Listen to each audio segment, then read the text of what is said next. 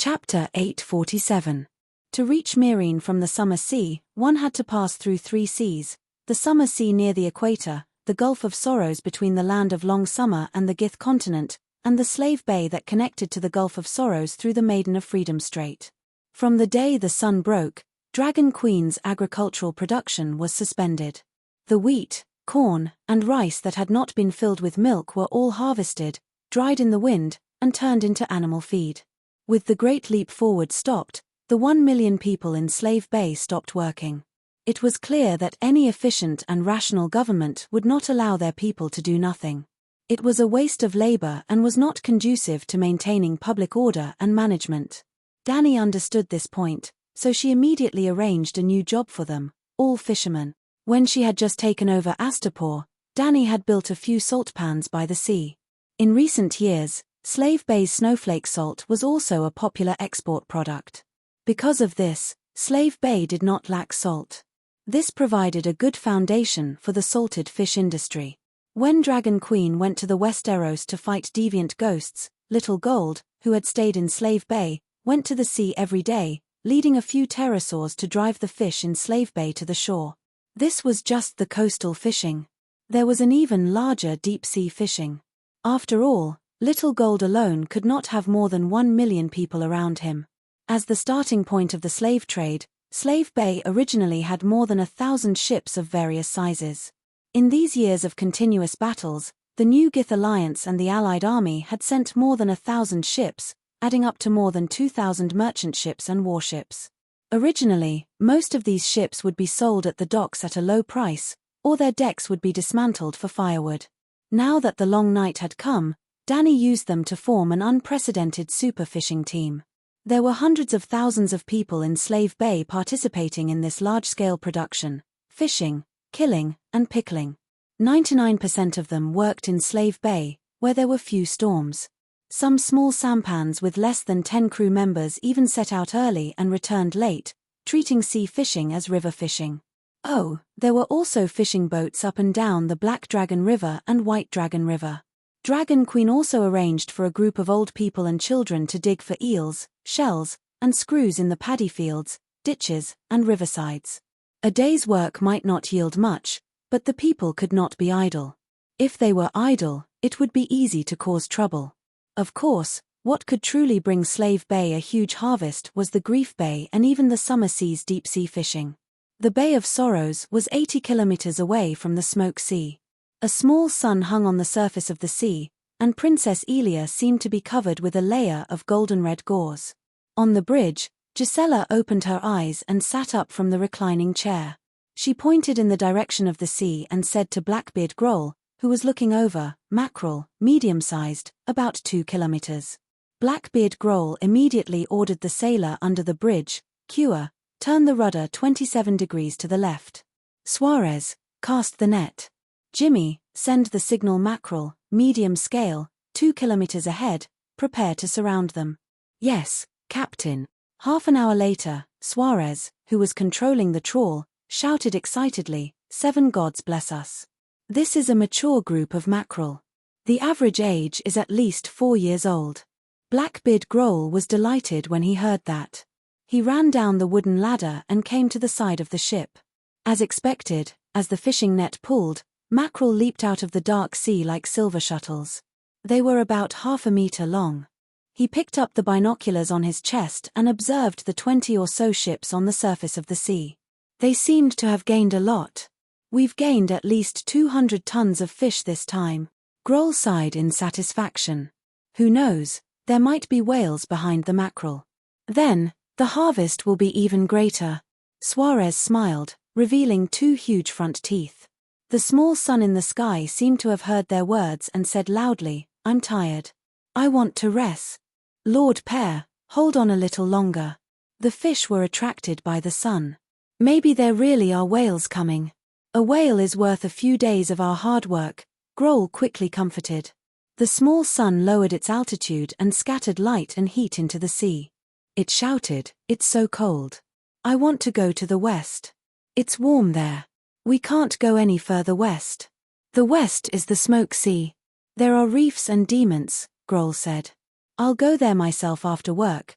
the small son said and fell silent. Captain, did you notice that Lord Pear's color has become much lighter compared to half a month ago? Suarez whispered into Blackbeard's ear. Grohl stared at Pear for a while and nodded. It's not as red as before. Lord Pear has been attracting fish for us in the day and flashing at night, acting as a lighthouse to guide the fleet. Is it too tiring and sick? Suarez asked worriedly. I don't know about that. Grohl thought for a while and shouted at the small son, Lord Pear, are you sick? Pear could not be bothered with him. You're probably sick. Suarez sighed. Grohl looked back at the captain's room and said, I'll ask Her Majesty later. Another half an hour passed before the heavy fishing net was pulled up to the deck.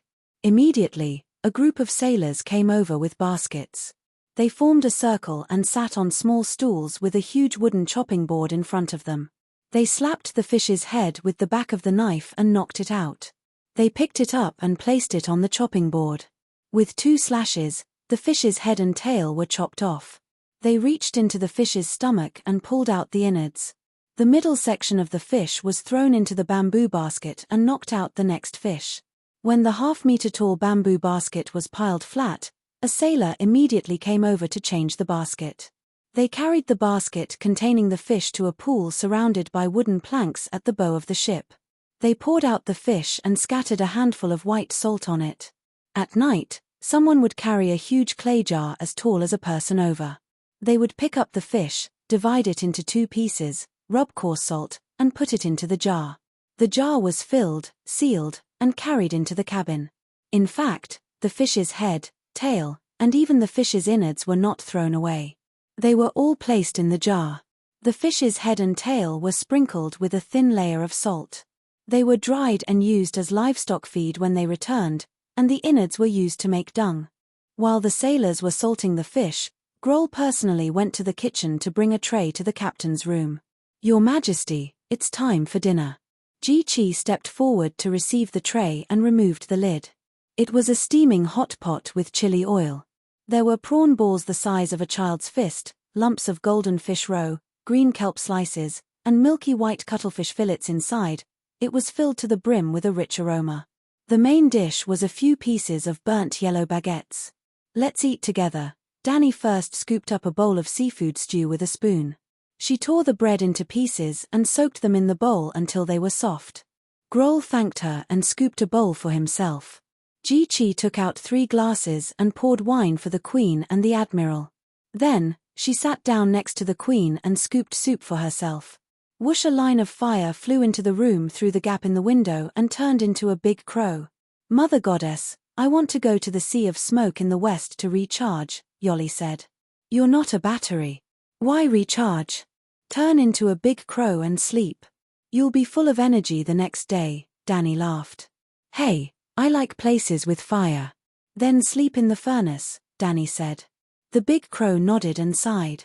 I've slept in a charcoal furnace before, but the charcoal fire was not as tasty as the fire in the west. This time, Danny was interested. The Sea of Smoke is only a few dozen kilometers away. You can feel it. It seems like the fire in the west makes me feel comfortable. The fire in the Sea of Smoke came from underground. It was a 4th-level earth fire, so of course, it was more tasty than a 1st-level fire. If possible, the best place for the fire elves to rest would be volcanic magma. If they absorbed the earth fire for a long time, maybe they could evolve into Lalo. Go. Remember, don't go too deep into the Sea of Smoke, Danny said. After Yoli cheered and left, Grohl said, Yoli's fire is not as red as it was a few days ago. Is it sick? Then, do you feel that the light on its body is dimming? Danny asked with a smile. Grohl thought carefully and said in surprise, not only is it not dimming, it seems to be brighter than before. Yoli is turning from a fireball into a ball of light, Danny said. Isn't a fireball a ball of light? Grohl looked confused. Is it brighter under the sun or by the fireplace? Danny asked. Of course it's brighter with the sun. Then, is it hotter under the sun or by the fireplace? Danny asked again. Fireplace. Grohl frowned. He was touched, but he still couldn't figure it out. Just think of it as Yoli growing from the fireplace to the sun. Danny shrugged and didn't explain further. If Blackbeard was an extraordinaire, she could explain it clearly in one sentence. In the recent days of cultivation, she had comprehended her own Song of Light. Because she didn't have a light attribute meditation method, Dani didn't think that the Lady of Light's destiny could immediately bring her benefits other than the growth of her spirit. In fact, she didn't deliberately comprehend Song of Light. The appearance of Song of Light was a pure surprise, or rather, a shock. Dani was frightened. Ever since Little Gold entered the space inside the Great Wall that she named the world's origin, every time she cultivated, she would be in the state of Song of Wind with the little golden dragon spirit. Just like when the world was born, in the world's origin, all kinds of songs of lore were opened to Dani, making cultivation twice the result with half the effort. At that time, she was listening to the Song of Fire sung by the world. Just as she was comprehending something, the 9-colored meditation vortex in her sea of consciousness suddenly expanded. Her meditation foundation didn't really expand, but from the root, it emitted a brilliant platinum light. The white light formed an even larger vortex shadow outside the 9-colored vortex. It was like two vortexes superimposed on each other. The inner vortex was a 9-colored entity rotating counterclockwise, while the outer vortex was a golden entity rotating clockwise. Dani was bewildered as she sank her consciousness into the newly formed golden vortex. Then, she blankly discovered that she had an additional 36% completion rate of Song of Light. In other words, Lalo, like the sheep egg, began to lose the Song of Lore, and lost nearly 40% of Song of Light at once. Perhaps, that unlucky guy who was sitting at home, but disaster fell from the sky, had already lost the status of a true god. She was ecstatic, but she didn't understand why. Until she noticed that because of burning hundreds of fire crows, her Song of Fire had also increased to 36%. She seemed to have understood something. After studying for a few more days, she understood how Lalo maintained Song of Light without disappearing when the sun was extinguished. When the world was just born from the first flame, it was dark. There was no sun, and naturally, there was no Song of Light. When the first sun appeared, Song of Light also appeared. But what was the essence of the sun? Fire. Chapter 848. No matter what the sun of other worlds was, in the world of the Song of Ice and Fire, it was a fire that was higher than the earth fire and lower than the first fire. The transformation of the embers of the first fire. The so-called Song of Light was just another singing method of the Song of Fire. In other words, the Song of Light was the chorus of the Song of Fire. However, in order to really sing this chorus, one had to have a special talent. The former controllers of the Song of Fire, Sheepegg and Lalo, didn't have the talent to sing the Song of Light. At the beginning of the world's birth, the Song of Lore was open to all living beings without any concealment, and all living beings heard it. However, only those with the corresponding destiny could sing the corresponding Song of Lore. Just like the great painter Chi Baisha and the great scientist Elder Yang, they were both holy spirits with destiny. They were born together between heaven and earth, and the Song of Lore was freely open to them. However, Chi Baisha sang the Song of Painting, while Elder Yang sang the Song of Physics. Even if Chi Baisha had destiny, once he took the wrong path, such as studying physics, he would never be able to achieve his achievements in the world of art and literature. It was the same for Elder Yang. The destiny of the Lady of Light was similar to Chi Baisha's destiny of painting. With the destiny of the Lady of Light, one could naturally comprehend the law of light without relying on the sun.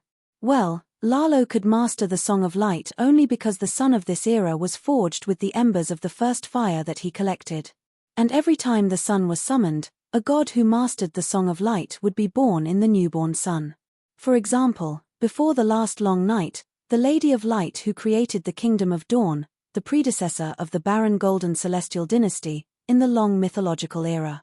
The Lady of Light was born in the sun and naturally mastered the Song of Light. But whether it was her Song of Light or Lalo's Song of Light, they were all exactly the same. They were carved from the same mold, the sun forge furnace. From the beginning of creation to the end of the first era of humans, all the songs of light came from the dark demon who burned himself and brought light to the world. The sons of later generations were all produced by his sun forge furnace. However, in different eras, the factory director and workers of the sun forge factory were different. If the sun disappeared, The song of light that lived and died with the sun would also dissipate. The world will had a special characteristic. As long as the song of law disappeared, it would provide the mandate of heaven, allowing the creatures in the world to complete the law. Just like when the world was facing a great calamity, the will of the world would bestow the mandate of heaven to a certain person. This was the self-protection mechanism of the world. In the previous mythological era, the Lady of Light and the Night Lion got together and gave birth to the Son of God, the Celestial Emperor. The Celestial Emperor established the most glorious empire in the world at that time, the Dawn Kingdom. How awesome was the Celestial the Arch! During the Dawn Kingdom, there was no such thing as the Centaurs and Zebra people. Now, the Zebra people's grassland and the Centaurs' Goddess Mountain were all the Sky Emperor's territories. It was unknown how long the Celestial Emperor had lived, but he had ruled the Dawn heavenly nation for no less than 10,000 years. The first era of the human race was only 8,000 years old. Such a powerful Celestial Emperor, one could imagine the power of his parents. The Lady of Light at that time was far from what Lalo could compare to now. Even when the long night fell and she died, her sun persisted for more than 10 years. Even though the sun eventually broke, the process of breaking took more than half a year, but Lalo's sun only lasted for half an hour. This difference, why was the Lady of Light so powerful? There was another god to be wary of here, the Night Lion. Who was the Night Lion? Excluding the uncivilized Sosros, the world could be divided into 3 continents. From west to east, they were the Westeros, Ursos, and the eastern part of the Jade Sea. Who was the god of death recognized by the Westeros? The Stranger. What about the continent of Ursos? There were many faiths in Ursos. Every city and class had a different god of death. For example, the Weeping Woman, the god of poison and death, the poor believed in the Hooded Walker, the sailors believed in the Pale Moonshoe, the soldiers believed in the Pale Child, the Black Goat of Koa. There were more gods with the divinity of death that were known to exist, but their names and appearances were not revealed. For example, the god of secrets that the bearded monk of Novos believed in. The god of secrets was not the name of the god, but other than the bearded monk, even the natives of Novos did not know who the god they worshipped was or what he looked like. This was a closed church that did not spread its faith to the outside world. Another example was the Dragon Queen's Shangwan Wn, the Black Lady Missandei. She could actually be considered a citizen of Sosros. Her hometown, Nos Island, was located near the summer sea of Sosros. There was also a god on Nos Island, a real god, the god of harmony, P.S. The god of harmony was also in charge of the death of the people of Nos. Similarly, he did not spread his faith to the outside world. The entire faith system was closed within Nos Island. It could be seen that there were many gods of death in the continent of Ursos. And in the eastern part of the Jade Sea, where the mainland was barren, the Night Lion was recognized as the god of death. The Night Lion in the east was like the Stranger in the Westeros. All the above gods, except for the Stranger, were real, and they often displayed miracles in front of their believers. From this, it could be seen how powerful the Night Lion was. In fact, the Night Lion with the head of a lion and the body of a human was older than Lalo, the Door God, and the mother goddess of the Lun River. He had existed since the beginning of the Dark Age. Perhaps, the Night Lion had even witnessed the birth of the first sun. The union of the Lady of Light and the Night Lion was not just because of love and lust. At their level, only the Tao was real. Only the improvement of cultivation could be counted as a real benefit. The Lady of Light was light, and the Night Lion was darkness. Light and darkness, day and night, life and death. Wasn't this a pirated version of the Song of Ice and Fire? That's right, the Lady of Light and the Night Lion were purposefully performing the Song of Ice and Fire. Light was a derivative of fire, and darkness was a derivative of ice. They were not the real creation of fire and death of ice. It was like a country stage, where Michael Jackson of Watermelon Village and Madonna of Dongwa Town were performing together. Even the monkey version of the Song of Ice and Fire had amazing effects. In the mythological era, there were so many gods who created the god kingdoms on earth, but only the Dawn Kingdom of the Celestial Emperor was the most powerful and dazzling. Even today, the world only remembered the Dawn Kingdom. The other god kingdoms only left behind a few words that were difficult to distinguish whether they were true or false. Tens of thousands of years later, in the Golden Dynasty, there were still detailed records of the Dawn Kingdom's emperors. How terrifying was this inheritance? Inheritance was meaningless to the gods. It was only about the improvement of power and the comprehension of laws. The child of the Lady of Light and the Night Lion, the Celestial Emperor, had the power of light and darkness in his bloodline. It was almost the crystallization of the Song of Ice and Fire. The Celestial Emperor and his descendants were like the fire elf in Dany's hands and Tyrion on the experiment table. They were both the process of research and the results of research. In this process, the Lady of Light and the Night Lion had obtained great research results. After playing the pirated Song of Ice and Fire together for tens of thousands of years, the Lady of Light had gotten rid of the original mold of the Song of Light. She began to change the template of the Song of Light and sang the Song of Light that belonged to her alone. The Lady of Light's destiny was born and recorded by the will of the world. If the Song of Light disappeared the next time, the will of the world could copy the Lady of Light's destiny to the holy spirits in the world. If it weren't for the long night last time and the betrayal of the Night Lion, the Lady of Light would have had a high chance of comprehending the Song of Fire from the Song of Light. Lalo felt threatened, but there was nothing he could do. The will of the world liked the new and disliked the old. This feeling of helplessness was also the source of all his subsequent actions. He no longer stayed at home to practice. He didn't allow the next generation of the Lady of Light to be born. He had to learn from the Lady of Light and the Night Lion. However, Lalo didn't find a wife. The betrayal of the Night Lion had caused the Lady of Light to fail more than once. Even in the Westeros, there were two true gods who ruined the couple's business. There was no knowing what was in a person's heart.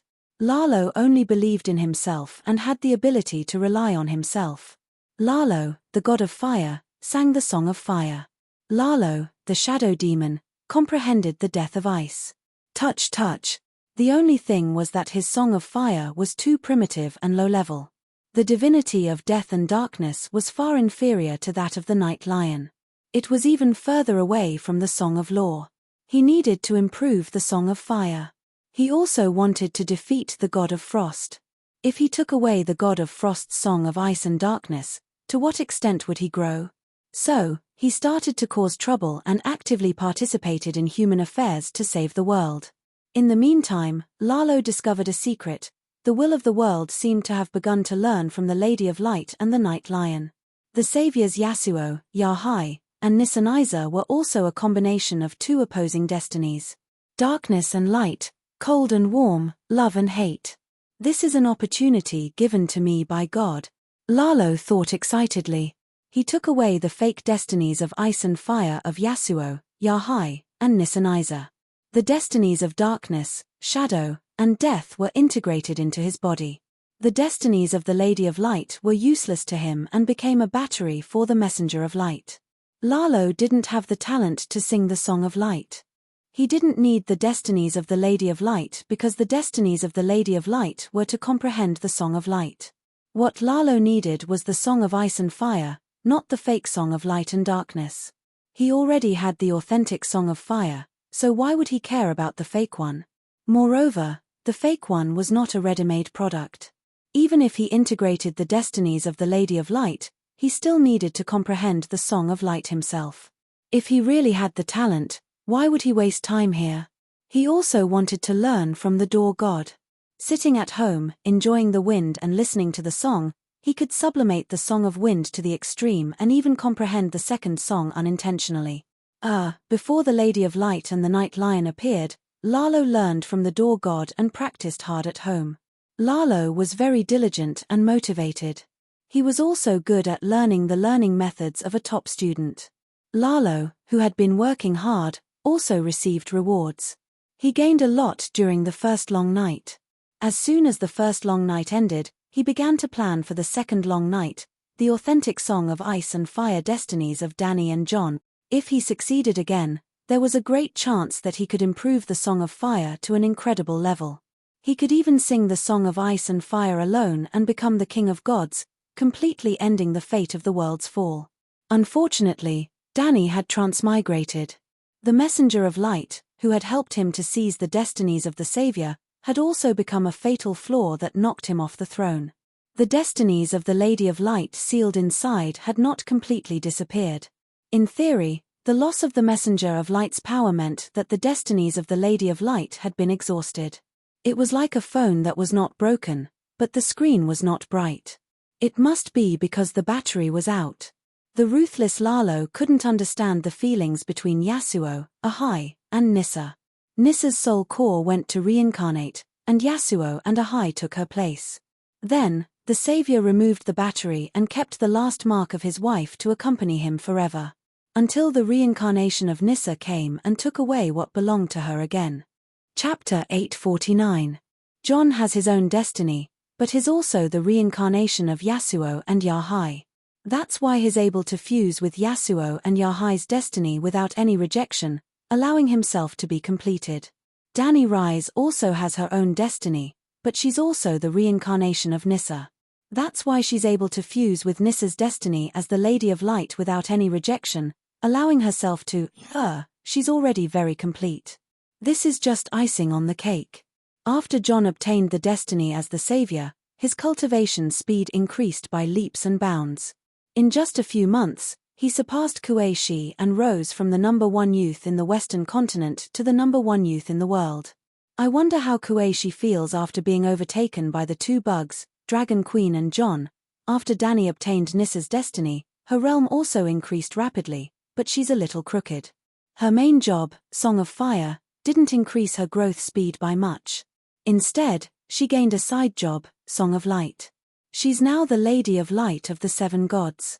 With another heavy burden on her shoulders, Dragon Queen could only grit her teeth and persevere. At the very least, Lalo has fallen from the level of a true god. Who knows where he's still howling in pain? At the very least, she grasped the ability to convert light and fire, gradually allowing the fire spirit to evolve into a true small sun. Recently, the cultivators of the Seven Nations gradually realized that the low-level holy light technique was brighter than before. The milky white flames turned into a transparent golden light that resembled sunlight. Compared to the white light of the holy healing technique, the brilliant sun dealt more damage to the deviant ghosts. Huff, huff, huff, huff tilde at night, the storm on the ocean suddenly became intense. Princess Elia shook violently as well. Plop tilde ouch tilde in the captain's room where Dragon Queen was, Jichi rolled down from the bed like a pillar placed on a slope. Her chubby body smashed onto the floor like porcelain. Kaya flame flew out from Danny's palm and formed a bright red fireball the size of an egg in midair. In an instant, 99% of the heat radiation from the fireball was converted into light. The room instantly became as bright as day. The wind is blowing again. The centaur maid was dazzled by the white light, her left hand shielding her eyebrows, her right hand rubbing the two lumps on her chest. Sigh, it's really hard to make a living on the sea. Every day, there are violent and sudden storms. If we're not careful, the ship will be destroyed and people will die. Getting lost and leaving the team is a common thing. Ji-Chi sighed. Actually, you have the talent to be a sailor. Even though you've been tormenting yourself every day, you're still able to fall asleep as soon as you're in bed. Yi Li only stayed for 1 day and couldn't endure it anymore, Danny said with a smile. Hehe, I was the same as Yi Li, afraid of seasickness. But I listened to Kui Luo and drank Big Black's dragon essence every day. My body was strong and I didn't get sick, nor was I afraid of seasickness. When the sun was still up, I would often drive a yacht to Slave Bay to swim. Ji-Chi smiled proudly. Danny smiled oddly and said, I plan to build an armored dreadnought. Do you want to be the captain? I will make you an admiral. Dreadnought. Ji-Chi thought for a moment and said in surprise, Calixi, are you talking about a steam-powered ironclad? That's a huge project. Do you have time to build it now? When the time comes, I'll leave a spiritual projection in Astapor and multitask, Danny said. If I'm an admiral, do I have to fish at sea every day? Ji-Chi said in a dilemma. The ironclad's ability to withstand waves is strong. Prime Minister Turtle and I can't always follow the fishing fleet. Now, we're building a hunting base on Hell's Gate Island. If we use the ironclad to transport resources, Not only will it be faster, it will also be safer, Danny said. But I want to follow you. I want to be your maid. Ji-Chi shook her head. No ambition. You don't want to be an admiral. You want to be a maid. Queen, your majesty. The wind howled outside the wooden house. Blackbeard Grohl's voice could be heard from time to time. At this moment, someone began to call for Dragon Queen. Ji-Chi, go out and take a look. There's no need for me to appear in this storm. Did something else happen? Danny didn't move.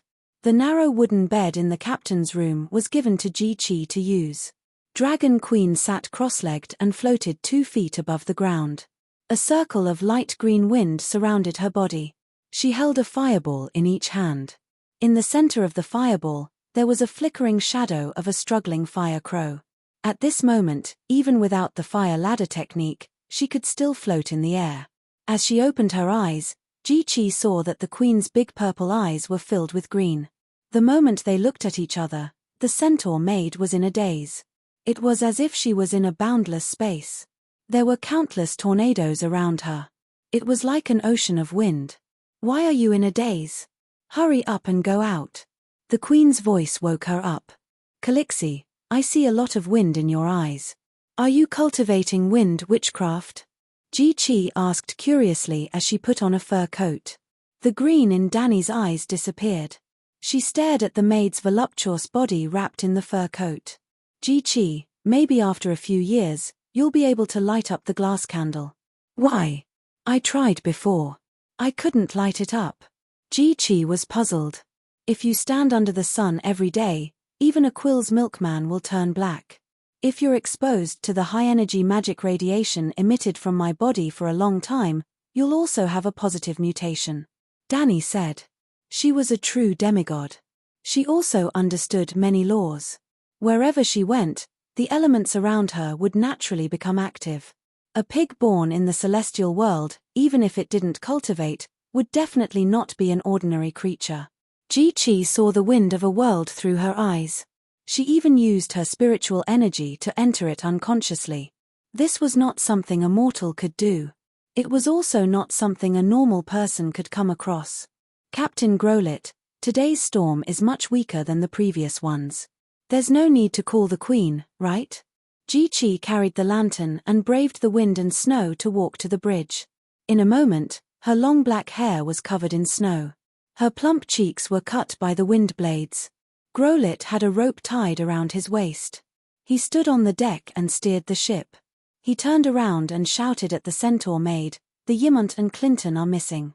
I don't know if they're lost or left behind. If it's possible, please ask the queen to disperse the storm and ignite the sun." In a moment, the Dragon Queen in a cloak came to the bridge. She jumped and disappeared into the violent dark storm. She was like a wind spirit. She blended into the wind and controlled the wind around her. There was no fire on her body. She only relied on the power of the wind to rise quickly. She flew 1,000 meters above the sea. Danny opened her arms and raised her head. Her slender legs were straight and close. She was like a human radar. She received countless information in the wind. Based on the information, a four-dimensional picture of the flow of the atmosphere gradually formed in her mind. The third dimension was the physical state. The fourth dimension was the distribution of wind elemental energy. One green light flickered in her eyes. Her consciousness connected to the wind of a world. In the next moment, a tornado appeared in the boundless space. The storm that was troubling the fishing fleet at Slave Bay was like a specimen. It was recorded in the wind of a world. This was the process of the Door God collecting all kinds of wind. Danny fulfilled her promise to the Door God. "I'll collect interesting wind for you from now on." While recording the wind in the real world, Danny also looked for similar wind in the wind of a world. Through comparison, she knew how to consume the least amount of wind power so that the storm on the ocean would no longer cause trouble for the fleet. Gradually, the green light in her eyes spread throughout her body. The storm within a radius of 50 miles began to change under her guidance. In the sky, the wind continued to howl. However, on the surface of the ocean, The storm changed from a menopausal wife who saw her husband take out a loan to become an internet celebrity to a shy young girl who happened to have a crush on a boy. Caw, caw, caw. 3 large crows flew out of Danny's eyes and turned into 3 small suns squeezed together. In an instant, the darkness retreated before the waves. The sky was faintly bright. It was as if dawn had arrived early. The Yimont and Clinton, who had lost their way, were guided and quickly met up with the fleet. This was the reason why Danny came to the Sea of Grief. After the long night, the sky was dark. The storm was unpredictable. Fishing in the ocean became abnormally dangerous. Before Danny's arrival, the fishing fleet only dared to move around Liberty Maiden Island. When they encountered a storm, they immediately moved closer to New York Town's pier.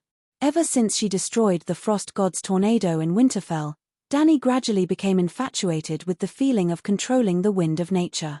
At this time, she truly felt that she was the wind god. Fishing with the fleet not only helped the ship avoid natural disasters, but it was also a very good cultivation process. Danny was now at the edge of the wind territory. Amidst the cheers of "Long Live the Queen," Danny landed lightly on the bridge of the ship. She waved to the crew on the deck and entered the cabin. Fisherman Captain Suarez watched in awe as the Dragon Queen disappeared from his sight. He whispered to his second mate, "Cull, do you feel that the Queen is more powerful than the gods?" "I've seen the Red Priest sacrifice a living person to summon the wind when the ship entered the calm belt," Cull said. He was like Galloway. He was an old sailor who had traveled all over the world. He was knowledgeable and knew many legends related to the gods. "According to what you said, the Queen is on the same level as the Red Priest. But when have you seen the Red Priest fly?" Suarez was a little dissatisfied. "Obviously, the Red Priest is inferior to the Queen." Cull shook his head and explained, "What I mean is, changing the direction of the wind doesn't seem too difficult for a wizard." Goat Gisela heard their conversation and sneered, "Cull, a little knowledge is scarier than ignorance." "What did I say wrong?" The second mate frowned. "Have you seen the Red Priest continuously summon the wind?" Goat Gisela asked. "Summoning the wind once can sustain the voyage to the destination, why would he summon it a second time?" The barbarian spearwoman was stunned and said, "Let me put it another way. Have you seen the Red Priest who encountered a shipwreck?" "No." Cull shook his head. The barbarian spearwoman felt a little troubled. After thinking, she sighed and said, "The Longhorn King once said that witchcraft is a sword without a handle and cannot be mastered. The Red Priest will only use the blood sacrifice spell at the most critical moment. Everything has its own rules. One of the rules is borrow with pay. If we borrow the wind now, we will definitely encounter a destructive storm the next time we go out to sea. Like the Queen changing the weather every few days without any side effects, it is definitely an unimaginable miracle. I can guarantee that even Lalo himself can't do it." Cull was skeptical and asked, "Who is the Longhorn King?" "A king beyond the Great Wall thousands of years ago," the spearwoman said. "The King of Savages." Cull's lips curled into a scornful smile. Gisela said calmly, "You look down on the King of Savages? Then do you know who made the horn that blew down the Great Wall? The Longhorn King is like Joman, a top wizard. He broke through the Great Wall with magic alone." Looking at the confused expressions of the people around him, the shapeshifter shook his head and sighed. "Sigh, you have never been to the Great Wall. You don't understand the meaning of his actions at all.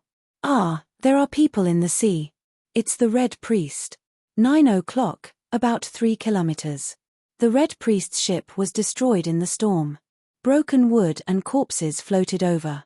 Suddenly, Kid Jimmy blew his whistle on the observation deck and shouted excitedly, "Red Priest!"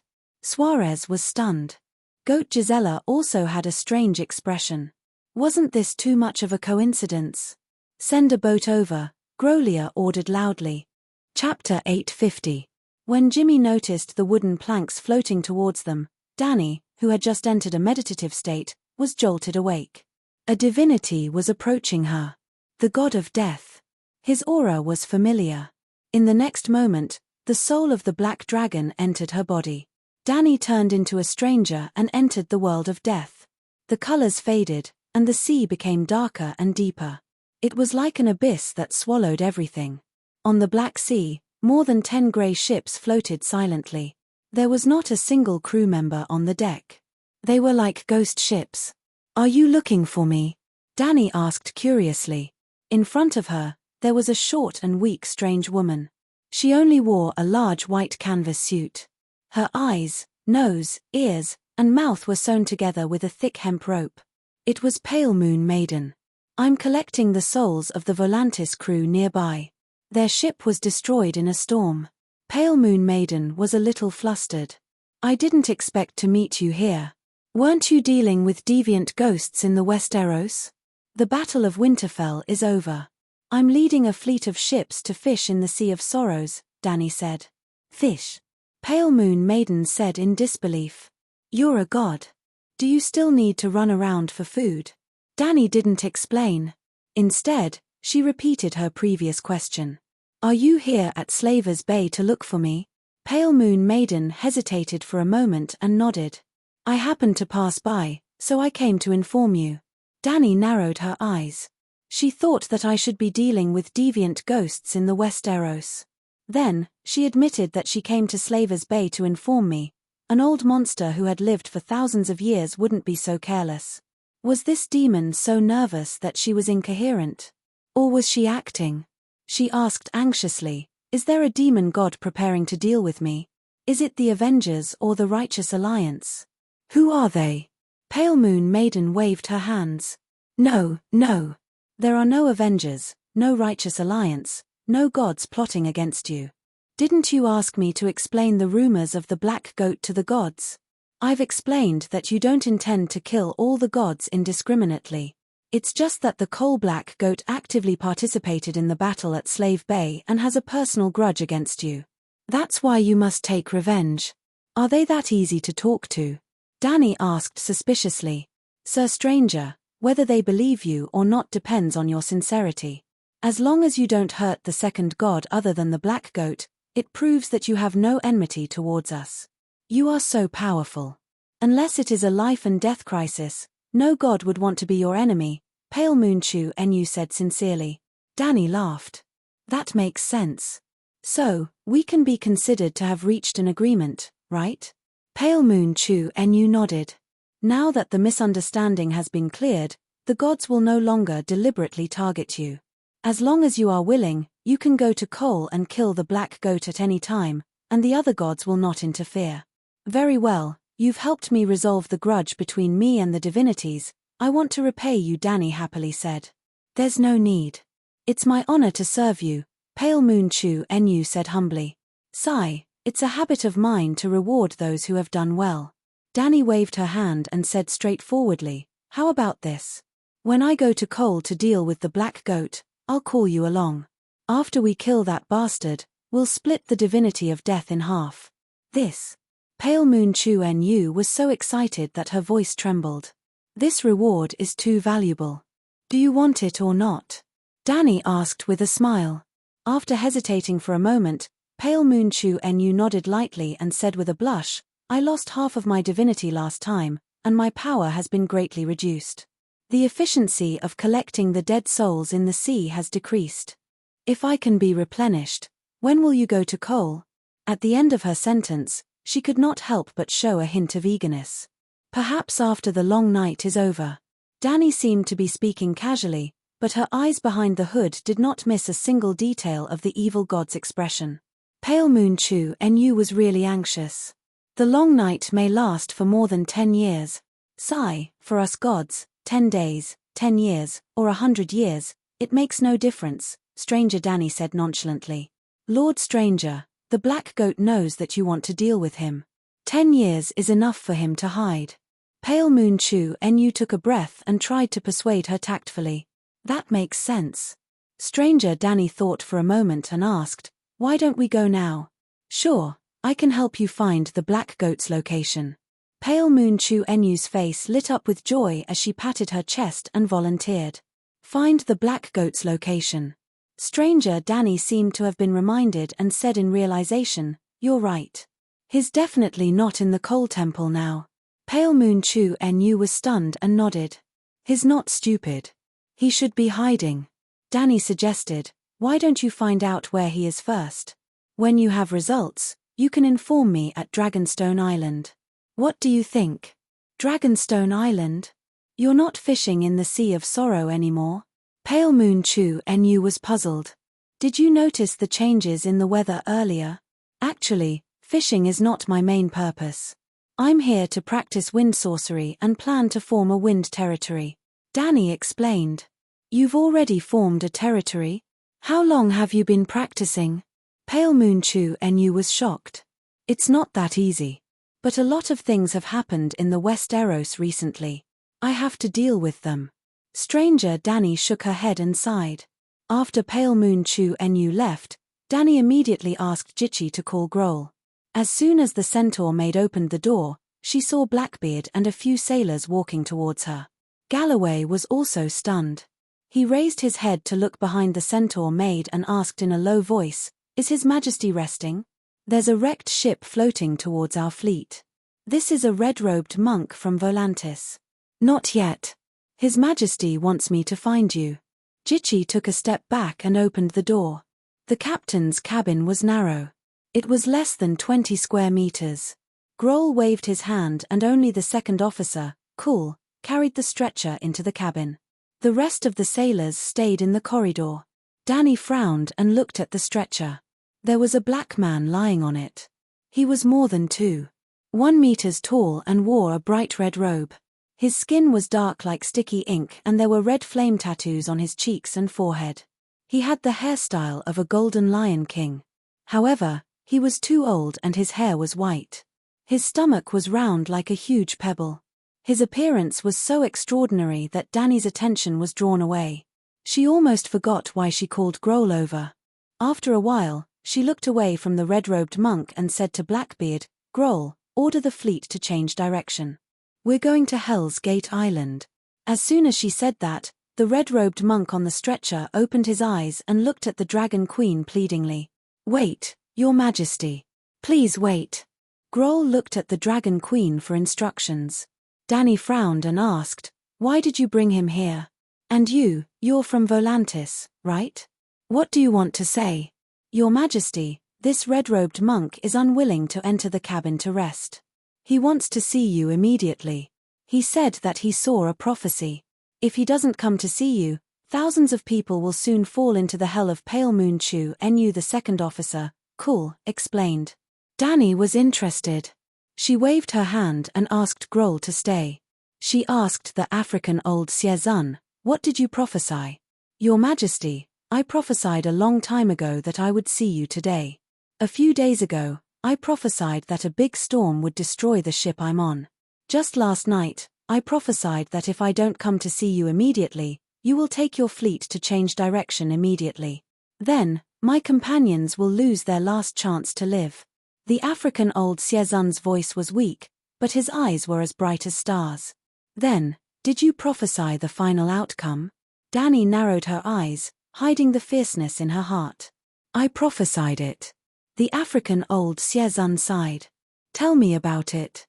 Danny's lips curled into a smile. "Even if you are Yuan Shocheng, even if I am the mother of the Jinghe Dragon King, no Wei Zheng would dare to kill me. We mortals can only do our best. The final outcome will be decided by you." The African old Siezun lowered his eyes. Danny sneered, "What a cunning monk.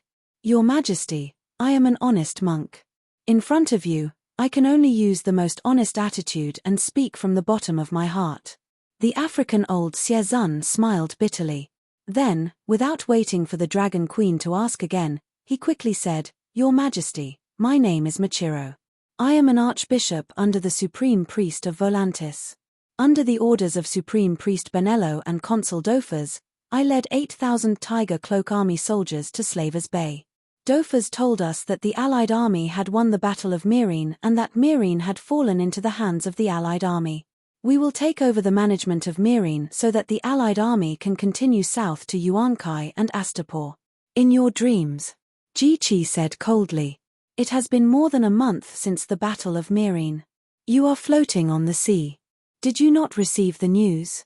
You can prophesy, but why can't you prophesy something that everyone knows?" Grohl mocked.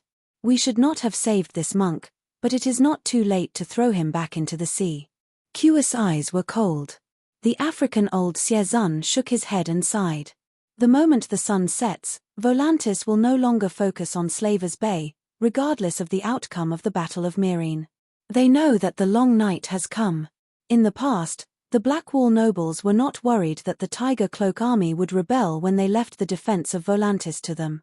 With a higher status, a more honorable identity, and a wealthier life than the other slaves, the nobles could easily control the Tiger Cloak army. The Tiger Cloak army was also willing to suppress the slave uprising to maintain their superior social status. But now, a large amount of food was consumed in the Battle of Slavers Bay. The Blackwall nobles were worried that they would not be able to survive the long night that would last for a generation. They had already decided to give up on Volantis outside the wall. The Tiger Cloak army was not alone. They had family and friends. Their family and friends were all slaves and had no right to enter the wall. As such, the Tiger Cloak army was no longer trustworthy. Not only could they not be trusted, but they were also the strongest military force in Volantis. They were now feared by the nobles who had once armed them. The Tiger Cloak army became an unstable factor that had to be destroyed. Thus, I was ordered to lead them to Slavers Bay as cannon fodder. Even if the Battle of Meereen ended and the Allied army was completely defeated, Dofus's goal would have been achieved. The sun was extinguished, the sky was dark, and the sea was unpredictable. Before we reached Slavers Bay, our fleet would be destroyed by a shipwreck. Hiss! What a vicious Volantis! Grohl and the others exclaimed. Chapter 851. Benello is also involved in this plan? Danny frowned. The Supreme Priest has no choice. The food in the city is definitely not enough for everyone to survive the long night. Saving the nobles and giving up the people and slaves is cruel, but it's the only feasible plan. African elder Sier defended the Red God Temple. Galloway angrily berated, the only choice for Dog's Hit. What are we doing now? Volantis' geographical environment is even better than Slavers Bay. There are swamps outside the city, the Rhone River passes through the city, and the harbor faces the summer sea. We can fish, why can't you? I've been to Volantis many times. Even the gods are jealous of the abundant fish in the Rhone River. 1 copper coin can buy a basket of bighead fish at the fish market. African elder Sier's mouth opened and closed a few times, but he did not say a word. You are helping the nobles deceive the people. Does the consul allow all the Red God priests to enter the Black Wall? Danny asked suspiciously. African elder Sier's expression was pained as he said hoarsely, only the red-robed monks can enter the Black Wall. Aunt May and Shorosh wore red robes when they appeared, but it did not mean that all the followers of Lalo were qualified to wear red robes. Just like the Church of the Seven Gods had barefoot monks, grey-robed monks, abbot of the church, bishop of the diocese, archbishop, and archbishop, the Red God priests were also divided into different levels. The lowest level of wild monks wore linen robes, similar to Big Sparrow. Followers who were born in the Red God Temple would wear a pale yellow robe after becoming the attendants of the red-robed monks. When the level was raised, the color would darken and become orange. Finally, only monks who were qualified to represent the Red God to preach the teachings could wear red robes. For example, Aunt May was raised as a holy prostitute. For a long time, she was a yellow-robed attendant who served the red-robed monks. Consul Dofus's promise to the Red God priests was basically a 90% verdict. The Red God priests were also abandoned. You are also a red-robed monk. Why didn't you go to the Black Wall to enjoy your life? Instead, you brought the Tiger Cloak army to Slavers Bay to die. Danny asked curiously. The White-Black Lion King said bitterly, the Tiger Cloak army are all believers of the Red God, and I am the Red God priest of Volantis, second only to the Supreme Priest. The Tiger Cloak army was not stupid. The moment the sun in the sky was extinguished, they were all ordered to leave Volantis. Without a certain amount of prestige, they won't be convinced. So you are the second in command of the Red God Temple. Danny's face was filled with surprise.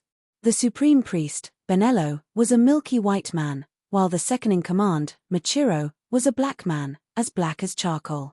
The combination of the black and white impermanence was truly strange. You tricked the Tiger Cloak army into sending them to their deaths. You've failed to live up to their trust. The black-skinned White Lion King got up and prostrated himself at the Dragon Queen's feet. I hope they can survive. Of the Tiger Cloak army's 24 ships, at least 15 of them are still near the Wall of Storm 20 kilometers to the south. Your Majesty, please be merciful, I beg you, save them. Dany nodded. Go south along the Wall of Storm outside the ruins of Valeglia and search for the Tiger Cloak army's ships. Your Majesty. Blackbeard hesitated, but seeing the determination in the Queen's eyes, he could only sigh helplessly and turn to leave. Thank you, Your Majesty. Your Majesty is merciful. Michiro was overjoyed. Dany said with a playful smile, speaking of which, can your red-robed monks of Volantis still sense the will of our law? What? Old Siezun was confused by the sudden change in topic. Can you still use the Light King's divine arts and communicate with Lalo's will in the fire? Dany asked. I should be able to, Michiro said hesitantly. I should be able to? Dany chuckled and asked, have you lost Lalo's favor? Your Majesty, not every red-robed monk can get a response from the Light King every time they materialize a flame, old Siezun explained. Do you know that Lalo's faith in the western continent of Ursus is completely gone? Dany smiled slyly. Why do you say that? Michiro was shocked and shouted, we still believe in the great Light King. The night is long, and only the Light King can bring light to the world. The faith of the believers will only be more devout. Are you proficient in prophecies? Dragon Queen asked another irrelevant question. Michiro was stunned for a moment before nodding. I'm better at prophecies. Then can you predict what I will do next? Dany asked. Your Majesty, prophecy is a feeling, a sudden impulse. I'm exhausted now, and I don't know what's going to happen next. Old Sheldon of Africa said honestly.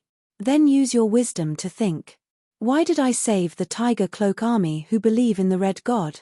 You're merciful, I'm merciful, but not weak. Dany gave Cure a look. Take Master Michiro to the cabin and give him meat soup, bread, and liquor. Have a good night's rest. We'll talk tomorrow. The last sentence was directed at Michiro. During the cataclysm of Valeglia, the land of long summer was like a crispy biscuit that was cut in half by a knife.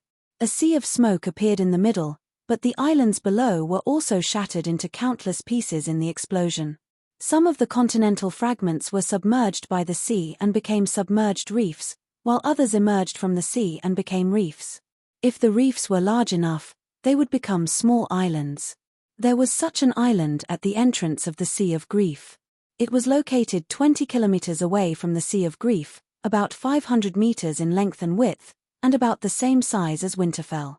There was not a single blade of grass on the island, only uneven grayish-black rocks that resembled sarcomas. In the past, no ship dared to approach the island. Firstly, as a remnant of a shattered continent, there were many submerged reefs nearby. Secondly, it was too close to the Sea of Smoke, and legend said that there were many sea monsters and demons in the Sea of Smoke.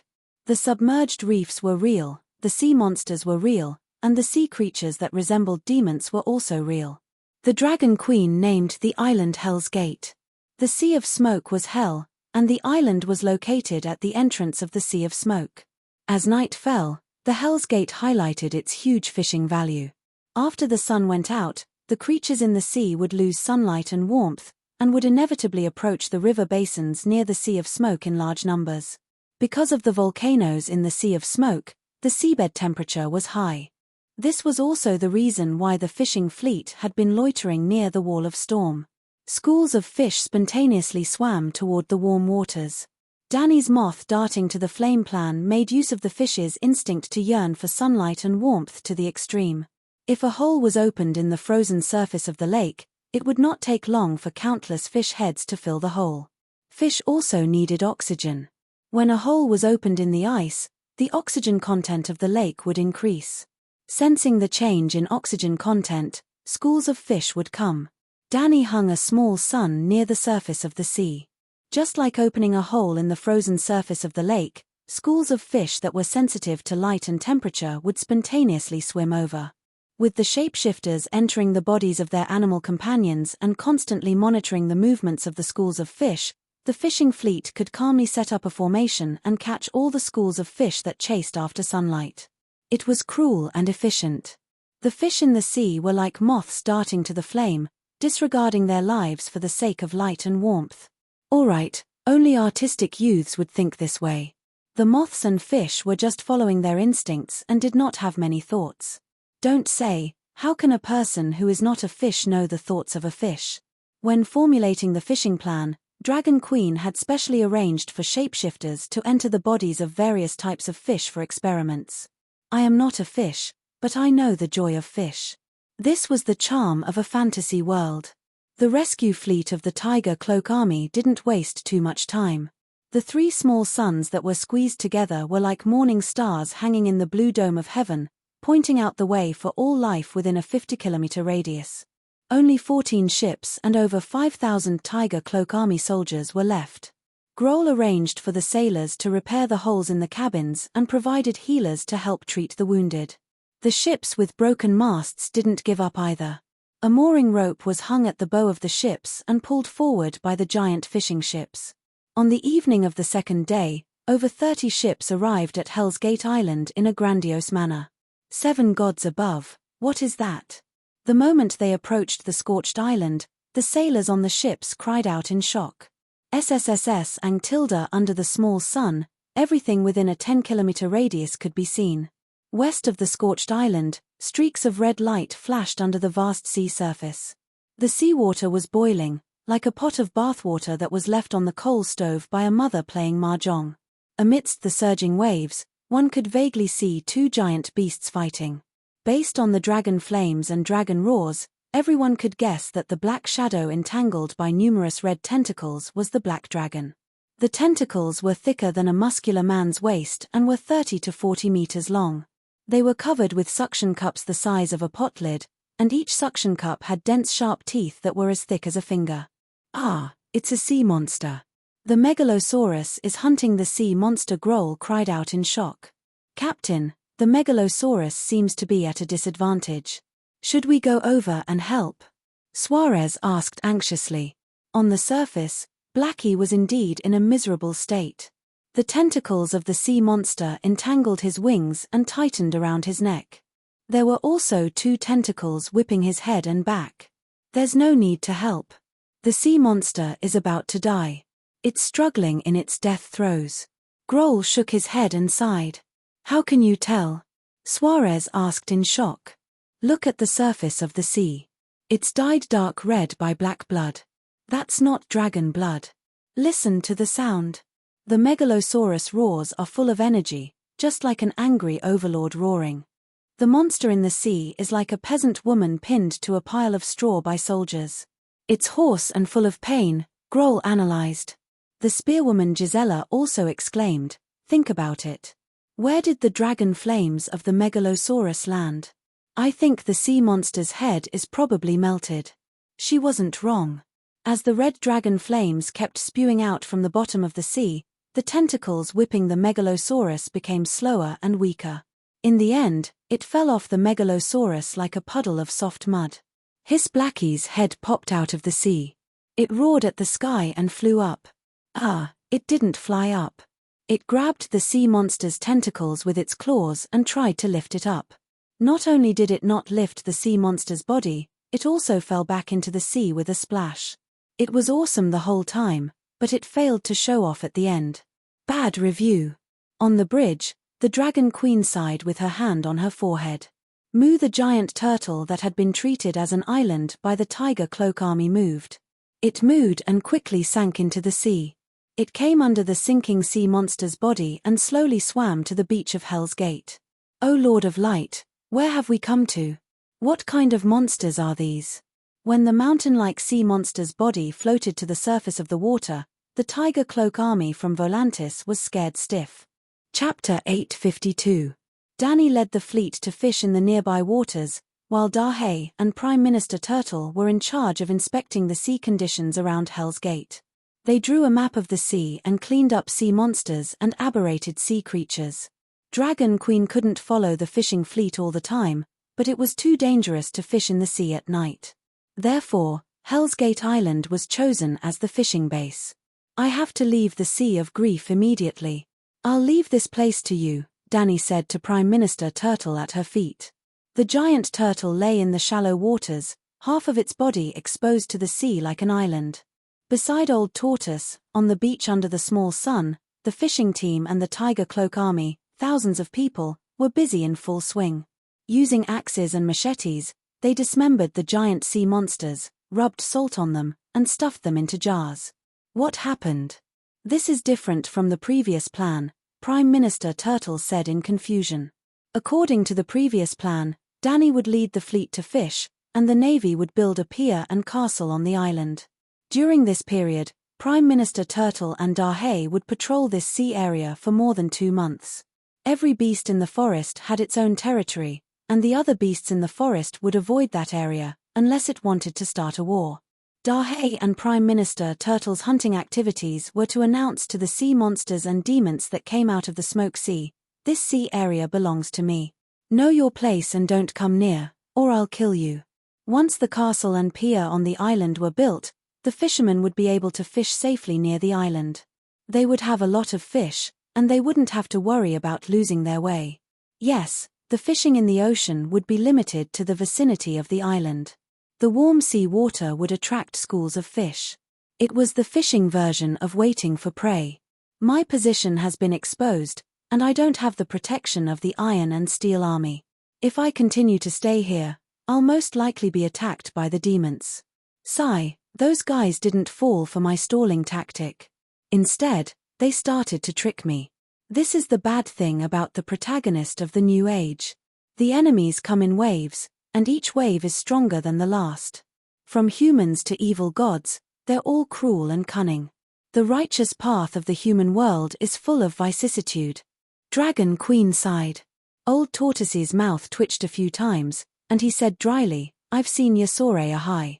He doesn't have the Blood Alliance guards, the White Knights, the Megalosaurus, the thousands of Iron Army soldiers, or the 100,000 guards of the Mother of Dragons, but he dares to enter any lord's castle alone. Every king and duke also welcomes him with the greatest enthusiasm. I've also witnessed the growth of Valeglia's 3 ancestors. Even though there were countless powers that coveted their Megalosaurus, they weren't like you, who didn't even dare to go out without a few hundred guards." Dany shook her head and said disapprovingly, "Did you notice? As a son of the Epoch, Sheepeg's experience in killing and his final achievements surpassed Yasua and Yahai's. My enemies and achievements surpassed Sheepeg's. The higher the level, the stronger the enemy, and the greater the benefits.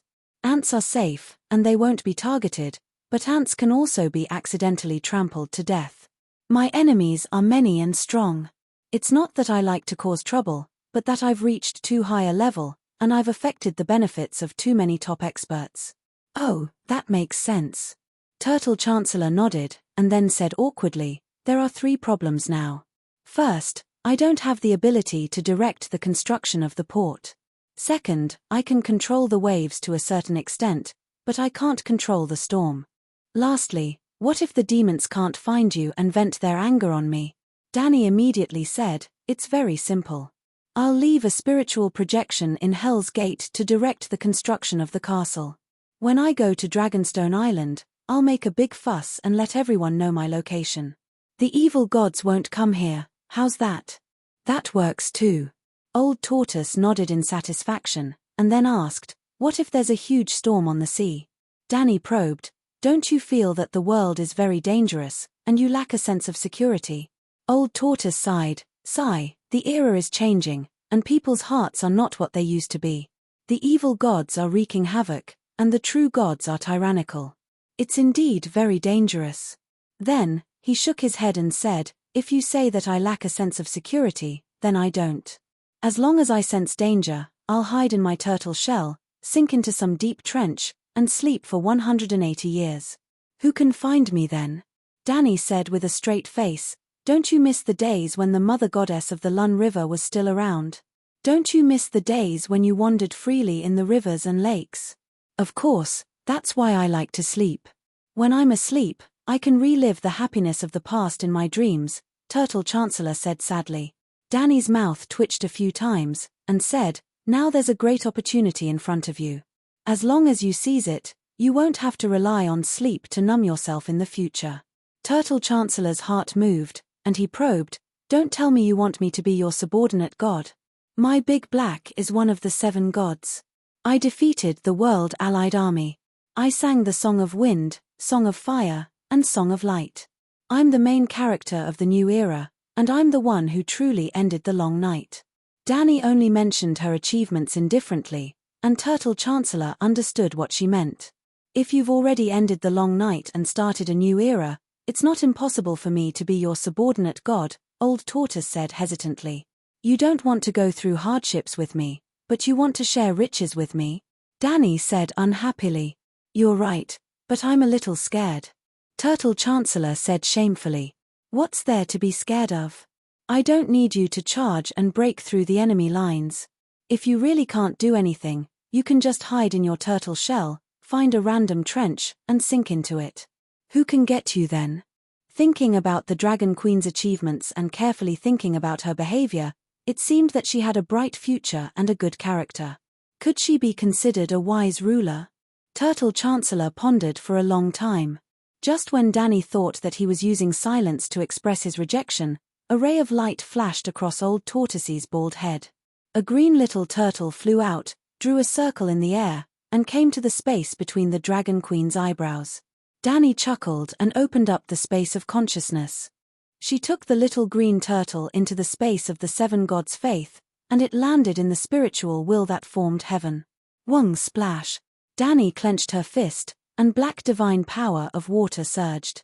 7 water pillars that were as thick as a person's arm and as tall as a 10-story building rose from the surrounding sea. Amidst the exclamations of the people on the shore, a layer of mist fell off the surface of the water pillars, and only 7 5-clawed water dragons with long whiskers and antlers were left. Roar! The water dragons were like living creatures as they circled around the giant turtle. "Your Majesty, please take it easy. Although my body is big, I don't have much divine power in my body," Turtle Chancellor said with a bitter smile. His tone and the way he addressed her had changed. After he separated a part of his soul core, forged a divine contract seal, and handed it to the Dragon Queen, he became her subordinate god. The essence of the divine contract seal was the spirit. Of course, the spirit could mobilize divine power. One of the basic functions of the divine contract seal was to act as a conduit for divine power that connected the main god and the subordinate gods. The main god could extract divine power from the subordinate god through the conduit, just like what Danny was doing now. The subordinate god could also send a request to the main god to borrow divine power. If the main god agreed, the subordinate god could also extract divine power from the main god to cast divine spells. From now on, even if Danny was no longer with the fleet, the old turtle could still change the direction of the wind. However, compared to Danny, the wind god, the old turtle's efficiency was much lower. To achieve the same effect, it would consume more divine power. 50 kilometers northeast of Meereen. Clang, clang, clang. The muffled sound of an axe chopping down a tree stump echoed in the dusky forest. Seeing that the tree trunk began to shake and the frosted leaves were whispering in his ears, Grazadon exhaled a mouthful of thick white smoke, retreated to the back of the tree trunk with his axe, and gently kicked the stump with his foot. Crash! The pine tree covered in icicles fell to the ground, splashing a cloud of snow on the ground. Clang, clang, clang. Just as he stepped forward with his axe and was about to remove the branches of the pine tree, a crisp sound of a gong came from outside the forest. Grazdan waved his arm and struck the tree trunk, nailing the axe to it. He then turned around and walked out of the forest. After walking for about 300 meters on the soft and decaying fallen leaves, he met 40 to 50 lumberjacks who were dressed like him. They wore white goatskin hats and linen scarves around their faces. Only their eyes were exposed, and their bodies were wrapped in thick woolen coats. Before this, the worst fur coat that the war god Yuan Kai wore was a grey mink robe. However, he did not complain. He was even grateful. When he was a slave master, he never cared about the temperature of the slaves. The trees were cut down, leaving only bare tree stumps. The snow was trampled into a mess, and the ground was covered in patches of white and black. A wooden and mud-built hall stood there. A gong hung in front of the wooden hall. A militia with the emblem of the megalosaurus on his chest was beating it loudly. Hundreds of lumberjacks walked out of the forest from all directions. Their destination was the wooden house that was less than 100 square meters. It was strange. The house could not hold too many people, but in just a short while, more than 500 people had walked in. It was as if it was not a wooden house, but the mouth of a monster that swallowed everything. "Hi, Grazdan." Before entering, the war god met a few acquaintances. He nodded at them and deliberately slowed down. He waited for his old friends to walk over before they entered the wooden house together. The wooden house was empty. Other than a 4-meter-wide hole in the ground in the center, there was nothing else. A dark red light shone from the entrance of the hole, revealing a deep and spacious passage. The lumberjacks walked down the stairs with familiarity. Finally, they came to a worm tunnel. At the entrance of the tunnel, there were a few copper buckets that were half the height of a person. There was a charcoal fire burning under the buckets. The steam in the buckets was bubbling. The rich spicy aroma made Grazdan, who was waiting in line, gulp. Stewed fish head with kelp again. An old man pulled down the linen cloth around his face, revealing a terrifying old face. The left side of his face was normal, but the right side looked like it had been scalded in boiling water. It was the deputy leader of the wind-blowing gang, the warrior poet Danzo. At least it's rich and filling. Grazdan also pulled down his scarf. "I heard that fish heads are used to feed pigs in Slavers Bay," a voice said from behind. The scarf was pulled down, revealing a familiar face. It was the new leader of the Second Sons, Zidane. The three of them participated in the Battle of Cayuan together and failed together. They went to Volantis together, regrouped together, and participated in the Great Battle of Myrine together. Once again, they failed together. They were definitely old friends and comrades. Chapter 853. It's true that Slavers Bay uses fish heads to feed their animals, but fish heads can still be delicious if cleaned up properly. When the Dragon Queen invited me to a banquet, she prepared. Danzo thought for a moment and said uncertainly, "Fish head with diced hot red peppers or fish head with garlic. If the Dragon Queen can eat it, so can we. It's just that we're sick of eating fish every day." Bam, bam, bam.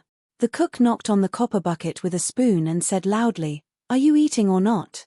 It was their turn. "Of course, I want a big portion." Danzo glanced at the silver-haired, blue-eyed middle-aged woman and said calmly. He recognized her. She was Kelly from Volantis Mutton Business. Because she had treated him like a fat sheep, he had sent her to the military court and made her a slave. Who knew that after the Battle of Myrine, the slaves would suddenly become free people with houses and fields, while the officers would become captives and be watched over by the former slaves. Aunt Kelly picked up the copper container and scooped half a small fish head for Danzo. The rest was soup, and there were not many strands of seaweed. The warrior poet was furious. Even though he had been captured, he had been treated personally by the Dragon Queen. Now, even a little cook dared to humiliate him, let alone see the Dragon Queen. After the anger, there was a deep sense of helplessness. He had to accept the result of the choice he made back then. He could not even blame the commander who had died in the West Eros. Who would have thought that the hundreds of thousands of Allied troops would be defeated so easily? The Allied army had gathered the strength of the entire world to fight against the small Slavers Bay, which was not even as big as the Seven Kingdoms river bend, and then the world lost. Was this reasonable? It was indeed illogical to just look at the result, but after carefully studying the process, he realized that the Allied army's defeat was not unjustified at all. Even the gods had appeared. Sigh, this is fate. With a sigh, Danzo took the container helplessly. It was a container of fish head seaweed oatmeal soup and a loaf of mixed grain bread. There was a thick layer of chili oil in the soup, and the fragrance of butter and fire dragon pepper filled the entire tunnel. Grazdan, Zidane, and Danzo followed the path and squatted on the ground. They tore off a large piece of bread and soaked it in the soup. Then, they stuffed it into their mouths and sighed in satisfaction. Even captives like us have butter and fire dragon pepper to eat. How much food must Slave Bay have stockpiled? Perhaps being captured by the Dragon Queen is also a blessing. Glasden sighed. Is your brain frozen? They started logging at 9 in the morning and got off work at 5 in the evening. After dinner, they had to continue farming in the worm path and could only rest at 9 in the evening. They only had 1 day off every 7 days. Even animals shouldn't be ordered around like that, and you're repaying it. Zidane's eyes widened in disbelief. Livestock are more precious than humans.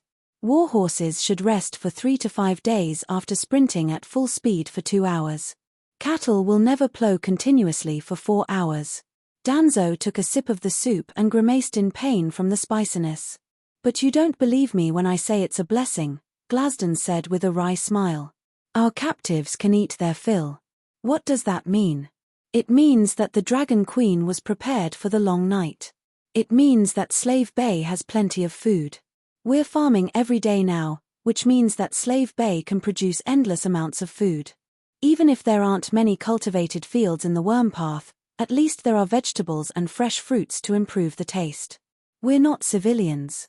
Even if we leave Slave Bay, we won't lack food. Zidane said disapprovingly.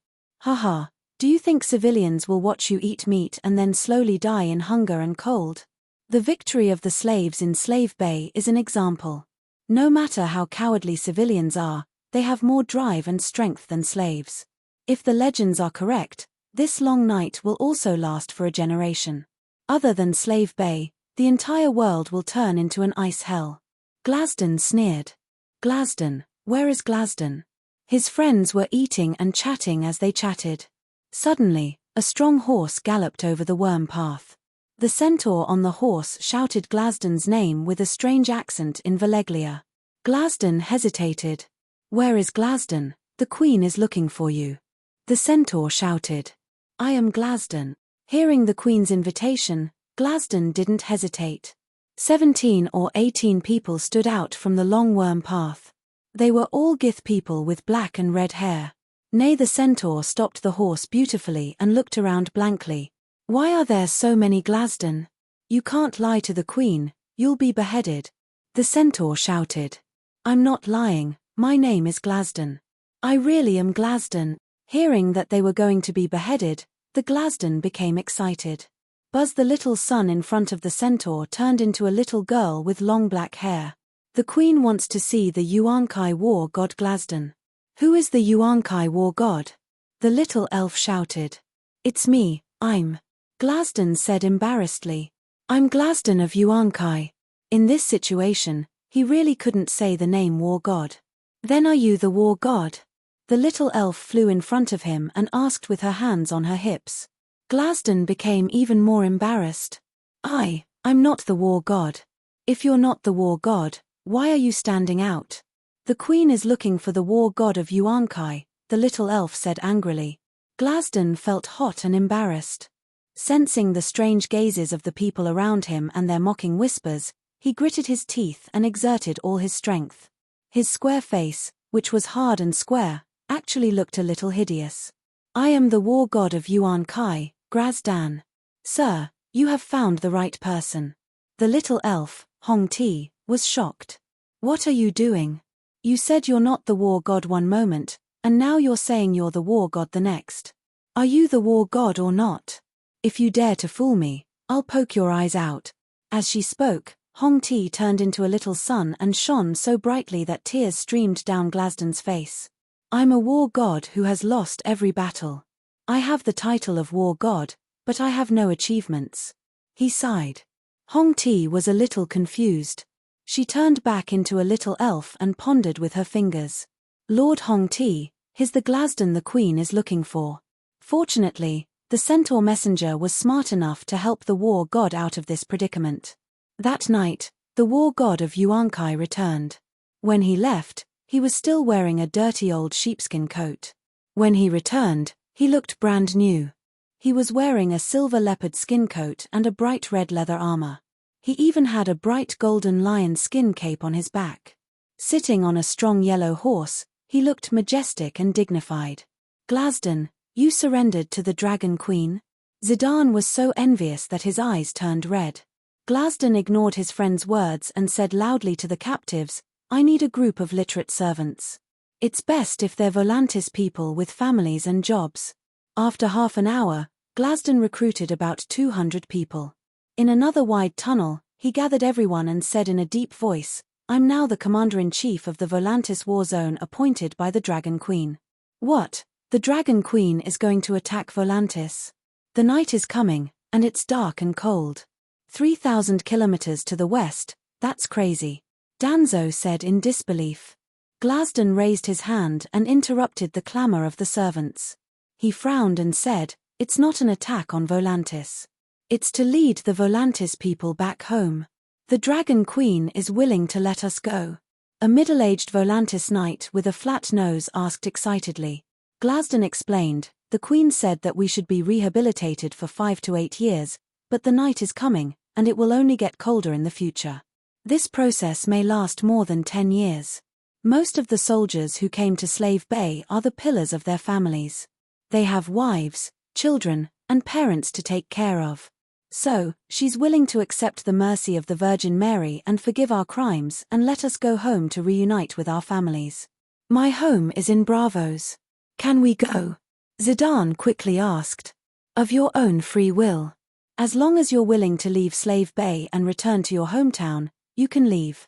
However, Slave Bay will only provide you with rations until you reach Volantis. We'll have to pay for the rest of the journey." Glasden said. "What, there's rations? Isn't the Dragon Queen a little too saintly? All the way to Volantis, that's 3,000 kilometers. If tens of thousands of us leave, how much rations will we need?" Everyone was shocked. "The Dragon Queen's fleet will send us to Tolos. It's about 1,800 kilometers from Tolos to Volantis. At Tolos, the Dragon Queen will give everyone who chooses to return home 50 pounds of salted fish head, 30 pounds of wheat, and 20 pounds of turnips or sweet potatoes." Glasden continued. 100 pounds. If we're frugal, it'll last us for 2 months. We should be able to reach Volantis, but it'll be very slow if we're carrying these things." Danzo frowned. "I'm the commander-in-chief of the Westward Army. I'll arrange for the transportation of rations. The Dragon Queen is also willing to provide us with enough carts and horses," Glasden said. Isn't this treatment a little too good?" Even the warrior poet Danzo was shocked. "I can't believe you're educated and literate. You think you've profited." Glasden smiled bitterly and shook his head. "Do the math. If we don't leave, how much rations will she invest in us?" Looking at the confused attendants, he sighed. 100 pounds of rations might be enough for 2 to 3 months, but if we stay in Slavers Bay, let alone 2 to 3 years, it won't be surprising for us to stay for 8 to 10 years. How many 3 months has it been? This means that the Dragon Queen can save at least 95% of the rations by sending one person away. So, we've gained freedom and free rations, and we're still losing out. Everyone was conflicted. "But we're working too. It's tough," Zidane argued. "Sigh, we've taken the jobs of millions of people in Slavers Bay." Glasden sighed and explained, "When night falls, Slavers Bay can no longer carry out large-scale industrial and agricultural activities. Now, many people are idle at home, unable to find work. Once we leave, the work of the lumberjacks will be taken over by countless free people. They don't have to work too hard. As long as they can cut down enough firewood for their family, that's enough. So, it's really a blessing for us to be able to work for 996 days. After an awkward silence, Zidane gritted his teeth and said, "At least we've gained freedom. Long live freedom." Someone immediately agreed. "In order to breathe the sweet air of freedom, I'm willing to give up everything," another person said. "You don't have to give up anything. We don't have to pay anything, and we'll even receive the Queen's aid." Glasden shook his head. Hearing this, many people felt bitter. The freedom that they didn't have to give up everything seemed to have lost its sweet taste. Chapter 854. Only the freedom gained by sacrificing their lives could move them to tears. As for how to enjoy their freedom after sacrificing their lives, well, only the living would consider the problems of mortals. After sacrificing their lives, they would already be in heaven. However, no one would say, "Ask the Dragon Queen to stop giving us food." It would be best if she could arrange a few demonic dragons to chase after us after we leave to increase the value of freedom. Actually, it's not without a price. The war god hesitated. Everyone was excited. What price? Grazadon took out a folded square piece of paper from his waist, opened it, and handed it to Danzo. After we return to our homeland, we have to spread the truth of the long night to the people. When we reach Volantis, the pterodactyls will drop this leaflet. Danzo roughly read the contents of the paper and frowned. Don't you think this is more like Lalo's 10 sins? If we bring the Tiger Cloak army back to Volantis and announce the truth of the Supreme Priest colluding with the Archon to deceive the Red God believers and even the Red God Priest, the name of the Light King will be tarnished. But this is the truth. Grazadon shrugged and said helplessly. The 5,000 Tiger Cloak army can't be faked. The sealed black wall, the deceived people, and the abandoned believers are all real. Have you thought about it? You're not an ordinary person. Maybe you have the right to enter the black wall, Danzo said meaningfully. Grazadon smiled bitterly and shook his head. It's already dark. The black wall must have sealed the city. Let's not talk about whether they're willing to open the door for me. Even if they're willing, the angry people outside the city will tear me apart. Then, he glanced at the noble soldiers around him and said meaningfully, when they asked me if I was willing to be the commander-in-chief of the Volantis military region, the Dragon Queen told me something. If you want to avoid being a failure, don't stand on the opposite side of the strong. He let out a long sigh and said emotionally, based on my personal experience, this is a warning to the world. Everyone looked at each other. They couldn't quite resonate with war god Yuan Kai's thoughts. Just tell us what we should do, Zidane said impatiently. Grazdan said helplessly, the current situation is that there are close to 6,000 Tiger Cloak army soldiers and hundreds of thousands of commoners and slaves outside the Black Wall. You probably know better than I do what is inside the Black Wall. But at least we are now outside the Black Wall. We can't stand on the opposite side of the people outside the wall, right? Maybe you can sit in the middle. Be a peacemaker and ease the relationship between the people inside and outside the wall. A Volantis noble hesitated. Grazadon looked at him deeply and nodded. You can try. After all, the Dragon Queen only told us to announce the truth and maintain order in the city. She didn't tell us what to do or not to do. You've been reading for so long, and you're still not done. At this time, Zidane was impatient. He snatched the leaflet from Danzo's hand and looked at it for a while. He said in shock, so the root of the long night is the falling of the world. Our world is like a man after the age of 30. His condition deteriorates year by year, but he has to bear the burden of the earth fire that is becoming more and more ferocious with each passing day. Squeeze. Extracting the earth fire to forge the sun. Why do you make it sound so wretched? Grazadon said with dissatisfaction. My words are crude, but the truth is not. Everyone can understand what I'm saying, right? Zidane looked at the people around him. The middle-aged men above 30 nodded in realization. It's vivid and vivid. We all feel the same about the current state of the world. Zidane, please continue. The young men below 30 urged impatiently. After the last long night, the mother goddess of the lone river summoned the sun. Lalo didn't allow the sun to give birth to a new Lady of Light. Instead, he usurped the position of the King of Light. But his power was limited. He couldn't manage the sun well. As a result, the sun only lasted for 8,000 years before extinguishing. Zidane said. 8,000 years. That's not short, right? Many people didn't understand. Grazadon shook his head. It's very long for a human's lifespan. But in the entire history of the world, our era is only 8,000 years. It's too short. Think about it. How long did the first emperor of the Barren Land, Lord of Heaven, live? At least 10,000 years, a noble prisoner from the Jade Sea immediately said. Grazadon shrugged and said, that's it. In the last era, the Dawn Kingdom alone lasted for more than 10,000 years. And before the Dawn Kingdom, the Lady of Light existed. Otherwise, she wouldn't have been able to give birth to the Lord of Heaven with the Night Lion. In other words, before us, the history of the demigod kingdom lasted for at least 20,000 years. Even when the last long night came, the sun lasted for several years after shattering before slowly disappearing. If that's the case, the King of Light really didn't last long enough, the noble from the Jade Sea said with a strange expression. Not only did he not last long, but the King of Light was also beaten like a dog by the frost god. The King of Light even lost his godhood. Now, Lalo is just an ordinary dark demon god. He's fallen from the position of a true god, Zidane exclaimed. Hiss. Is this true? Everyone was shocked. In their shock and curiosity, they squeezed closer to Zidane and stuck their heads out to take a look at the flyer. He didn't last long enough, and he's still so weak. Lalo is just like me. He's a short one.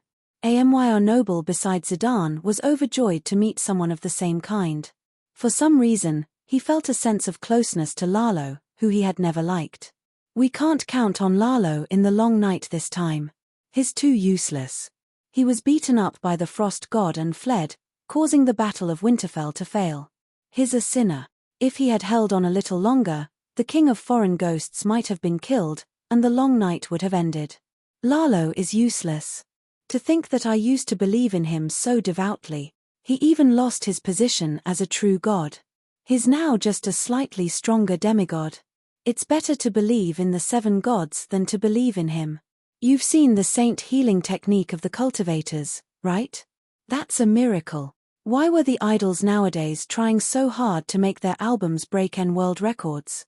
Why were the names and deeds of idols often seen in textbooks in recent years? Why were the management companies working so hard to let their idols go to the United Nations or some international organization to give speeches? No matter if the idols were really talented or not, they had to use facts that might not necessarily be the truth to constantly prove that they were strong and capable. Because only strong and capable people would be worshipped. Idols with weak abilities would not have fans. The reason was simple. Who would worship an idol who was as strong as them, or even weaker than them? Just like a certain trainee, even if you didn't like him before, it was only because he didn't fit your taste. However, he went to play basketball once. All of a sudden, everyone saw his exquisite basketball skills and dancing skills. Now, when you tried to be his fan, you would encounter a psychological barrier. If you were his fan, would you be mocked by others? Actually, that trainee was a little wronged. He might not be worse than his colleagues who went to the United Nations and went to the textbooks. However, they only showed their strength while he exposed his weakness. There was no essential difference between the belief of God and idols attracting and losing fans. The opening of Lalo's prayer pointed out his powerful ability. The night is long, everywhere is dangerous, fortunately there is Allah. Through the teachings of the Red God Priest and the prophecy of Asher, Lalo made everyone subconsciously form the idea that he was very powerful and only he could save the world. Go to the Westeros, go to the free trade city of Ursos, go to the cities of the Jade Sea, go to any city, and ask anyone with some knowledge, do you know about the Savior? Who is the Savior? They would all give the same answer. The former Savior was Yasuo Ahai, and the next long night, the Savior would be the reincarnation of Yasuo Ahai. For the natives of the world of ice and fire with Western values, the greatest miracle was the resurrection of the dead. That was how Jesus became holy, and the greatest achievement was saving the world. Now, Ahlor had both of them and was showing them off. Who would doubt his tyrannical power? When the Dragon Queen first announced that Lalo was the world's greatest king of gods in Winterfell, no one objected. Even the believers of the old gods and the 7 gods tacitly agreed with this statement. In fact, even the powerful three-eyed crow had always treated Lalo as the savior and protected the prophecies arranged by Lalo as fate, the reason why the blood crow blinded distorted Dany's will. But was Lalo really powerful? Hehe, Sheepegg laughed coldly in the trench of the smoke sea. Since she had completely shed all pretense of cordiality with Lalo, the Dragon Queen would not let go of any opportunity to attack him. With the arrival of the Tiger Cloak army and Machiro, Dany saw an opportunity. Colluding with the authorities to deceive the believers and abandoning millions of believers was hypocrisy. Being beaten to a pulp by the Frost God and losing the true god's deity position due to heavy injuries, the truth modified by the Dragon Queen, was weakness. She wanted to expose Lalo's hypocrisy and weakness to the people of the world. This was a kick to the heart that could make Lalo vomit blood. Dragonstone Island. Why is it like this? The African elder Siezun's face was gloomy, and his eyes were filled with fear and unease. After meeting Pale Moon Chu Nu in the Sea of Sorrow, Dani immediately decided to change her strategy. In less than a day, she completed the mission with the Turtle Prime Minister. After returning to Myrine, she immediately looked for the war god Yuan Kai and appointed him as General Volantis to lead the captives who enjoyed the blessings bestowed by the Dragon Queen back home. Another day passed, and she appeared on Dragonstone Island. The black-skinned white lion King Michiro did not know anything. He was forced to drink a bowl of poppy milk, then wrapped in a cotton blanket and hung on Blackie's paw. He followed the Dragon Queen to the West Eros. Due to the taboo of Michiro's prophecy talent, especially his devout belief in the Red God, Dani was not at ease with him continuing to mix with the Tiger Cloak army. The return of the captives to the west was a huge threat to Lalo's church. Dani could not let an unstable factor ruin her plan. In the beginning, although Michiro was confused and resentful, because he did not know about the Dragon Queen's evil plan, he obediently completed the 2 missions that the Dragon Queen had arranged for him, concocting wildfire in the day, and divining the position of the deviant Ghost King at night. Unfortunately, a few days later, after a routine divination in the fire, the black-skinned White Lion King seemed to have seen something in the fire. He fell to the ground in shock and then stumbled to the top floor of the magic tower. He wailed to the Dragon Queen, "Your Majesty, what have you done?" Chapter 855. "Your Majesty, why did you do this?" Michiro wailed. The Dragon Queen stared at the light blue magic crystal ball in front of her without turning her head. "What did I do?" Lines of fire flew out of the crystal ball and circled around her as if they were alive. Like knitting a sweater with wool, the lines of fire formed an armor around her body. This was the fire armor, incomplete, that she had stolen from Ahlor. The dwarf had only written down 60% of it, so Dani had to slowly complete it, or even improve it further and make it into a powerful defensive spell suitable for her fire creation. The sight of fire as armor could not move Michiro at all. His face was twisted and tears flowed down his face. "Why did you do this?" "Why? I just couldn't bear to see the 8,000 Tiger Cloak army innocently die in a shipwreck. I wanted to save them, but now I have become the church's greatest sinner. I have betrayed Allah." This time, Dani finally turned around and asked curiously, "Ahlor knows? I have lost the Light King's favor." The old man choked. Dani shrugged. "Congratulations, you have escaped the sea of bitterness. Repent and be saved." "Your Majesty, you." Black Panther Siezun looked at the Dragon Queen in shock, as if he was looking at Satan who tempted Judas to betray Jesus. Dani ordered Iri beside her. Soon, a centaur made with pigtails brought an A4 leaflet and handed it to Black Panther Siezun. The queen only arranged for the captives of the Myrine battle to return home and let them help spread the contents of the leaflet. "Take a look, is the thing on it fake?" Michiro took the leaflet and read it quickly. His eyes grew bigger and bigger and his whole body trembled. This is disgraceful and absurd," he said angrily. "How is it absurd? Weren't you the one who told the queen about the supreme priest Benello deceiving the believers?" Iri said unhappily. Michiro slapped himself. "I am asking a tiger for its skin." "You're walking on the bright path," Dani said with a smile. "Would you rather let the 8,000 Tiger Cloak army soldiers die tragically? In fact, even if you didn't look for me, the hundreds of thousands of Red God believers in Volantis are not stupid. They will realize sooner or later that they have been deceived and betrayed. At that time, the collapse of the Red God faith will only be more tragic." Michiro was stunned. He struggled to say, "The Light King did not lose his divine seat. The Light King was not. Perhaps the Light King was no match for the Frost God, but he was not beaten like a dog." Dragon Queen said, "You've been on Dragonstone Island for a few days. Have you heard many people talk about the Battle of Winterfell? Could it be that everyone was lamenting the fact that King of Strange Ghost had been captured, and the King of Light had been defeated, giving Frost God the opportunity to crush everyone? Think about it, as long as Lalo could persevere, why would he drop the ball at such a crucial moment? Therefore, he must have been beaten like a dead dog at that time. He was in imminent danger and would have died if he didn't run away. This analysis was very logical, and no one could find any loopholes in it. Yes, if not for the fact that he could not hold on, the Light King would have persevered. Myrine received a letter from the war god Yuan Kai summoned by Dragon Queen. The prisoners of war who saw the leaflet believed it. Now, even Michiro believed it. The sun has been extinguished, and the Light King's divine power has been greatly reduced. His strength has been affected. The voice of the black-skinned White Lion King became softer and softer, and his expression became more and more pained.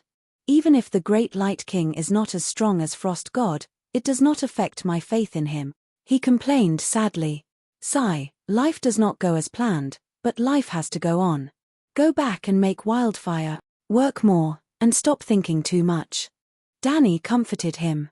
Then, she whispered to Eri to go downstairs to her bedroom and get a copy of the Seven Stars Bible, annotated by the Pope himself. Dragon Queen personally handed the thick Bible to the old black man who was grieving.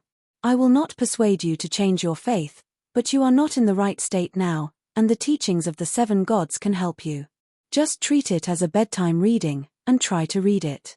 As soon as the African White Lion King left, Danny immediately came to the front of the magic crystal ball. A spiritual projection crossed thousands of miles and appeared beside the red-haired Lila. Quietly inform Dan that there is a mole in his officer team. What mole? Who would dare to plant a spy here now? Lila was surprised. The mole is a red god priest who can communicate with Lalo. Danny shook her head and corrected her. Not a priest. The red god priests among the prisoners are all making wildfire in the factory. It should be a red god believer with a noble background. There is a high chance that he is a Blackwall noble. He has the qualifications to become a priest, but because of his noble status, he did not wear the red robe.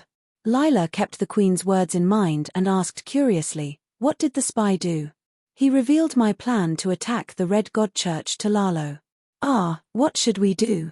If Lalo interferes, I am afraid that the prisoners will not be able to return to Volantis, Lila said anxiously. Danny's eyes flashed, and she sneered. I really hope that he will do it himself. How about this, you give the dragon-slaying crossbows to Dan, and let him disguise them as food and hide them in the team. Then, prepare more thick oak shields and fishing nets. After hearing what the Dragon Queen said about Lalo's flaws, the red-haired Lila's face turned pale. She could not help but think of John that night. How painful it must have been to stab him with a Vajra sword. After hesitating for a moment, Danny gritted her teeth and added, other than the Vajra sword, lend Dan a set of Vajra armor. Also, for the seven gods, choose a high-level priest from the Divine Grace Temple and disguise him to go with the army. What do you want the high-level priest to do? Lila was confused. Host the sacrificial ceremony, Danny said with a cold smile, emphasizing each word. As long as one was a demigod, they could accept the sacrificial ceremony. However, Danny and Blackie did not want their divinity to be tainted by blood, so they had always avoided blood sacrifices. However, after studying the sacrificial ceremony that the dwarf had learned from Jenny, Danny realized that the sacrificial ceremony was not an evil art. What was evil was human nature and the nature of the gods. Other than blood, the gods could also obtain other offerings from their believers. For example, food. If someone offered food to the Dragon Queen, she might actually waste some of her divine power to respond. For example, killing. The storm god and Inami were typical examples. For example, lust. The number of gods who fed on human desires was second only to the gods who enjoyed blood. To be more direct, the number of passion gardens exceeded that of the Red God Temple. Passion gardens were very popular in the free trade city-states, especially around the Summer Sea. This was because behind the city-states was the goddess of passion. The goddess of passion was not a god. Just like the god of death had the black goat, the night lion, and the stranger, the goddess of passion was also a profession and a divine title.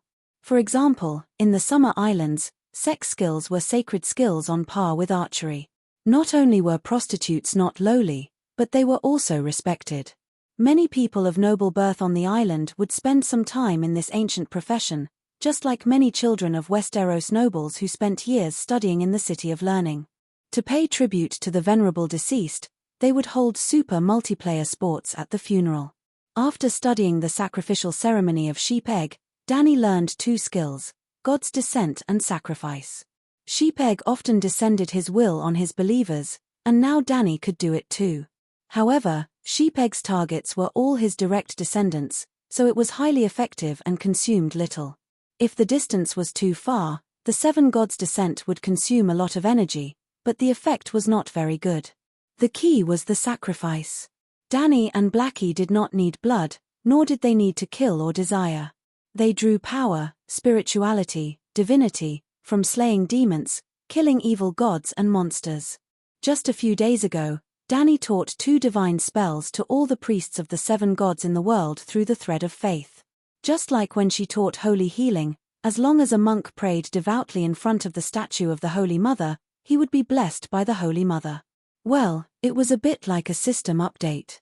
In the future, if a monk of the 7 gods used the holy fire to burn the remains of the undead, he would be able to sacrifice the spirituality of the undead to the great 7 gods. Most of the time, the 7 gods would only give him a few spell slots, divine power. But if the monk was lucky and sacrificed a big boss to the 7 gods, such as a demigod, then he would be rich. The 7 gods would reward him with spirituality, talents, special divine spells, Saint Seiya cloak, and so on. If this continued, one day in the future, a new profession might rise in the 7 gods church: demon hunter. Chapter 856. Tidehead Island, Spice Town. The sky was dark, and the air was cold and damp. The northern wind seemed to be howling beside one's ears. However, the town was unexpectedly lively. Rows upon rows of shops were open, and they were filled with goods from all over the world. Some of the shop assistants were yelling loudly to attract customers, while others were discussing the quality, origin, and price of the goods with customers beside the shelves. On the muddy streets, the crowd jostled one another. There were nobles in luxurious fur coats riding on horses, knights with swords hanging from their waists, merchants calling out to their friends, laborious pushing carts and carrying boxes, and ordinary citizens with their hands tucked in their sleeves. Strong alcohol, roasted meat, toasted bread, feces, urine, and other smells mixed together. Even though it was unpleasant, the streets were filled with the scent of life. At the south end of the main street, there was a 4-story stone building called Spice Hotel. At this moment, 8 knights with the insignia of a silver seahorse on their chests were guarding the entrance of the hotel. Every customer that tried to enter the hotel had to be checked by them. 10 days ago, when I took the fast boat from Tidehead Island to MYR, I heard that they were negotiating. It has been almost half a month, and they still haven't come to an agreement. What a waste of time. Also, they didn't choose to negotiate in High Tidehead Castle, but in the hotel. Every time we enter the hotel, we have to check our identities and weapons. Isn't this torture? In the northwest corner of the hall, a knight with slanted eyebrows complained. He was drinking. Looking at the insignia on his leather armor, he should be from the Hog family. Sitting at the same table was Sir Haver, who wore a green ripple cape with gold background, and an olive-skinned MYR merchant. There's no other way. This involves 100,000 tons of food and the ownership of a duchy. Of course, we have to negotiate slowly, Sir Haver, who had a boil on his left forehead, said.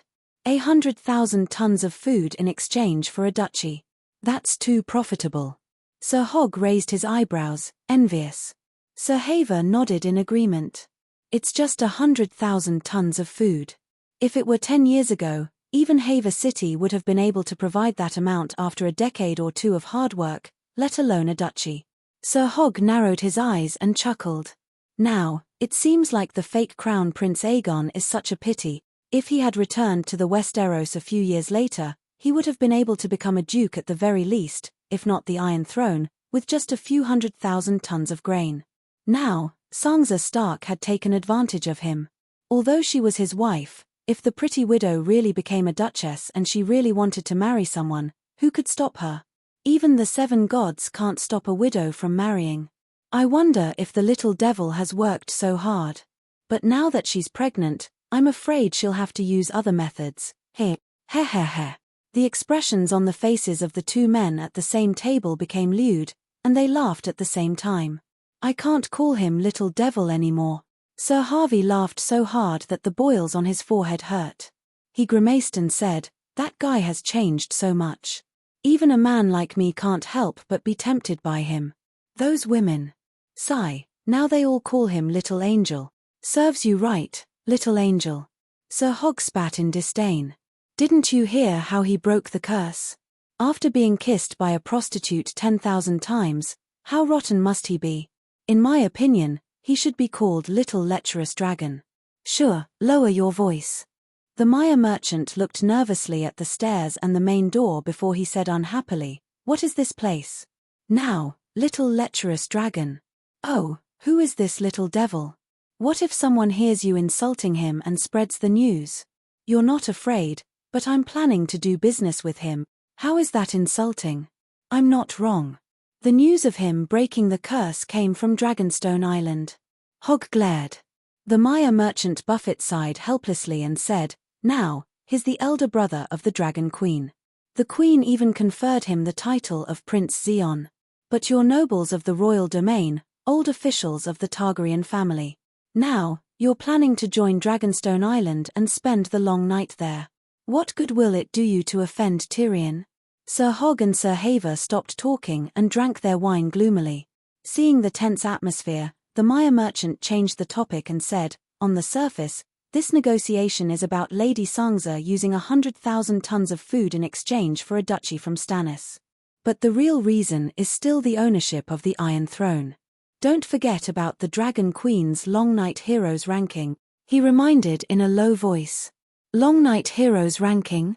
What ranking is that?" Sir Hogg was puzzled. Sir Haver was also puzzled. "You don't know?"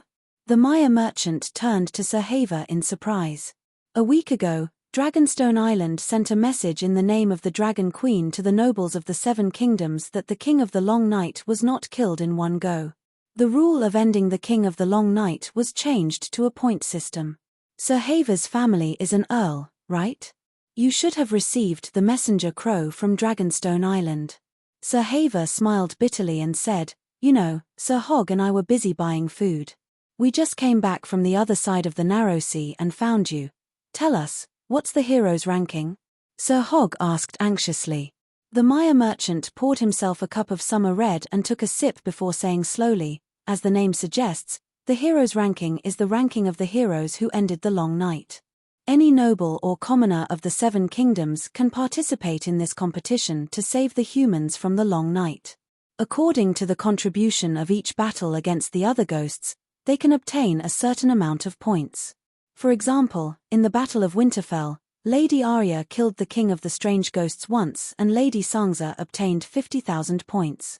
Stannis fought the King of the Strange Ghosts to the death and was honorably defeated but obtained 30,000 points. By right, the Dragon Queen broke the Frost God's forbidden spell and contributed more, but she took it as her responsibility to defeat the Frost God.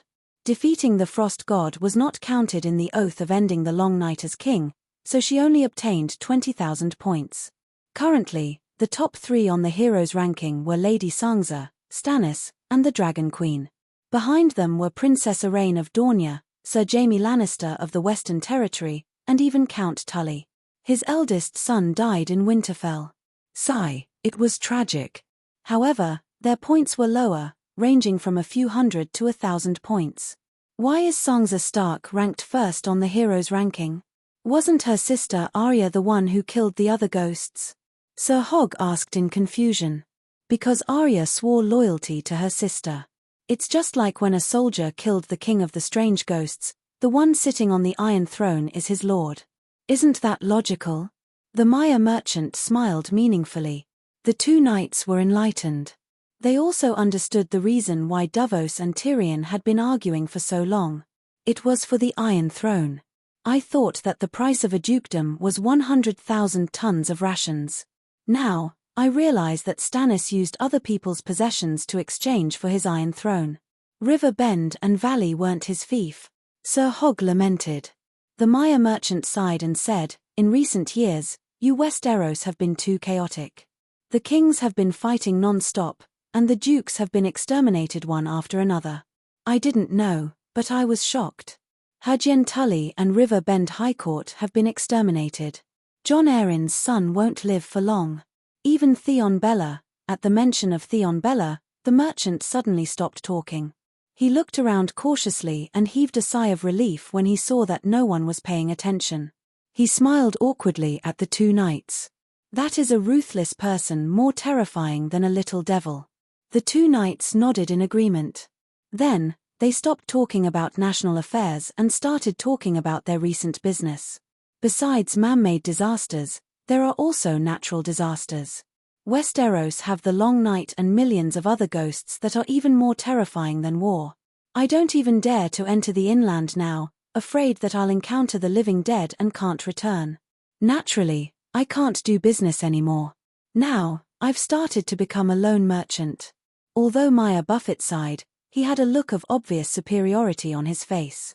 It was as if the Chinese netizens had seen the terrifying data of a certain virus patient across the Pacific Ocean on TikTok, or the beautiful scenery, or the monologue of a certain king of Crawstalk, or the news that the king of Crawstalk had finally fallen victim to a trap. Although the netizens sympathized with the people across the sea, they couldn't help but feel joy in the pain of others. Business is difficult not only because Westeros are chaotic, but Essos isn't peaceful either, right? I wonder how many of the hundreds of ships you sent out to Slavers Bay have returned. At this moment, a few young women dressed as warriors sat down at a table. The petite and voluptuous woman in the lead interjected. "You are." The Maya merchant looked at the voluptuous woman with olive-colored skin, black hair, and black eyes. He was very friendly. "Ah, Princess Ariane." The bald Sir Harvard didn't recognize them at first, but when he saw the distinctive style of the vipers and the emblem on their clothes, he immediately exclaimed. Sir Hogg bowed in a gentlemanly manner before sitting down again. He asked curiously, "I heard that Dawn is setting up the third line of defense at the King's Pass. You're the commander. Why are you here at Tidehead Island?" Ariane shrugged and said, "I'm just here in name. The real person in charge of Nightsong City is Sir John Clinton. If you ask me, instead of spending so much effort setting up a line of defense, it's better to build a ship to cross the sea and take refuge in Essos. No matter how strong the other ghosts are, can they cross the sea?" The Maya merchant laughed. Chapter 857. Elaine frowned as she looked at the merchant and asked, "Did the long night affect the Essos continent?" "I'm talking about deviant ghosts." The merchant was taken aback and said hesitantly, "I don't think so. Deviant ghosts are a specialty of Westeros. If the 400-kilometer-wide narrow sea doesn't freeze, how can those monsters cross the sea? In legends, deviant ghosts appear in barren lands. Have you heard of the last emperor of the Dawn Kingdom, the Bloodstone Emperor?" Snake elder sister Apaya asked. "I'm in the narrow sea trade. I've never been to the Jade Sea." The merchant shook his head. "Recently, many nobles have arranged for their families to move to the other side of the narrow sea," Sir Harvey said softly. "Tidehead Island is so prosperous because it's close to the King's Landing, but it's not connected to the mainland. Deviant ghosts can't cross over," the merchant said. Elaine said, "Sir Beristan is building the Neck Lake defense line with the help of the swamps. Then there's the Trident River defense line. Even if deviant ghosts break into the Three River Basin, Dragon Queen's Dawn Warriors will provide support. There's no need to worry. The news from the north is terrifying. I heard that Winterfell was frozen in a 2-kilometer-tall iceberg." Night Hogg looked at Elaine and asked, "Your Highness, were you in Winterfell at that time? How did you avoid it?" "I was in the tomb. I didn't know there was a forbidden spell outside. I was in a daze and felt the air become extremely cold." Elaine's face was red. It was unknown if it was due to embarrassment or the alcohol. The forbidden spell was destroyed by Dragon Queen, and the power of ice was released into the sky. The water vapor in the air was frozen, forming an iceberg. Otherwise, I would have been frozen into a popsicle even if I hid underground. But I wasn't afraid at all. With Dragon Queen and the 7 gods, it was easy for us to kill normal ghouls and deviant ghosts. Actually, I'd like to fight the deviant ghost king one-on-one.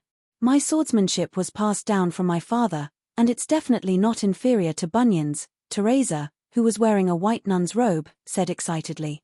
She was the third sister of the snakes. She had blonde hair, blue eyes, and a sweet appearance.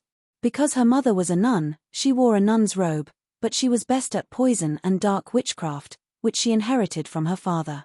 Yes, a voodoo nun. Night Hog stared at the sweet Teresa, his eyes almost popping out of his head. After such a tragic battle of Winterfell, Miss Teresa still has the courage to challenge the variant Ghost King. She's really shameful to those northerners who sacrificed their babies to the frost god before the battle, he praised. As soon as he said this, the atmosphere at the table suddenly became heavy. Offering sacrifices to the frost god and massacring a city were both taboo topics. The mere merchant gulped down a mouthful of hard liquor and bared his teeth. Your kings are getting crazier with each generation. Even the barbaric Dothraki people would leave their people behind as slaves after breaking the city. Sir Haver's face turned ugly. Those people sacrificed the frost god to provide the deviant Ghost King with deviant ghost warriors. They have committed a great sin. Although he was also disgusted by Erlu's behavior, he was still very unhappy to be mocked by a foreigner, even if the person being mocked was not him. Sensing the cold attitude of the Westeros around him, the mere merchant shrugged and said, "Deviant ghosts are not the main topic of our discussion today. Let's talk about the loan. I've been to your territory before, but it's really not worth that price." Sir Haver and Sir Hogg glanced at Arianne and the other ladies, their expressions slightly uneasy. However, they were indeed in an emergency situation where they urgently needed money, so they could only bite the bullet and haggle with the mere merchant. After listening to the three men talk for a while, Arianne figured out the ins and outs of the matter. The Westeros were constantly at war and turmoil, and the royal territory was a place that all kings had to pass through on their expeditions. Similar to Guanzhong and Luoyang during the period of the Three Kingdoms, the fertile land of hundreds of thousands of households had been trampled by the feudal lords of the Seven Kingdoms several times in turn. Now, it had become a desolate wasteland where white bones were exposed in the wild and not a single chicken was heard for thousands of miles. The war was already a tragedy. In addition to the long nights and the cold winter, the nobles of the royal territory could not bear it anymore. They could only sell their family property and even mortgage the minerals and taxes in their fief to borrow money from the bankers across the narrow sea to buy winter food. Hiss, the price of food has risen to such an extent. Arianne could not help but exclaim when she heard that Sir Haver had used 30 years of taxes in his fief in exchange for 500 tons of wheat and 100 tons of bacon. This Sir Neville Haver was only a knight, but the Haver family had the title of Count and Fief. However, the current Count Haver was a 5-year-old girl, so her family's cousin helped her manage the family's affairs. A count's territory, and a prosperous royal territory at that, could only be exchanged for 600 tons of food with 30 years of taxes, counting from the end of the long night. If it was a summer without war, Haver City could produce thousands of tons of wheat and fruits in a year. 1 copper coin could buy 5 big and crunchy red apples, Sir Haver said dejectedly. You said it yourself. That was a summer without war. Now, there's war and the long night. The mere merchant chuckled. You vampires from the free cities, you're robbing us. Arianne felt the same way as she gnashed her teeth in anger. The mere merchant argued, now that the price of food is like this, we can't even grow food after the long night. Every grain of wheat we eat is one less grain. It's even more precious than gold. After all, even the long night doesn't affect miners from digging for gold. The Westeros are suffering in the long night, but you are having a gluttonous feast. This is too unfair. At this point, Mother Teresa's eyes turned, and a sweet smile appeared on her face. She said in a crisp and sweet voice, perhaps, we should suggest to the Ghost Resistance Committee that if any city on the other side of the narrow sea doesn't give us food, we should catch a few other ghosts and throw them over. We even almost captured the king of the other ghosts, so catching a few other ghosts isn't difficult at all. The mere merchant looked as if he had seen a female other ghost. His face was full of fear as he pointed at the sand snake with a trembling finger. You're a nun. Holy Mother of God.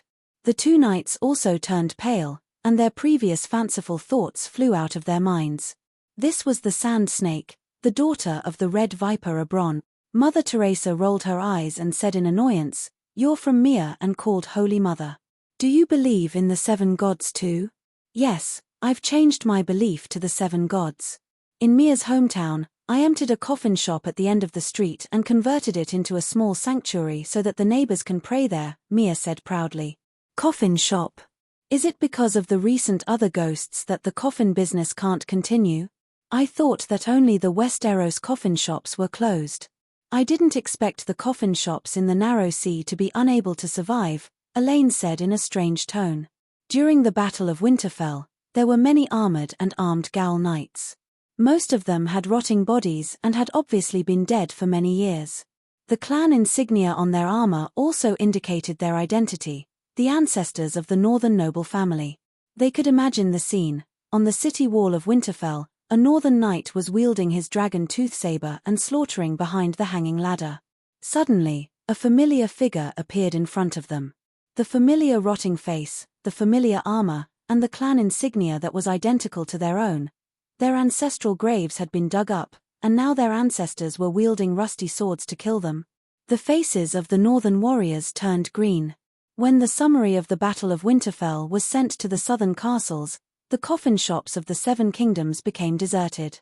The Mia merchant blushed and said awkwardly, "Many of the coffins in my shop are exported to King's Landing. Using a coffin shop to rebuild a sanctuary is blasphemous to the seven gods." Elaine shook her head and said, "Your Highness, you can't say that. Compared to other shops, the coffin shop is big enough but not too conspicuous. Also, the stranger represents death. In fact, my small sanctuary only worships the Virgin Mary and the stranger," the Mia merchant said. "Have you been to King's Landing?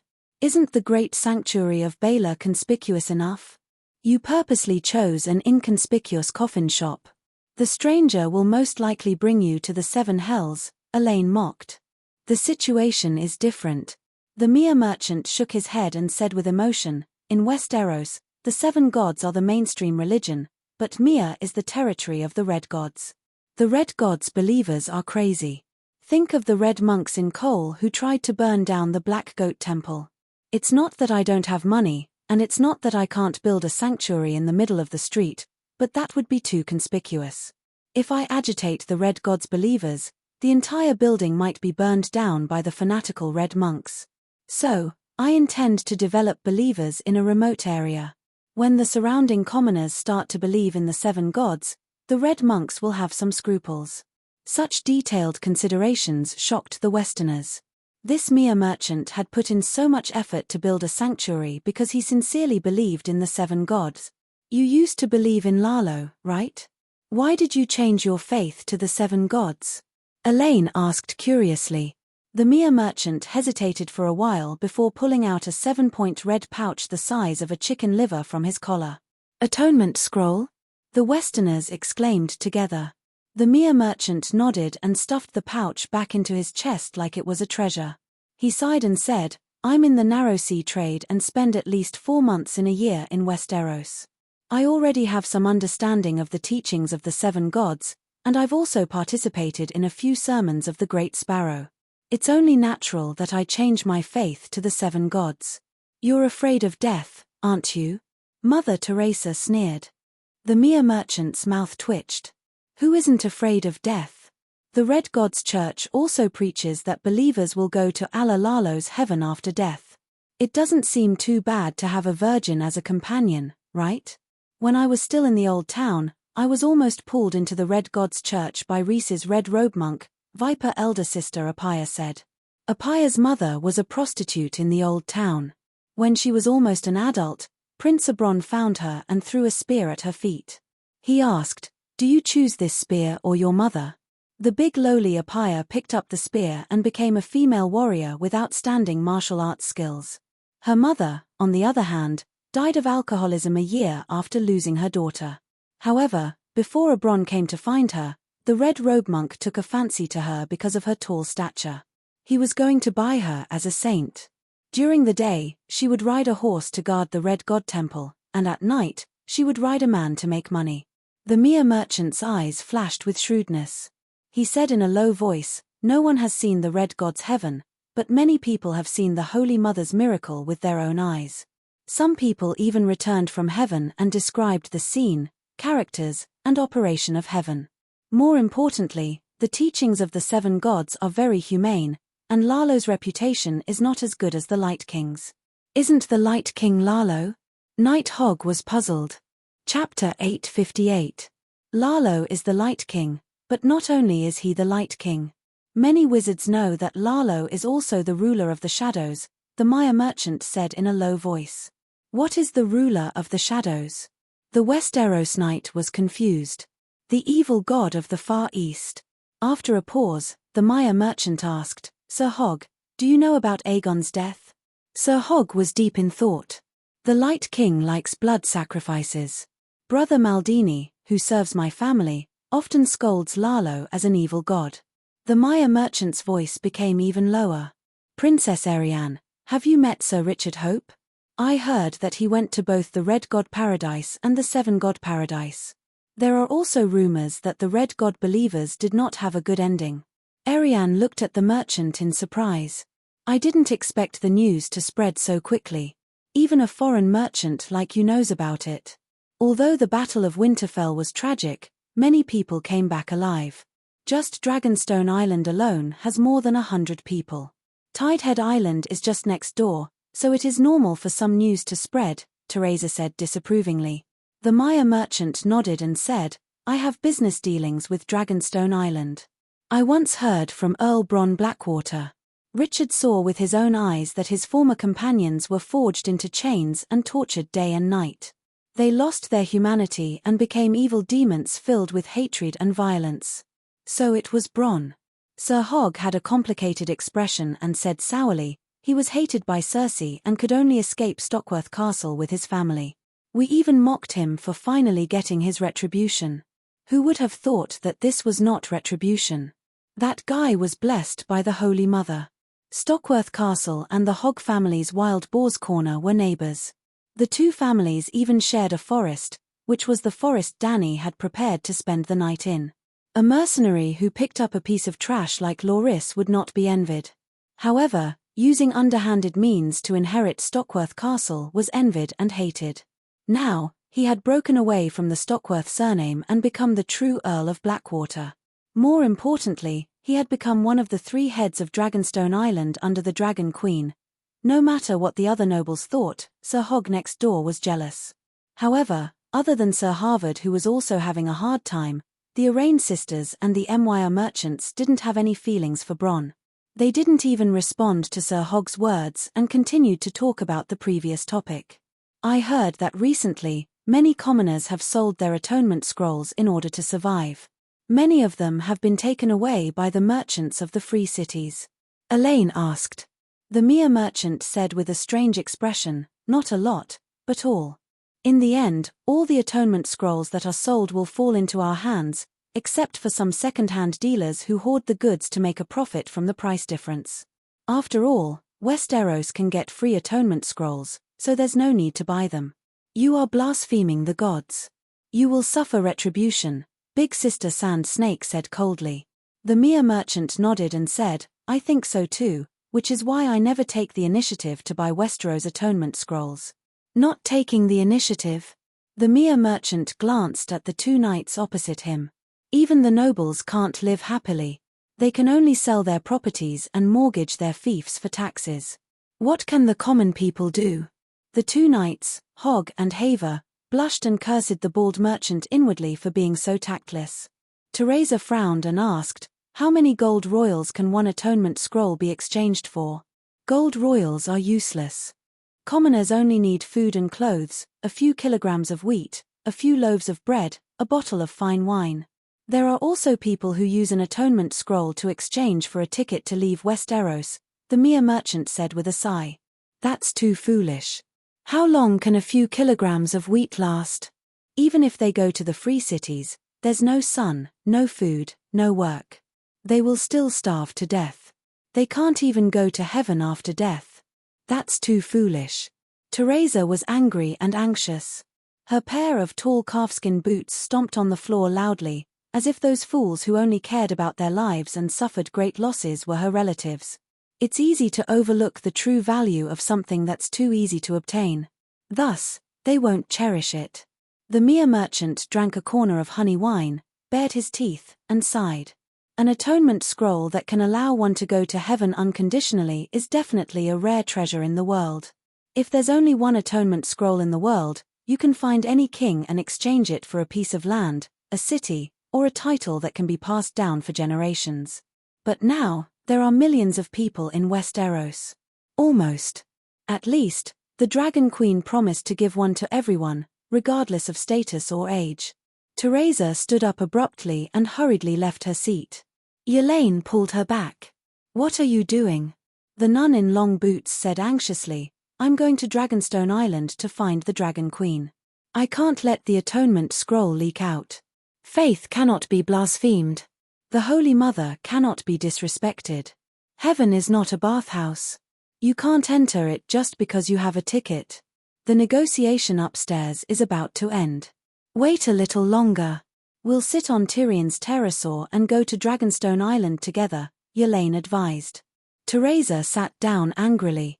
Her face was gloomy and she did not speak. Night Hog comforted her gently. "Actually, this isn't something that happened in a day or two.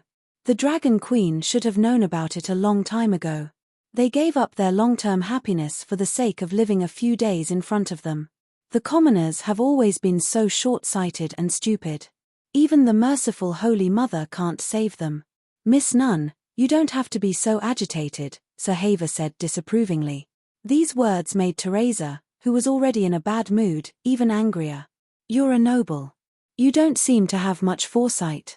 Sir Haver did not expect a noble lady to be so rude. He had wanted to comfort her. Even if some of his words were not to her taste, she should not vent her anger on him.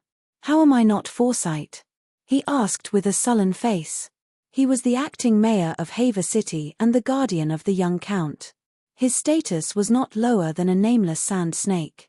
Teresa mocked, "What's the Holy Mother's original intention for distributing the atonement scrolls? The commoners have used up all their atonement scrolls. Who will help you defend the city? Who will fight the other ghost army to the death? 30 years of tax rights for only a few hundred tons of food. What's the difference between that and the commoners' atonement scrolls for a few dozen kilograms of wheat?" Sir Haver was so angry that his face turned red, but he could not find any words to refute. He glanced at Yelena, hoping that the Dornish princess could control her maid cousin. Yarlian and the sand snakes, however, were all smiles, as if they were watching a good show. "Buffett, the contract has been signed. Remember to ship the food to Tidehead Island on time." Sir Haver stood up and left his seat with a cold face. Hogg also stood up and gave an apologetic smile to Yelena and the other ladies before leaving. Teresa was not ashamed during the whole process. Instead, she raised her head proudly, as if she had vented all her displeasure. When the two knights disappeared, the merchant shook his head and sighed. They used the taxes of their fief to exchange food, not to save the people of their territory, but to ship it to Tidehead Island to protect their family. The smile on Teresa's face disappeared. "They moved their family to Tidehead Island?" The merchant lifted his chin and said, "Look at the current Tidehead town. There are so many people, so many carriages, so many goods, and so many hotels. Most of the customers are nobles and their servants. At the cliff where Tidehead floating wooden castle, Valerian Castle, is located, there are hundreds of small villas being built. They belong to the nobles of the Seven Kingdoms, and the Haver family is one of them. Their family is very small, and they only have a 5-year-old daughter. Including their cousins, servants, and guards, they have less than 40 people. 600 tons of food is enough for them to eat for 100 years. The long night won't last for 100 years, right? Sir Haver is not without foresight. He has already prepared for the worst, and his arrangements are enough to ensure that the Haver family's lineage will not end in the long night." Teresa's sweet face was covered in a layer of gloom. Yelena sighed and said helplessly, "The Battle of Winterfell has at least sent 2 messages. The Frost God has forbidden spells and is very scary. The Dragon Queen can resist the Frost God and is very safe by her side. Therefore, instead of hiding on the other side of the narrow sea where they are unfamiliar with, it is better to build a winter villa on Tidehead Island. At least, they will be surrounded by familiar faces and can maintain their noble's dignity and status." After a moment of silence, Teresa suddenly asked, Are there any nobles involved in the sale of atonement scrolls? What do you think? They are so poor that they have to mortgage their fiefs and tax rights, Yelane said sarcastically. Teresa looked at the merchant and said, I should pray to the Holy Mother and ask her to set restrictions on the atonement scrolls so that the red light normal atonement scrolls can lock onto a person's soul waves like the grey light warrior edition. You can use divine spells. The merchant was shocked and his tone changed. There were many monks and nuns in the 7 kingdoms, but only 1 in 100 was blessed by the Holy Mother, who could use divine healing. Many brainless bishops were fired by the local lords because they could not use divine spells for a long time. They appealed to the great cathedral of Baylor and asked for a new bishop. Teresa smiled proudly and said, during the Battle of Winterfell, my bravery and fearlessness moved the Holy Mother. Actually, it had little to do with bravery. After seizing 2% of the Green Prophet's seal from the deviant Ghost King, the 7 gods controlled more Westeros' heavenly axioms. The connection with the believers became closer and the efficiency of transmitting the power of faith became higher. Correspondingly, the requirement to become a priest, piety, began to decrease. Although Teresa was a red chain snake with a sweet appearance but a dangerous heart, she had been trained as a nun since she was young and her piety was not low. Actually, I suspect that the purchased atonement scrolls can't let people go to heaven, the merchant said hesitantly. The red light atonement scrolls can be transferred to others. The Holy Mother won't care if they are paid for or not, right? Yelane said. Why does the Holy Mother give out atonement scrolls? Defeat the deviant ghosts and go to heaven, Buffett reminded. Yelane looked at the merchant in surprise and immediately understood what he meant. I almost forgot. The Holy Mother's divine might is infinite. How can she not know where your atonement scrolls came from? Even if you go to heaven, you can still be kicked into the 7 levels of hell, Buffett said with a sigh. Yelane sized up the merchant with a solemn gaze. This was a shrewd person. Not only did he not leave, he even spoke with them despite their shallow friendship. She was a princess and could not be bothered to play mind games with a merchant. She asked directly, what do you want to do? Actually, I also want to defeat the deviant ghosts. Be more direct. I want to serve Prince Xeon. I hope that Princess Yelane can introduce me to him. The merchant gave a flattering smile. You want to serve Tyrion? Why are you looking for me? Don't you know Bronn? Aren't you going to be engaged to Prince Xeon? Chapter 859. On the 3rd floor of the Spice Inn, in a spacious but simple living room. Under the chandelier, there was a square wooden table. Tyrion and the Onion Knight sat opposite each other, while Jon and the 9-year-old Count Monterey each sat on one side. It looked like a mahjong game, but the atmosphere was gloomy and depressing. It was not as carefree as a mahjong game. I really don't want to argue with you anymore. It's just a simple question, and it's been half a month. Even if you're not tired, I'm tired, Tyrion said, looking tired. We both know that to maintain the stability of Riverbend, it's best not to let the nobles who are not Garth's descendants touch High Court. After a pause, the Onion Knight said sincerely, I won't beat around the bush. King Stannis plans to give High Court to the Florent family. The next Duke of Riverbend is going to be Lord Ysir Florent. When Robert was still alive, Sir Ysir was the acting Castellan of Dragonstone Island for King Stannis for 10 years. After that, he followed His Majesty through many battles. For His Majesty, he personally sent his brother, Earl Allister, to prison. His Majesty should repay him. As far as I know, Ysir did not go to the battlefield to kill the enemy, nor did he do anything like you. If you really want to repay him, Duke Hellenberg is more than enough, Tyrion said calmly. Jon also said, Ysir married the daughter of Royal Bloodglick. I'm not saying that the barbarians are not worthy of the position of Duchess of Riverbend, but as you said, the Greenhand family of Riverbend is very xenophobic. The 100,000 barbarians were a powerful force. Dany did not want to play the game of hegemony in the Westeros, so she did not want to take in the barbarian army. But on the wall, Jon and Stannis had been trying to take in the barbarians. Jon relied on his charisma, protagonist aura, to convince Tormund and the other barbarian leaders. Stannis's charisma had always been negative. Even the Southerners did not like him, let alone the barbarians. So, Marriage with the barbarian leaders became one of his options. Like Rob, when the king had a wife, he would let the king's relatives marry. Asa Florent had taken a fancy to the gallant Valor, who was Mance Raider's sister-in-law. However, Wa didn't like him, and Mance didn't like Alu. Asa settled for the next best thing and chose the descendant of the previous king of Savages, Red Beard.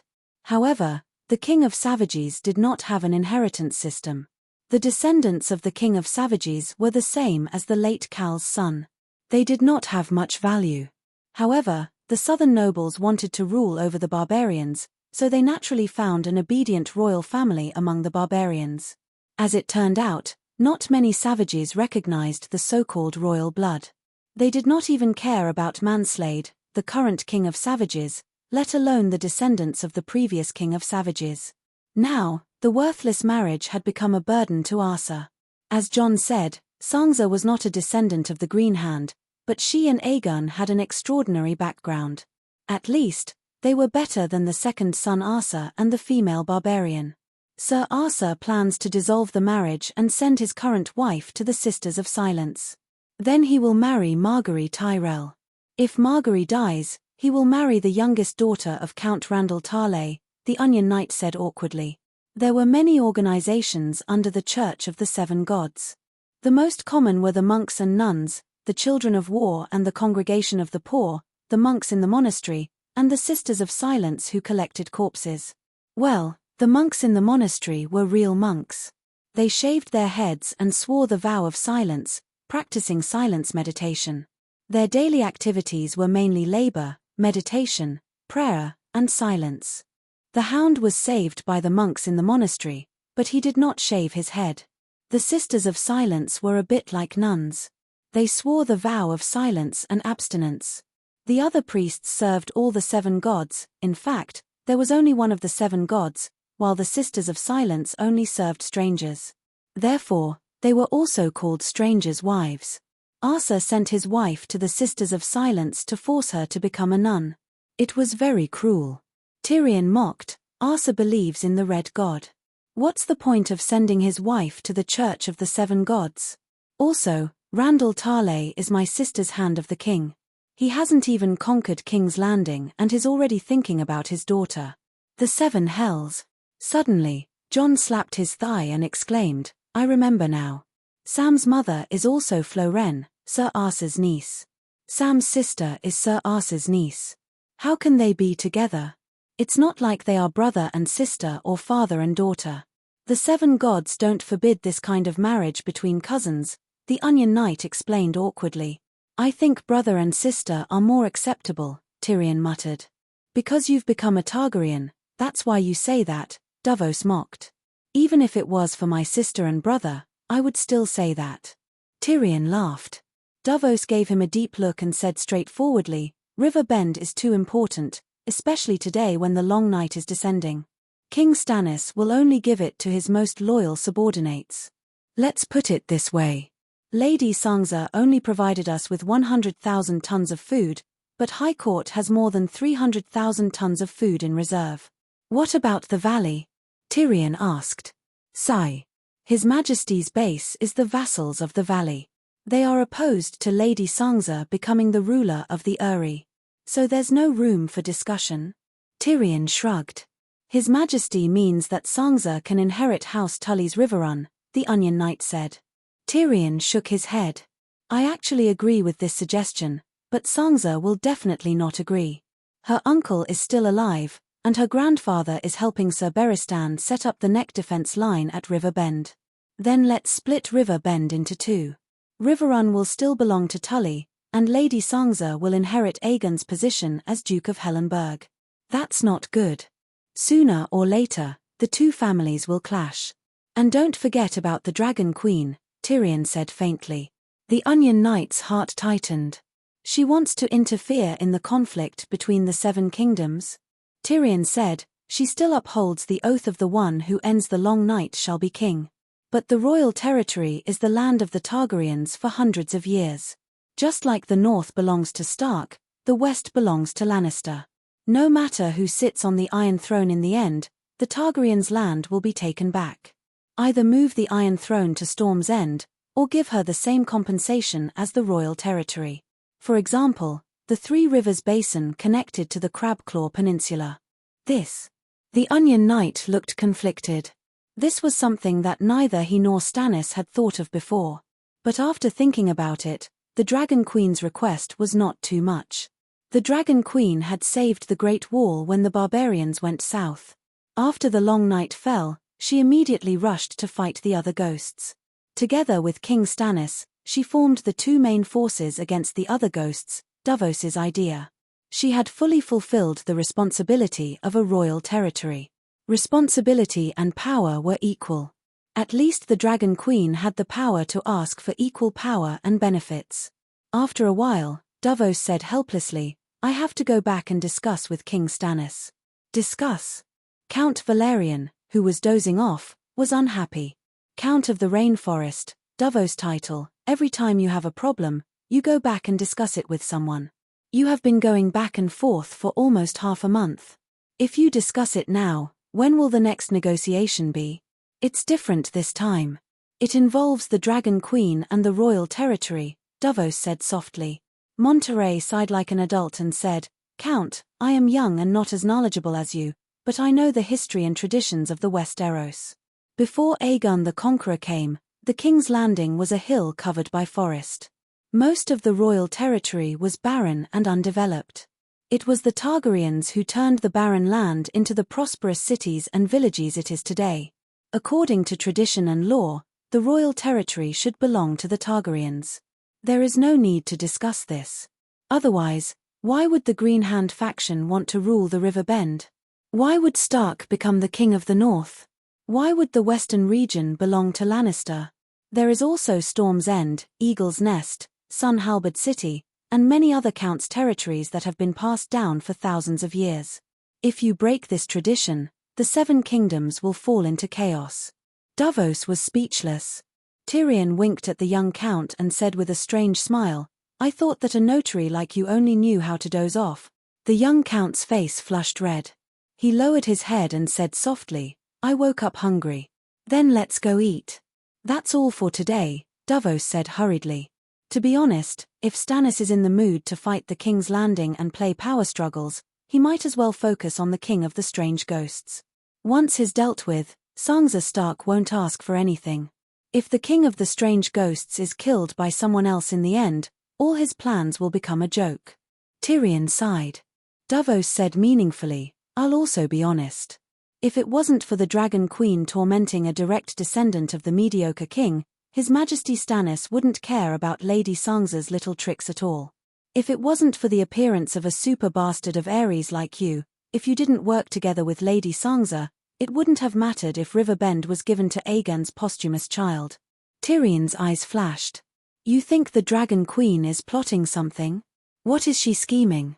It can't be the Iron Throne, right?" Davos stood in front of the table without moving. He looked down at the imp and said calmly, "I also want to know why she has to provoke His Majesty Stannis.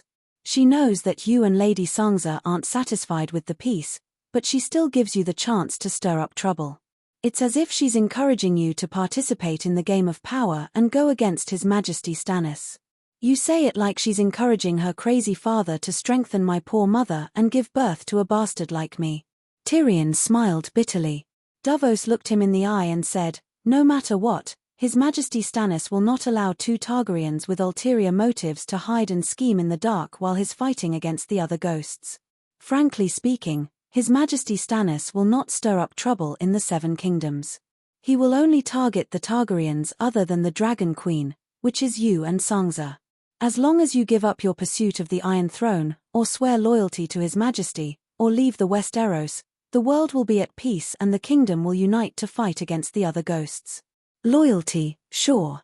Aren't we talking about the price of loyalty now?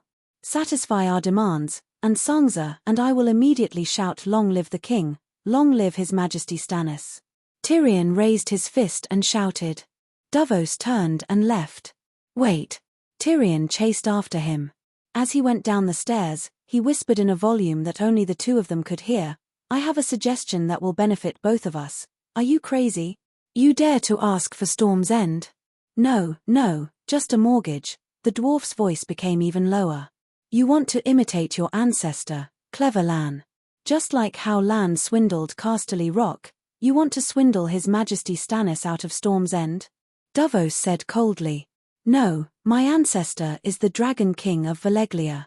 If he wants something, he will fight for it. He will never lie, Tyrion said seriously. Chapter 860. Watching Davos' pterosaur disappear into the distance, Yelaine tilted her head and asked suspiciously, Are you really going to swear loyalty to Stannis? The dwarf looked around.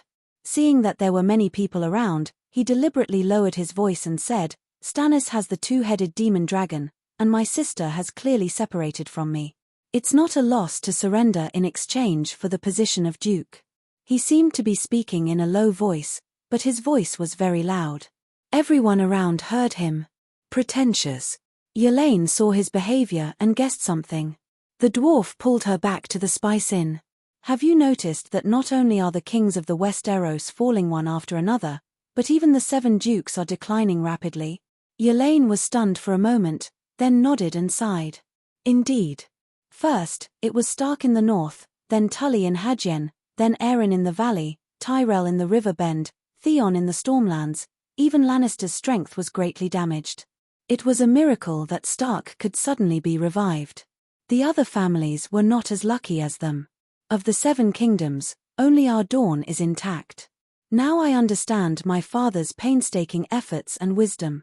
Your father is overcautious and tries his best to be safe. He's a typical conservative ruler. If it were any other time, he would definitely regret it for the rest of his life. However, the Westeros have been experiencing unprecedented changes in the past decade or so. All their opportunities have turned into crises in the end, and indecisiveness has become an advantage. The less you do, the less you make mistakes. The less you fight, the less you lose. Dwayne was lucky. He didn't do anything, but he was lucky enough to avoid most of the shit, Tyrion complained. Yelaine elbowed Tyrion's shoulder and scolded jokingly, A few days ago, you were praising my father in front of Flowing Water Garden, saying that his wisdom was as deep as the abyss and that he was astute. In fact, she agreed with the dwarf's point of view. Prince Dowling did not hide his thoughts from his eldest daughter, so Yelaine understood that her father was not without desires. He had a deep desire to take revenge and make a killing in the Game of Thrones. If she had no desire for power, she wouldn't have signed the sacred marriage contract of Arrayne and Viserys with William d'Ari more than 10 years ago. She wouldn't have been tempted when Lan Lee raised his troops. She wouldn't have purposely sent her eldest son, Quentyn, to Slaver's Bay. She wouldn't have joined King Aegon's True Dragon Alliance.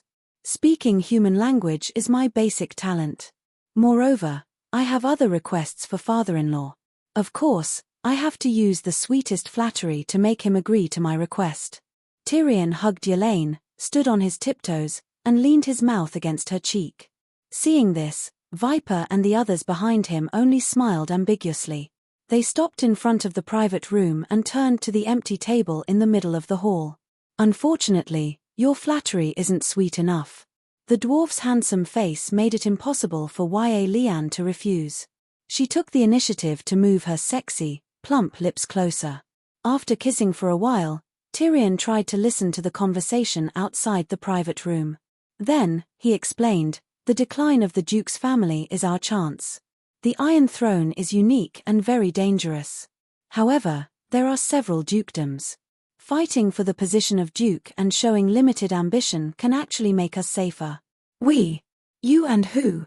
Yelaine pushed the dwarf away. The amorous feelings on her face immediately turned into cold mockery. Actually, she was originally your wife. Now that her husband is dead and you've become handsome and tall, the two of you can talk about old times.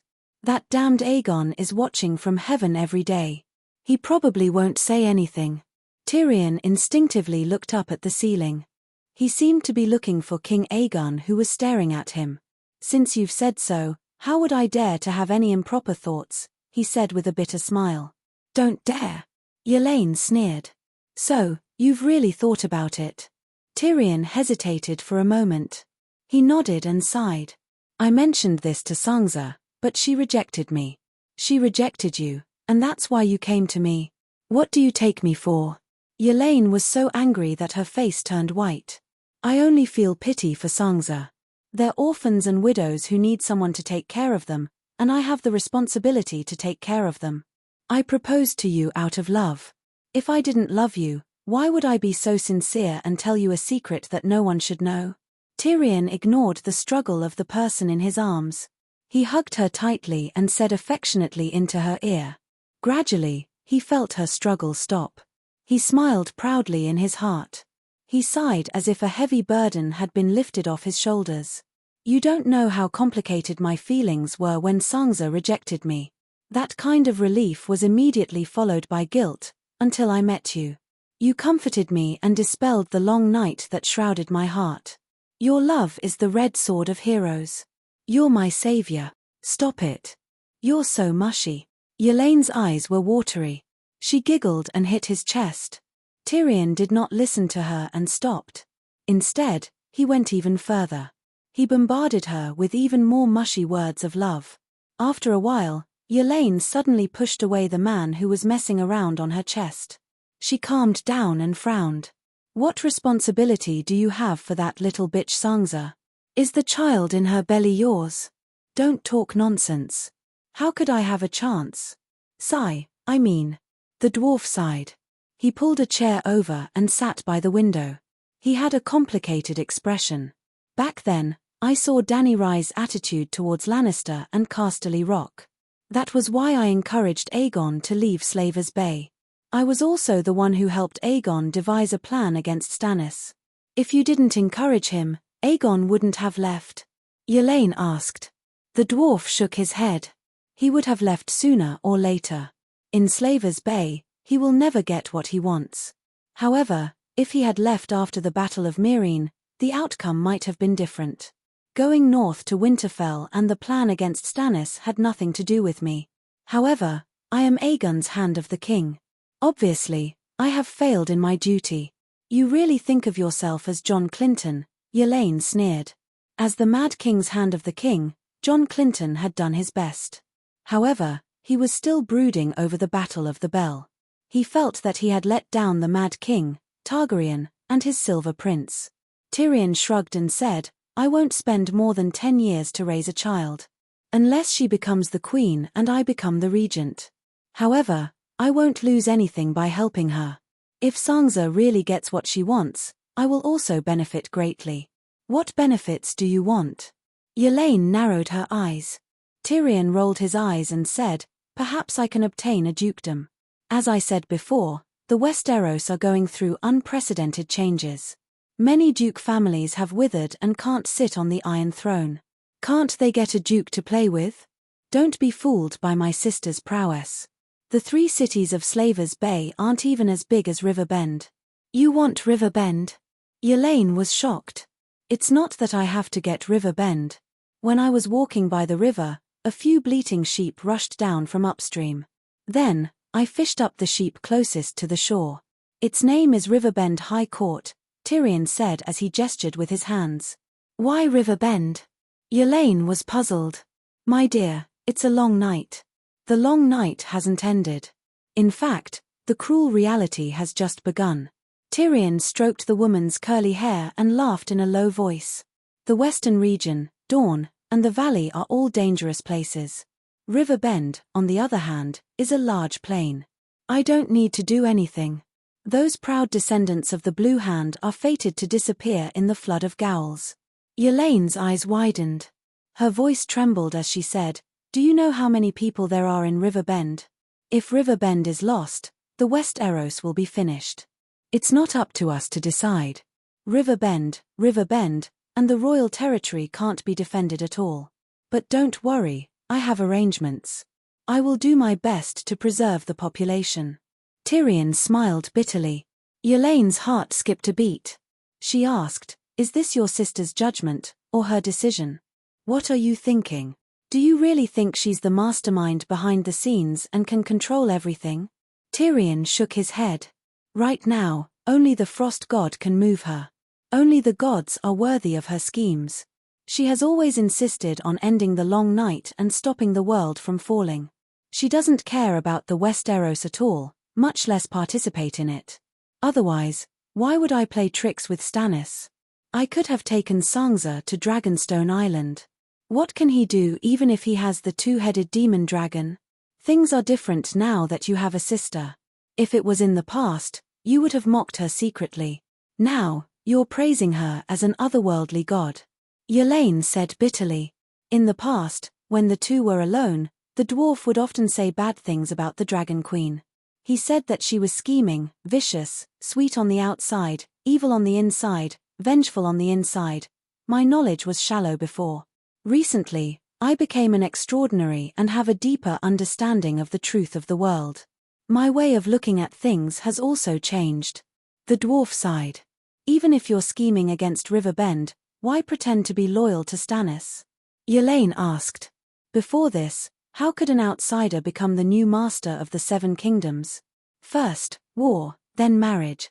Not to mention that I don't have the power to start a war. Even if I did, it's already the long night.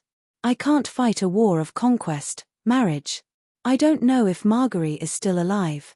But even if she isn't, Yulun won't let her go. Hair. Tyrion suddenly started to laugh, and he looked a little lewd. A duke's moral integrity is no different from a woman's chastity. The first time is the most precious and the hardest to give up. But after the first time... Ouch! Before the dwarf could finish his words, Yelaine slapped him in the face. He couldn't help but cry out in pain. Your words are crude, but the logic is not. When Stannis uses the demonic dragon to force them to acknowledge Yassel, it will be much easier for me to replace Yassel. The surviving Riverbend dukes will definitely hate me, but they will only hate Stannis for forcing them to hand over their first time. Maybe I can even become the savior and save them from the oppression of the two-headed demonic dragon. At this point, he clapped his hands excitedly. Let Stannis be the villain, and we will silently make a fortune behind him. Just like my shrewd sister, didn't she also use Stannis to deal with the surrenders who sacrificed the deviants? All the sins and hatred will be borne by him, and she will only be responsible for being the Holy Mother of Salvation. You're thinking too much. Riverbend is still in Tyrmine's hands. Yelaine sneered. No, Tyrmine only controls one city, High Court. Just like Yulun's regent husband, he is only the king of the King's Landing and not the king of the Seven Kingdoms. Chapter 861. Due to the siphoning effect of the capital, the cities near the capital would not be too big. In the world of the Song of Ice and Fire, this rule was applicable. Rosby City was 30 kilometers north of the King's Landing. The city was small and had no bustling commercial districts or tall and magnificent buildings. Besides the castle of the Rosby family, there were huts made of wood and mud everywhere.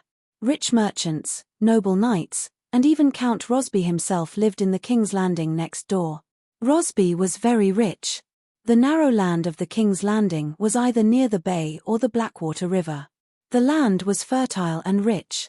During the War of the Four Kings, the food provided by Rosby and Stockworth Castle, Bronze Territory, was enough to satisfy half of the needs of the King's Landing. Because of the War of the Four Kings, Rosby City could not support Erlu's 20,000 Valley army. That day, under the dim sky, a winged dragon flew from the east and landed on the spacious drill ground in front of Rosby Castle. There were many people on the drill ground, but no one cared about the old knight who came down from the winged dragon. Hundreds of people were gathered in a circle and performing a ritual. Davos was the hand of the king. As he approached, the people in front of him made way for him. After a while, the Onion Knight squeezed to the front. At the center of the pile of wood, he saw the cold-faced king, the graceful red-robed woman, and the 8 knights who were tied to wooden stakes and begging for mercy. What's the matter? Davos found his son, Stannis. Not Erlu, but Davos' 6th son. The Onion Knight had 7 sons. The first 4 died in the Battle of the Blackwater River and were indirectly destroyed by the gnomes. The 5th son, Devon, was 15 years old. He was Erlu's attendant. But one day, the Onion Knight noticed the way Devon looked at Melisandre. That was the way a man looked at a woman. It was full of strong desire and uncontrollable love. He asked around and found out that when Erlu left the Great Wall for Winterfell, he didn't bring Devon with him because Melisandre asked him to stay with her. Actually, This was a misunderstanding. Melisandre knew that the Onion Knight didn't like her, but she respected his character. The reason why she left Dai Feng behind was not because of the loneliness that Davos was worried about, but because the red-robed woman knew that Erlu's trip would be dangerous, and Dai Feng would most likely never return. She pitied Onion Knight because 4 of his children had died at the Blackwater River. That was why she wanted to protect Dai Feng. She understood Dai Feng's love for her and was happy about it, but she didn't do anything to him. Davos did not know the twists and turns of the story, so he left Dai Feng in the rainforest with the excuse that he had left home to visit his mother. Out of loyalty to Erlu, he brought his 13-year-old son to serve Erlu. The 6th was named Stannis, and the 10-year-old 7th was even more awesome. He was named Stephen, Erlu's father's name. They are Bravo's mercenaries. They disobeyed His Majesty's orders. Not only did they leave the area they were stationed at, but they also kidnapped a 14-year-old peasant girl in a village 3 miles away and, little Stannis' childish face was filled with anger, and the way he looked at the mercenaries on the pillar was filled with a kind of fanaticism that made Davos' heart skip a beat. This child had only been with His Majesty for a few days, and he was already looking forward to being burned alive. Davos thought worriedly. Erlu stood quietly in front of the pillar, listening to the pleas of every prisoner before he turned around. His gaze first swept across the short and stocky Sir Song-Ji and Sir Richard with the scarred face. Without any hesitation, he continued to look behind. "Arthur, can you do it? Your Majesty, your faith is the one I serve." A simple and stout middle-aged man with protruding ears said in a deep voice. "Then let's begin." Erlu sighed softly. In the past, the ones who led the blazing Red Heart Knights in the sacrificial ceremony were Gordy Farlin and Richard. After Gordy was slapped to death by Great John, Sir Song-Ji took over. Now, although Richard still wore the blazing red heart cloak, there was a bright white heptagram on his chest. Even though Song-Ji's attire was no different from before, he had died once, and his soul did not report to the Light King. Instead, he was resurrected by the Dragon Queen. What did this mean? Song-Ji had also lost his faith in Lalo. People without faith could not lead believers in the sacrificial ceremony. On the other hand, Arthur Florence was an opportunist. He converted to the Light King to gain the favor of the king and queen to gain power. His faith was not as pure as Gordy and Richard's. "King of Light, listen to us," Yassel shouted. "Light King, protect us." The Red God believers chanted in unison. Because the night is long, and danger lurks everywhere. Sir Yassir looked up at the dark sky and shouted, "O Allah, please return the light of day to us, please lead us straight in and annihilate the enemy. Please banish the dark clouds that cover the sky, and let us bask in the light of the stars." The believers prayed, "Light King, protect us and banish the merciless darkness." With a look from Melisandre, the firewood around the 8 stakes burst into flames. The sacrifices began to howl and curse. "Lalo," Sir Arthur raised his voice. "We offer you 8 sinners. Pure and sincere, worshipping Allah. With their blood, we offer sacrifice.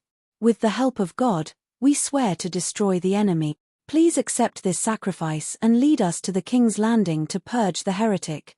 Light King, accept the sacrifice." Hundreds of voices shouted at the same time. The flames greedily licked the skin and hair of the sacrifices.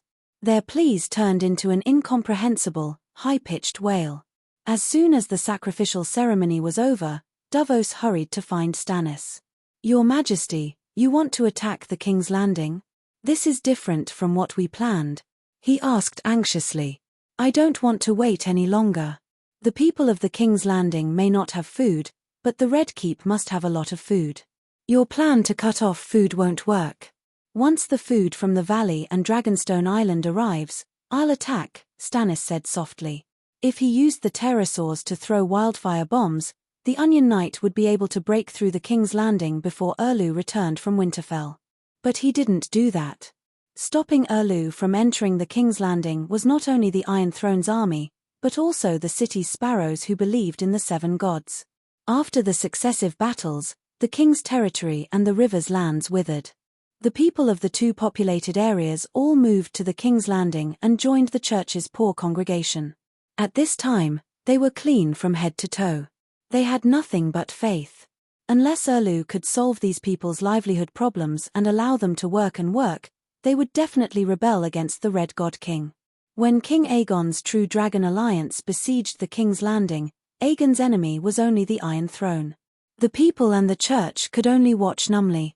Facing the Erlu army attacking the King's Landing, the hundreds of thousands of sparrows in the King's Landing were agitated. They picked up wooden sticks, bricks, and rusty kitchen knives, climbed up the city wall, and even poured out of the city gate, shouting the slogan "Long live the Seven Gods," for the Holy Mother. They wanted to use their flesh and blood to fight the Valley army that was attacking the city. The vassals of the Valley were the first to shrink back. They also believed in the Seven Gods. They sided with Erlu only because of political needs. They had no loyalty. It was impossible for them to kill the believers of the Seven Gods for Erlu. The last person to kill the believers of the church was Meg during the founding of the kingdom. But what happened to Meg? Meg still had dragons, Balerion. Even someone as crazy as Cersei only dared to secretly kill the sparrows. Other than the sparrows, the countless old, young, sick, and weak refugees squeezed under the city walls were also a big problem. King's Landing was crowded with people. If they burned the city with kerosene bombs, many innocent people would be affected. Even if Davos dared to kill the armed forces of the church like Meg, he could not bear to kill the ordinary people. Therefore, he only blocked the land passage between King's Landing and Highland, blocked the sea passage of Blackwater Bay, cut off the food supply into the city, and forced the starving people of King's Landing to open the city and surrender. Then, he comforted the believers and people who had fainted from hunger with food. "Your Majesty, if you burn King's Landing and kill the people, the vassals of the Valley will no longer be loyal to you. The mercenaries hired from Bravos are not trustworthy at all. They even want to terminate the employment contract and escape back to Bravos, where there are no other ghosts. At that time, even if the city gates of King's Landing are open, you will have no soldiers. How will you occupy King's Landing? How will you rule the country?" Davos advised bitterly. Without a base, this was indeed one of the problems that Erlu was facing. As the Duke of Dragonstone Island with a small territory, he did not have many confidants to begin with. After wandering around the northern region, he lost Storm's End Castle and Dragonstone Island. He was completely alone, with only a few hundred knights of Red Heart. The Bravos mercenaries, the northern region's 2,000 cavalrymen, and the vassals of the Valley seemed to be powerful, but he could not rely on them as a foundation. In the past, Erlu would have clenched his jaw and ground his teeth. But now, he was pale and lifeless. His shriveled cheeks did not even show a trace of emotion. He only said indifferently, "Davos, I don't have time to waste. It's night now, and the other ghosts are infiltrating Neck Swamp and going south to Hadjen. If you are indecisive, you will be in trouble." Davos sighed helplessly.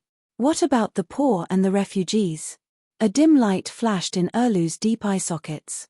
He said, "As long as the people can temporarily fill their stomachs, they won't care if the Iron Throne is an angel or a demon. They love Margaery, who murdered her husband, and call her Holy Mother Margaery because the High Court brings them bread and cheese. They accept the rule of the bastard Tommen and the criminal Cersei because the food from the High Court can sustain their lives. I believe in the Red God, but are you Lun a devout believer of the Seven Gods?" Erlu patted the king's hand's shoulder and said indifferently, "The people are much easier to deal with than the nobles. As long as they don't starve to death, they are the most obedient people. The nobles' desires are endless. It seems that they will never be satisfied unless they sit on the Iron Throne. For example, that woman, that dwarf. Have you reached an agreement?" Tyrion rejected the suggestion of dividing Hadjen into two. Davos explained the details of the negotiations that afternoon. Dany Rise can give up the Iron Throne, but she wants to inherit the Targaryen ancestors' land, which is the king's domain. If the new king is unwilling to move away from the King's Landing, he can compensate with other lands close to Dragonstone Island, such as the Three Rivers Basin. The Targaryens are just outsiders. "What land do they have?" Erlu said coldly. "Your Majesty, forgive me for being blunt, but your ancestor Theon Bella and Aegon the Conqueror are in cahoots," Davos said awkwardly. "They are all foreign bandits." Chapter 862. But I have the bloodline of Storm King Duran Durant, Olu said coldly. Gods Sorrow Duran and city builder Brandon were legendary heroes of the same era. They were not of the same age, with a difference of more than 1,000 years. However, Duran and Brandon were both extraordinaries, while Duran was most likely a demigod who had lived for more than 1,000 years. In his later years, Duran had interacted with Brandon in his youth. Duran abducted the daughter of the sea god and storm god, Yini, a mermaid. The gods were furious and destroyed his city and tribe. The entire Storm Kingdom wailed in the storm, but the gods could not kill Duran. Duran even dared to declare war against the two gods. Brandon helped him, or at least helped him build the Storm's End fortress to block the waves and storms. After the first long night, Brandon created the Stark faction in Winterfell, while Duran created the Durant faction in Storm's End fortress. Until 300 years ago, when Aegon the Conqueror landed in the West Eros. Erlu's ancestor, Oris Byra, killed the last Durant and married his only daughter. In a sense, Erlu and his daughter, Shireen, were descendants of the gods. They had Yini's bloodline, and Yini was the daughter of the storm god and sea god. Many nobles with thousands of years of history still lost their lands and castles. No one cared about what happened to them because they were insignificant. However, the Dragon Queen is different. She has the power to claim her inheritance. In fact, if she is willing, the Iron Throne is hers, Davos sighed. Erlu closed his eyes for a moment and said, I only want 200 kilometers of land around the King's Landing. I will leave the rest to her and compensate her with 1/6 of the Three River Basin. The rest of her gen will be divided equally between Tully and Sansa. Even if 1/6 of it is divided equally, it is still bigger than the land of the king. What are they not satisfied with? That's true, but... Davos said hesitantly. Your Majesty, we don't have the power to make the decision. Tyrion refused to divide Hudgen County equally. What he wanted was a complete duchy. We haven't even taken down the King's Landing, and we're still far from unifying the Seven Kingdoms. To put it bluntly, you don't even have the qualifications to make Madame Sansa and Tyrion submit to you. Now, they are proposing to exchange their loyalty for a dukedom. It may be difficult for you to accept, but for them, is it the best choice? In the worst-case scenario, they would bring the food to Dragonstone Island and continue to watch from the sidelines, waiting for the opportunity to kill the variant Ghost King. Are you going to reject Madame Sansa's arrangement of her vassals to fight the deviants? Or, how will you stop her sister from snatching King Igui's head again? Erlu's face was gloomy and he remained silent. Davos sighed and continued, to put it bluntly, the Dragon Queen is too powerful now. She has the Megalosaurus, the Holy Mother's blessing, and the magic power to resist the Frost God. So, she's the one who makes the rules of the game, and we're just players. The rules she made the one who ends the long night is king are simple and fair, so it's easy for the people of the Seven Kingdoms to accept. You took down the King's Landing and sat on the Iron Throne to better unify your forces and strive to become the first on the heroes of the Long Night list. But Stark has the King of the North, Jon, the Three-Eyed Crow, Bran, and the powerful assassin Arya. Madame Sansa has the ability and opportunity to fulfill the promise of the one who ends the long night as king. We're afraid of her, so if we make her submit, we'll eliminate one of our biggest competitors. The price of a duchy is not too much. Erlu's face was gloomy as he paced back and forth by the fireplace. Davos stood at the side and looked at him. The king was thinner than before. In the past, only his cheeks were thin, but his body and limbs were strong and powerful, not losing to any knight. But now, Davos could see the dark green, almost black veins protruding from the king's hands. The armor he had worn for decades now seemed to be loose. What was more terrifying than his thinness was his mental state. His sunken eye sockets were so deep that an egg could be stuffed into them. The dark circles under his eyes were like bacon that had been smoked in a chimney for half a year. Davos knew that ever since his resurrection, his king could barely sleep. Or rather, he did not need to sleep, and he barely ate. Davos wanted to know where the energy the king needed for his daily activities came from if he did not sleep or eat. Do you know why I refused to give the valley to Sansa? The valley is not my fief. Stannis suddenly stopped and turned around to ask. Davos was stunned for a moment before he said, "For the sake of balance, if the valley belongs to Sangza Stark and Hadjen still belongs to Tully, then the alliance between Hadjen, the north, and the valley will be formed again. The royal authority will be seriously threatened." This was not the first time they had discussed this issue. The king's hand spoke smoothly. "That's right. I haven't forgotten how Targaryen lost the war of the usurpers." Erlu nodded. "Your Majesty, with all due respect, you should only consider the king's problems when you are king. You are not king yet." Davos looked at the king expectantly after he finished speaking. He hoped that the king would glare and grit his teeth to vent his anger. He was disappointed once again. The king's gaze only grew darker and gloomier, making him panic. So he quickly said the imp's suggestion before he left. "Your Majesty, Tyrion hopes to protect Lannister's position. As long as you do not attack the west before the end of the long night, and after taking the King's Landing and capturing Cersei, hand her over to him unharmed, he can persuade Sansa to make concessions." "What kind of concessions?" Erlu asked. "He can persuade Sansa to give up the valley and the river, but you will have to pay 5 million gold royals for the 100,000 tons of food." 5 million. Erlu thought for a moment and said, "This price is not too expensive in the long night, so I can agree to it. But can he make the decision for Sansa? I only need Sansa to submit to me. I don't care about Tyrion himself." For a moment, Davos's expression became very strange. He said that Sansa is his lover now, and that his handsome face and the 12 cries of spring are guaranteed to make her listen to him. He blushed and hung his head as he stammered. "Shameless." Erlu cursed. "Shameless indeed, but he is very handsome now. He can make many girls blush and shout when he walks down the street. He should be able to sleep with, persuade Lady Sansa," Davos said.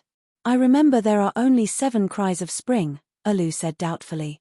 "Your Majesty," Davos suddenly raised his head and looked at his king, his face full of shock. Erlu looked calm and said, "When I was Robert's minister, I once cleaned up the brothels in King's Landing." Davos remembered. There was indeed such a thing. The cries of spring were invented by the nobles of Valeglia. There were originally more than 7, but only 7 were passed down in Yuan Kai. The imp saw the secret manual in the Dragon Queen's private library, the king's hand said awkwardly. "I didn't expect her to be that kind of person," Erlu muttered. Davos was pleasantly surprised to see that His Majesty had a shocked expression again. He hesitated. Should he remind the king? The Dragon Queen was Saint Dany, and the imp could not be Saint Dany. In the end, in order to shock the king a little longer, he said sorry to the Dragon Queen in his heart. Well, it didn't matter if he said it. The king knew that the Holy Mother was fake, so Saint Dany was fake too. After a while, Erlu returned to his calm expression and said, "I can't take out 5 million gold royals now. Why don't you make a trip to Bravos?" "Your Majesty, Tyrion doesn't want the gold royals immediately. He wants you to use Storm's End Castle as collateral. And he wants to wait until the long night is over before a direct descendant of Theon Bearer can come forward and redeem Storm's End Castle with 500 gold royals," Davos said hesitantly. He thought of Princess Shireen. If she died, his king would have no heir. If something happened during the long night, then Storm's End Castle. Erlu was stunned, and said in realization, "I see. His real target is Theon Bearer's family's Storm's End Castle. He thinks that I won't live through the long night. If I die, Shireen." His pupils dilated, as if he was going into shock. However, his face was extremely distorted, and he could not say a single word even though he made some noise in his throat. Plop, his body seemed to have lost all strength. He trembled as he knelt on the ground, and vomited large mouthfuls of white and red things. A rancid and rotten smell filled the room. "Your Majesty." Davos hurriedly squatted down, trying to help the king up. Shireen, what have I done?" Erlu let out an extremely painful wail with his soul. "Your Majesty." Davos' arm, which was on the king's shoulder, froze. A terrifying memory that was buried deep in his heart was awakened. Tears blurred his eyes and flowed down the gully on his cheeks. "Your Majesty." He hugged the pitiful person who was trembling in his arms, and his heart was filled with extreme sorrow. The scene of them hugging each other did not last long. Erlu's heart was like a bathtub with a plug pulled out. Under normal circumstances, no matter how much emotion he poured into it, it would immediately flow out along the pipe.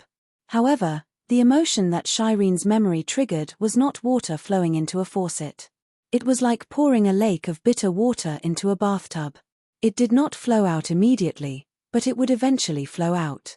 Erlu slowly stood up, wiped away the filth at the corner of his mouth, and said coldly, "Promise him." What? Davos was a normal person with no holes in his heart. He was still immersed in the sadness of Princess Shirene and King Stannis' tragic fate, and was momentarily stunned.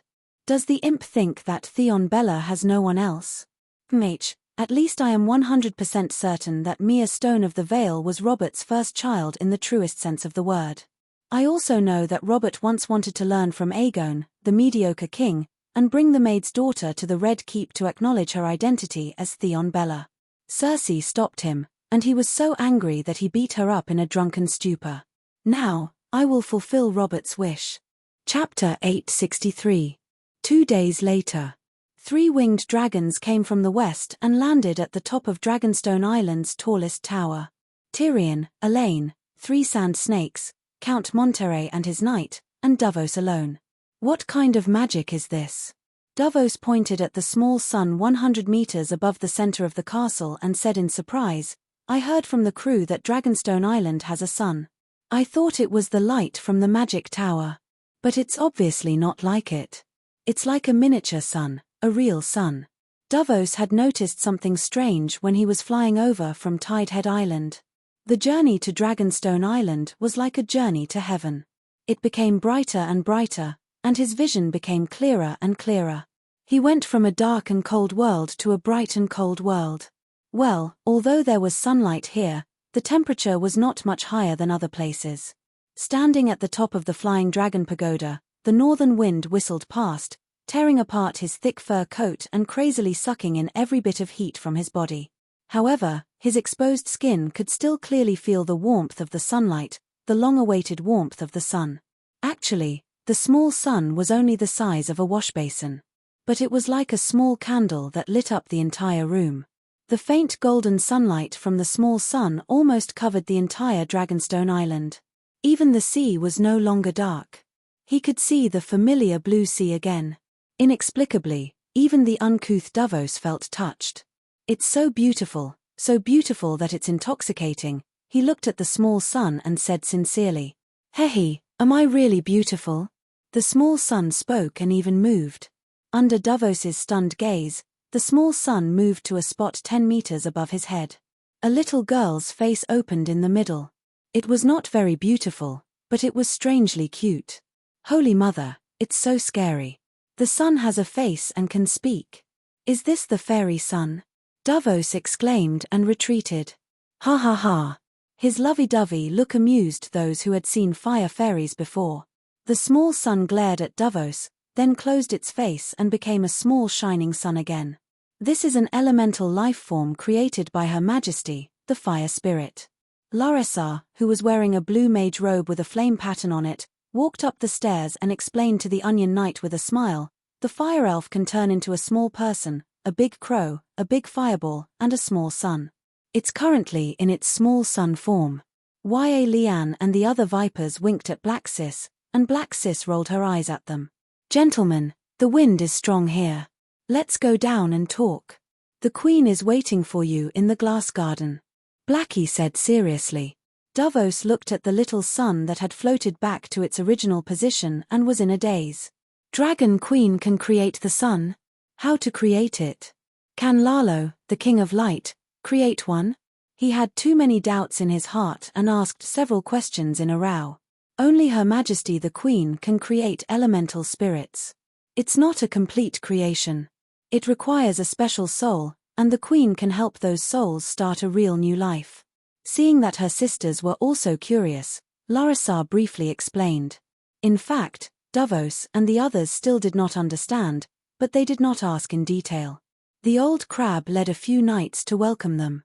After the greetings, Lian and the vipers followed Black Sis to the living room. Only Tyrion, Davos, and the young Earl Monterey followed the old crab to the glass garden in the backyard. As they walked and looked, Davos could not help but feel a little sad. He was no stranger to Dragonstone Island. In the 16 years when Stannis was the Duke of Dragonstone Island, he often went in and out of this magnificent stone castle. Now, other than the change of the wall carpet and banner, the scenery was not much different from before. But the people of the past had all changed. Earl Seaworth.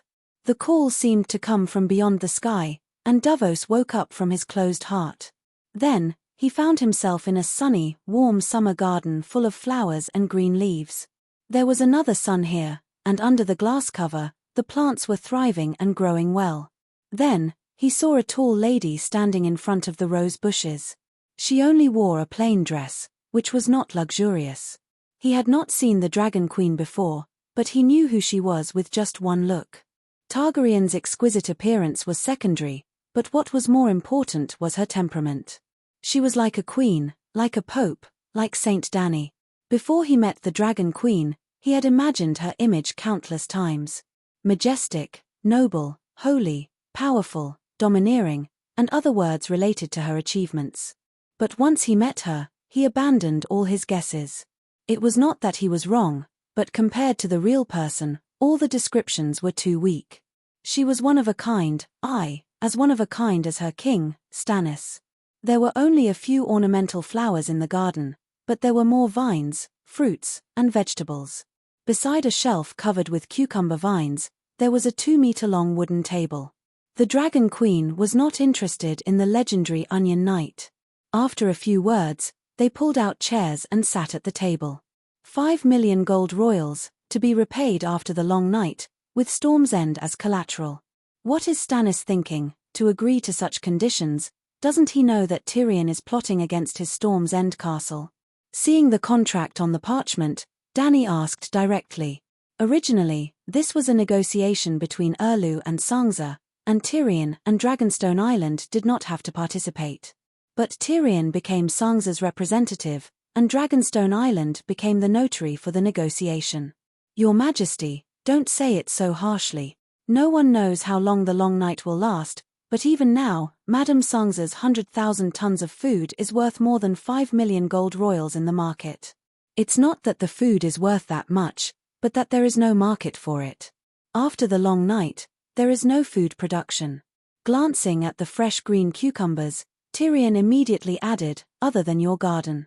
If I were Stannis, he looked at Davos and smiled, I would sell a large portion of the 100,000 tons of food, and use the money to repay Sansa's debt of 5 million. The rest of the food would be given away for free, and I would also get rid of a competitor for the Iron Throne. It's a win-win situation, and there is no danger of losing Storm's End Castle. Davos's face that had been eroded by the passage of time showed an expression of shock and doubt. Indeed, if he followed the dwarf's plan, Stannis would not lose anything, but the dwarf would not be so kind. Actually, as a smuggler, he did not need the dwarf's reminder to notice this bug. Because of this, he did not reject Tyrion's suggestion, and told his king about it. He had been thinking about it for the past few days, but he could not figure out Tyrion's motive, so he thought that the clever dwarf had finally been stupid for once, leaving such a flaw. But now, he said it out loud, what is your motive? He could not figure it out, so he asked directly. Tyrion met the doubtful eyes of the Onion Knight with the most sincere gaze. I am just looking at the big picture, and do not want to see the humans fighting among themselves when the other ghosts invade the city. Look at my queen sister, he pointed at Dany, the Iron Throne is within her reach. She has a grudge against Theon Bella, Lannister, and Stark for destroying her country, but when the greatest disaster befell the human race, she stepped forward without hesitation to face the strongest enemy, and obtain the most insignificant benefits. I was once as despicable and shameless as Stannis, but now I have decided to be a good person who is brave enough to sacrifice. Dany looked at him sarcastically, but did not say anything. If you are so selfless, there is no need for you to sign such a contract. Just learn from Her Majesty, and use free food to help the poor, Davos said. Being despicable is the passport of the despicable. I want to be noble, but I don't want to be noble as my epitaph. The dwarf shook his head. You are not here to negotiate. The negotiation has already ended at Tidehead Island, and I am only here to witness the signing of the contract. If the negotiation is not successful, you can go back to Spice Town. Danny said impatiently. Davos looked at the dwarf deeply, picked up a pen, and wrote his name on the parchment, then used the king's hand seal to leave a mark on the name. After Tyrion finished signing, the Onion Knight said coldly, "No matter what scheme you have, it will not succeed in the end. His Majesty Stannis has already acknowledged Mia Stone's identity. She is a super illegitimate child just like you. Not only does she have the right to inherit Theon Bella, but she is also the real Duke of Storm's End." Mia Stone? Tyrion was stunned for a moment, then he smiled naturally and said, "I know her. That appearance, that physique, she is indeed Robert's child. What a pity for the best young swordsman of the valley." Best swordsman? Davos was confused. Tyrion smiled and said, "Your Crown Princess's ex-boyfriend, Sir Michael Redford, is known as the best swordsman of the valley's younger generation. He is the youngest son without the right to inherit the Crown Princess, but in the end, he disliked her identity as an illegitimate child and married the youngest daughter of Bronze Yohn." "How do you know so much?" Davos asked cautiously. Tyrion waved his hand and said, "As a dwarf, I have to have some advantages outside of my body, such as insight and memory." Davos knew that he could not get any more useful information from the dwarf, so he put away the Book of Holy Covenant and turned to Dany and asked, "Your Majesty, His Majesty Stannis has decided to launch an attack on King's Landing as soon as the food from Dragonstone Island arrives at Blackwater River. What do you think?" From the beginning of the negotiation to the signing of the contract, more than half a month had passed. The food from Tarth Island was stored on Dragonstone Island. "I have no objections." Dany shook her head. "The followers of the Church of the Seven Gods at King's Landing are very hostile to His Majesty Stannis. I'm afraid there will be many casualties," Davos said carefully. "Then don't attack King's Landing," Dany said. "The arrow is already on the bow." Davos smiled bitterly and shook his head. "Then why are you asking me? You are the Pope, I don't know if you can persuade." Davos lowered his head, unable to continue. Dany seemed to be very easy to talk to.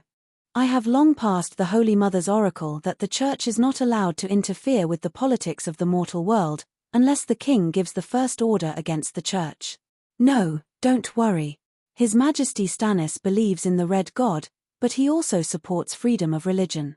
I have always believed in the Seven Gods," Davos quickly said. "Ha, freedom of religion." Chapter 864. Davos left and did not stay for lunch. The young count also went to the garden to pick strawberries. At this moment, only Dany and the dwarf were sitting at the table beside the cucumber vine. Tyrion called out, "Dany, Dany raised her voice and looked at him from the corner of her eyes. "Is Dany something you can call?" The dwarf understood. He rubbed his nose and smiled, "Your Majesty." Dany looked better. "You intend to give up on the believers of King's Landing? If Stannis enters King's Landing, it will be a huge blow to the Church of Seven," Tyrion said seriously.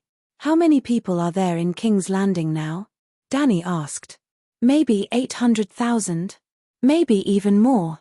The people of Hadjen, the royal domain, and the Stormlands are all moving to King's Landing.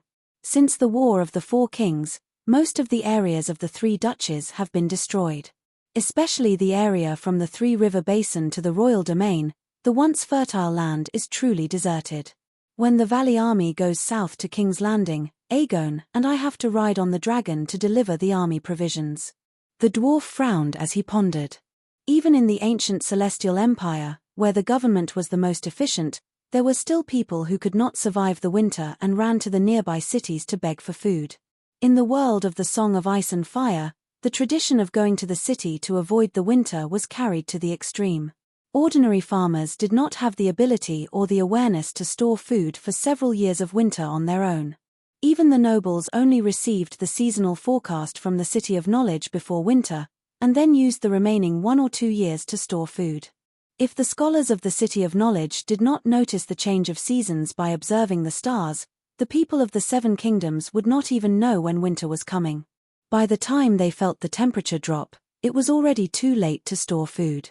Every winter, not only the people of the Northern Territory gathered at the nobles' castles, but also the people of Hadjen, the royal domain, and the Stormlands. In summer, including the floating population, King's Landing had 500,000 people. In winter, the number would fluctuate between 500,000 and 1 million. It was no longer winter, but a long night. The people of the royal domain were not the only ones flocking over. The people of several kingdoms could not survive. Have you ever seen a sardine barrel? King's Landing was now like a barrel full of people, a barrel of explosives, and no one could save them. Even I can't support so many people. Moreover, King's Landing will definitely fall when the deviant ghost army moves south. Dany said helplessly. Why? The King's Landing is right next to Dragonstone Island. We can provide reinforcements at any time, Tyrion exclaimed. How high are the walls of King's Landing? Dany asked. Tyrion thought for a while and said, the side near the Blackwater River is shorter. The standard height is 8 meters, but the north side is more than 12 meters, and the highest is 15 meters. You've been to Winterfell. Do you know how high the Winterfell walls are? Why must your cultivation be so high? Dany reminded. Tyrion was shocked, but he understood what was going on. King's Landing was a normal ancient city, and its walls were about the same height as the ancient Celestial Empire. This was because King's Landing was located at the bay, which was closer to the south. In winter, the temperature was much higher than in the north, and there wasn't much snow. In an ordinary winter in the north, even on the plains, there would be 12 meters of snow. Because of the thick snow, the night watchers lived underground, using the worm tunnel to pass through various buildings. We can use the dragon flame to burn the snow, Tyrion said. Perhaps Stannis thought so, but King's Landing is too big. Dany sighed. King's Landing included 3 large hills, with a total area of more than 50 square kilometers. Even if Aegon Hill faced the bay, there was still a 40-kilometer-long wall to defend. Winterfell only has a 1.5-kilometer wall, with more than 5,000 soldiers taking turns to defend it, and more than 8,000 soldiers as reserves. Even if King's Landing has a large population, and every citizen is a soldier in an emergency, King's Landing has no danger to rely on. The cost of defending it is very high, and it won't last long. Tyrion frowned and said, if that's the case, do you have any plans? We can't just give up, right? There are hundreds of thousands of people in the city. As for King's Landing, we've discussed it a few times in the Ghost Resistance United Front Committee. My suggestion is to evacuate the people immediately. Tidehead Island can take in 200,000 old, weak, sick, and young, and the young and strong south to Storm's End Castle. Storm's End Castle will have 50,000 people, and the rest will be divided into 2 groups. One group will go to Brittany's Taz Island, and the other group will go to Dawn along the Bone Road. Sansa is so lucky. Dany had to sigh. I didn't realize it before, but now I realize that Taz Island is the largest island in the Narrow Sea. It's 200 kilometers long and 100 kilometers wide. It's very close to Storm's End Castle, Dragonstone Island, and King's Landing. It's like Noah's Ark in the long night. The reason why I asked for Theon's Wind's End Castle as collateral is because of Taz Island's geographical advantage. Taz Island is the rear, and Storm's End Castle is the front line against the other ghost army. We'll probably be the ones to survive until the end. Tyrion smiled as he explained his plan. You? Dany glanced at him. Sansa seems to have rejected your proposal, and you're dating the Princess of Dawn. I heard that you're getting engaged soon. Sansa, she. Tyrion's expression became very complicated. Compared to when she married me, she's a completely different person now. When she was in King's Landing, her life and freedom were controlled by others, and she understood the value of power. Even if she didn't experience it, she had seen how others used power to manipulate others, including her own fate. In the valley, with Littlefinger by her side, she began to learn how to seize and use power. Now, she's become a qualified power player. She won't marry me, because as her husband, I'll be a strong contender for the Iron Throne. But as her Hand of the King, I'll never be able to surpass her. It's very likely that the story between Yulun and my sister will make her wary. She's better than Cersei in this aspect. She's good at learning. Cersei will definitely remember the lesson of being usurped by the king's husband and learn from it. You know her well, Dany said in surprise. I've seen her transform from a naive girl in the north to the current Lady Sangza. I've even participated in some of the processes. How can I not know her?" Tyrion smiled bitterly and shook his head. He then asked curiously, "The plan to relocate the people of King's Landing is not bad. Why hasn't it been implemented yet?" "I'm just one of the chairmen of the Ghost Resistance Committee," Dany said. "Who disagrees?" "Too many people disagreed. Forget about the others. I can make the decision and ask the committee to leave. But even the people of King's Landing aren't willing." "What can I do?" Dany said calmly. The Iron Throne and the Great Cathedral of Baelor had both received the Dragon Queen's relocation plan. Yulun and the other ministers had immediately rejected it. This was expected. Leaving the Iron Throne of King's Landing was like leaving the Emperor of Han in Luoyang. But the rejection of the people of King's Landing really surprised Dany. Without the seal of the Holy Mother, she couldn't use holy healing. She didn't even have the face to become an archbishop. Therefore, every archbishop was a devout believer of the seven gods. In other words, the higher-ups of the Church of King's Landing, the archbishops, were all true believers. In the face of the Pope's edict, the monks and bishops of the Great Cathedral of Baelor didn't hesitate. Even if they had other thoughts, they were willing to listen to Saint Dany. After all, there were only 2 children of the 7 gods in the world. The Great Sparrow was dead, and only Saint Dany was left to represent the Holy Mother. If they didn't listen to the Holy Mother, would they betray the Church? During this period of time, the Great Cathedral of Bel had been building fortifications. They sealed the main doors and small doors, smashed the mosaic glass windows on the lower floors, and covered them with thick bricks. In short, they wanted the Great Cathedral of Bel to become a one-way fortress. The Church had priests and sons of warriors. Of course, they wouldn't leave the King's Landing. In Dany's plan, the King's Landing could fall, but the Red Castle and the Great Cathedral of Baelor had to be defended. It was best to pin down a large number of gowls in the King's Landing like a nail, so as to reduce the pressure on the defense of other areas. Therefore, in Pope Dany's edict, a large number of bishops and the Church's armed forces stayed. Instead, the small monks and the old poor were responsible for leading the people to leave. In Dany's opinion, she was selfless to the extreme by sacrificing the Church's elite forces to resist the gowls. But the people didn't think so. They felt that the Church's upper echelons were 2 Westeros nobles. They hid in the King's Landing and enjoyed their lives, while the believers with no status fled thousands of miles and died in a foreign land. Dany felt that it was inconceivable, but it was human nature. In the hearts of the people of the 7 kingdoms, the King's Landing was the capital of the 7 kingdoms. The most normal thing for the Dragon Queen to do was to lead the 5 Megalosaurus and all the relief food to move the nest to the King's Landing. While sitting on the Iron Throne, she would also protect the hundreds of thousands of people in the capital. Didn't you see that the King of the Red Gods was still standing outside the King's Landing gate, drooling? Yes, during the Urlu siege, many bishops and nobles who believed in the 7 gods wrote to Dragonstone Island, asking the Dragon Queen to move to the King's Landing and chase away Yulun and the pagan king outside the city, so that she could be the king of the 7 kingdoms. Stannis' attack on the King's Landing this time, I'm afraid that many people will die. Tyrion could not hide the worry on his face. Dany stared at him and said, I thought you didn't care about the lives of the people.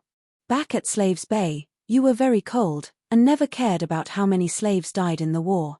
Tyrion was stunned for a moment, then he smiled and said, I'm a Westeros, isn't that normal? Just like the free cities on the other side of the narrow sea, they knew that the long night was coming, but not only did they not help, they even speculated with the Westeros and profited from the disaster. At this point, he remembered something that his sister-in-law Teresa had mentioned, so he said, Do you know that the atonement scrolls are being sold? The merchants on the other side of the narrow sea are using food and wine to buy the atonement scrolls in the hands of the people at a low price, and then sell them to the free cities at a high price. I know. Dany's lips curled into a strange smile. Why didn't you stop them? This is blasphemy against the 7 gods, and it's also ruining your plan of fighting the deviants and going to heaven. Tyrion was puzzled. Did you notice that the wind has been very strong recently, and it's always the north wind? Dany asked out of the blue. It's the long night, Of course it's the north wind. The north wind brings the cold air from beyond the Great Wall to the south, this is what you told me.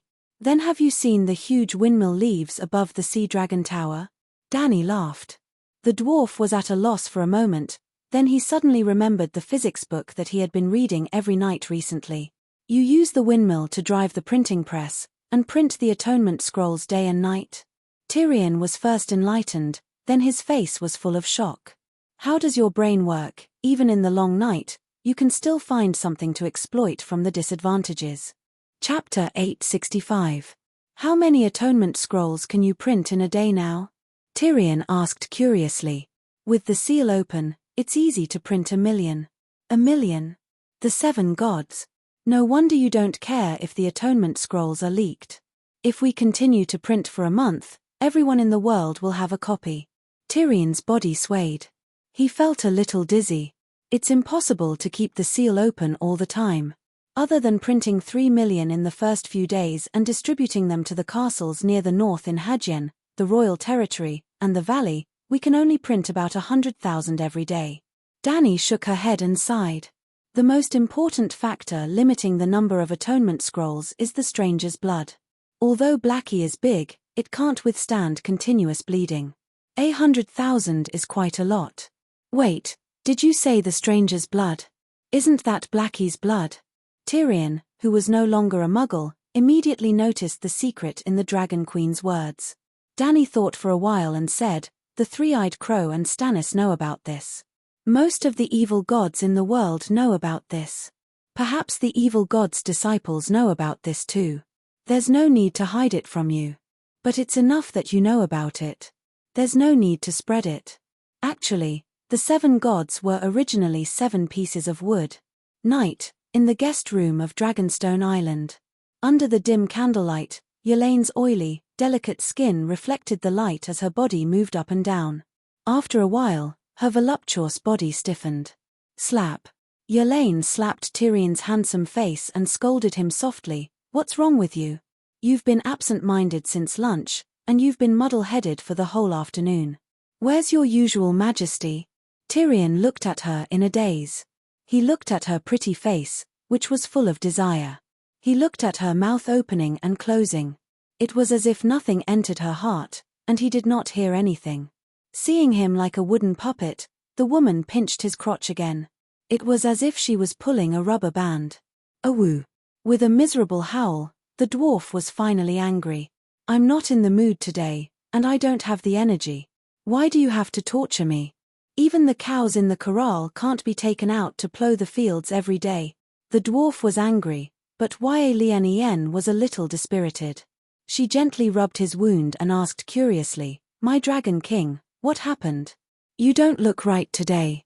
Hearing the woman gently call him Dragon King, the dwarf's anger subsided a little. Well, dwarfs have a fetish. They like to be called majestic by women when they are making love. It's just like how normal people would call my dear, "You're so beautiful" or "You're so great." For example, he liked Shway calling him Lannister's giant and the Great Lion. After following him for a while, Yelene also discovered this little secret. However, the name Lion was changed to Dragon King, while the name Giant remained the same. "I'm fine, it's just that." Tyrion hesitated for a moment before shaking his head with a bitter smile. "I have something to do, but it has nothing to do with you, so I can't tell you." "Why can't you tell me? Does it have something to do with that little bitch on Ticey Island?" Yelene's expression changed as she said warily. Speaking of this, she suddenly remembered something and asked, "You originally planned to sign the holy contract in the morning and ride the dragon to Ticey Island in the afternoon to report the results of the negotiation to that bitch. Why did you change your mind?" "Tessa." Tyrion shook his head and said, "My holy knight's seal is broken. Although Tessa remembers me and has feelings for me, I can't control her heart-to-heart anymore. If I take off rashly, I might be in danger." "Why did the holy knight's seal break?" Yelene was puzzled. "There's something wrong with my faith." "What's wrong?" Yelene was even more curious. The dwarf pushed away the woman who was crawling on his chest in annoyance. "Sigh, don't ask. Help me find a 7 Stars Bible. I want to rebuild my worldview, outlook on life, faith, and life values.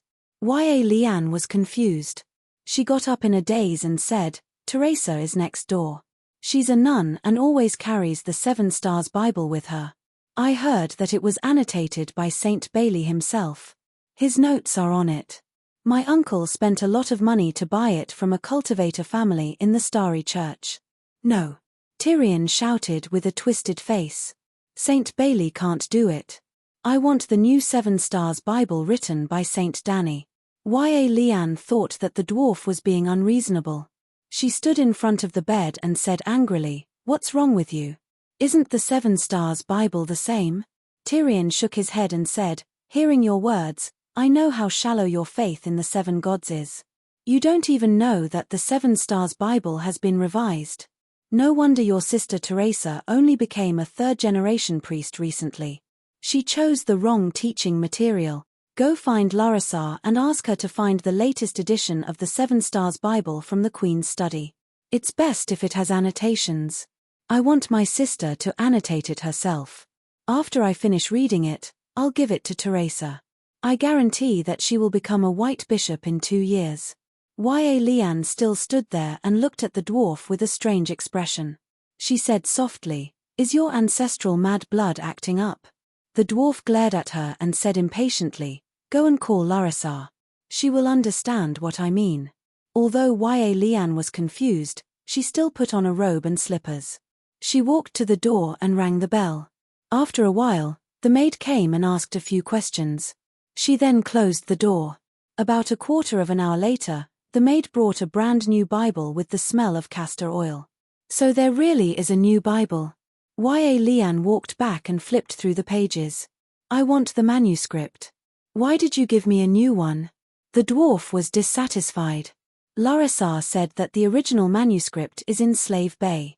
After coming to Dragonstone Island, Danny and Rise have been practicing witchcraft in the Magic Tower. They don't have the time or the mind to study the teachings of the seven gods. There is one with your sister's annotations, but it was given to the red-robed monk, Machiro. Y.A. Leanne and the dwarf lay side by side. Their chests were cushioned by a feather pillow. Their heads were leaning against each other as they read together. Interesting. Tyrion thought that it would be boring, but he gradually became fascinated. He became more and more energetic. Y.A. Leanne, on the other hand, was in a daze. She was half awake. "What's interesting?" She opened her misty eyes and asked in a muffled voice. "The book describes the birth of the universe, the creation of the world, and our current human era. The description is very..." The dwarf thought for a moment and sighed. "It's very scary. It's all true. They directly exposed the secret in the Bible for everyone to see. It's too scary. These gods and gods are strange. They change the soup but not the medicine. Their main purpose is to scare the believers and make the gods seem more sacred and great. It's fine to just casually read about it. Whoever really believes it is a fool," Y.A. Leanne said disapprovingly. "You're very insightful," Tyrion praised her. "My uncle Oberyn said so. He had studied the Holy Scriptures and had almost become a monk. However, he gave up halfway, just like how he became a scholar. It's a pity. If he were still alive, he would definitely take back what he said. Sigh, that guy likes to talk too much." Thinking about his good friend who died under the claws of the Demon Mountain because of his broken mouth, the dwarf sighed. Unexpectedly, it only took 3 days for the dwarf to regain his faith in the seven gods once more. Yes, he acknowledged the teachings of the seven gods from the bottom of his heart. It was not worship of the seven gods themselves. Not only did he recover the divine power he lost when his faith collapsed, he also found that his connection with the Holy Mother had become closer. The divine power that the seven gods gave him after praying increased. With complicated feelings, the dwarf rode on Tessa, who had signed a Dragon Knight contract with him for the 3rd time. He brought the sacred contract with Stannis to Taz Island. "You betrayed me." Sansa's hands were trembling as she held the parchment. Her face, which had become fat due to pregnancy, was twisted like a devil's. "Hey, calm down. Listen to me," the dwarf hurriedly persuaded her. "You gave my food to Stannis for free in exchange for him to let your bitch sister and Casterly Rock City go. And you want me to calm down?" Sangza roared. You want to fight for the Iron Throne with just this little bit of knowledge and shrewdness? Tyrion could not help but poke at her. All right, tell me. I'll listen. Sangza felt her stomach sink. She hurriedly took a few deep breaths to calm herself down. Storm's End Castle is now ours. It's yours, Tyrion said softly. It's only mortgaged to me. When the long night is over, he will use 5 million gold royals to redeem it. Even if he dies in the long night, Mia Byra and Theon will inherit this contract. In the end, I will only get 5 million gold royals. You, on the other hand, will not only protect Jaime and Cersei, but also Casterly Rock City, Sangza said coldly. How arrogant. A mere 5 million gold royals? Have you ever seen that much money in Stark? After complaining in his heart, the dwarf said seriously, Sangza, you have to remember one thing. In the game of power, never treat your opponent like a fool. It's better to be lenient than to be careless. Sangza's eyes flashed with contemplation. The hostility on her face lessened by a third. The dwarf sighed and said, How can I not know what you're thinking? It's nothing more than hiding together inconspicuously. If there's a chance, you'll complete the oath of the one who ends the long night will be king. If there's no chance, you'll use the chips in your hands to try to exchange for a dukedom from the new king. The problem is, you're smart, but don't treat Stannis like a fool. He's a stubborn person and has even been bewitched by the Red God. However, he still has 20 years of experience in the game of power. The other kings have withered, but he lives alone. Oh, he died once in Winterfell. Be more direct. What's wrong with my plan? Sangza said coldly. How did the Targaryens lose the Iron Throne? Tyrion didn't expect her to answer. After asking a question, he continued, in the War of the Usurpers, the Mad King and Rhaegar didn't make any tactical mistakes.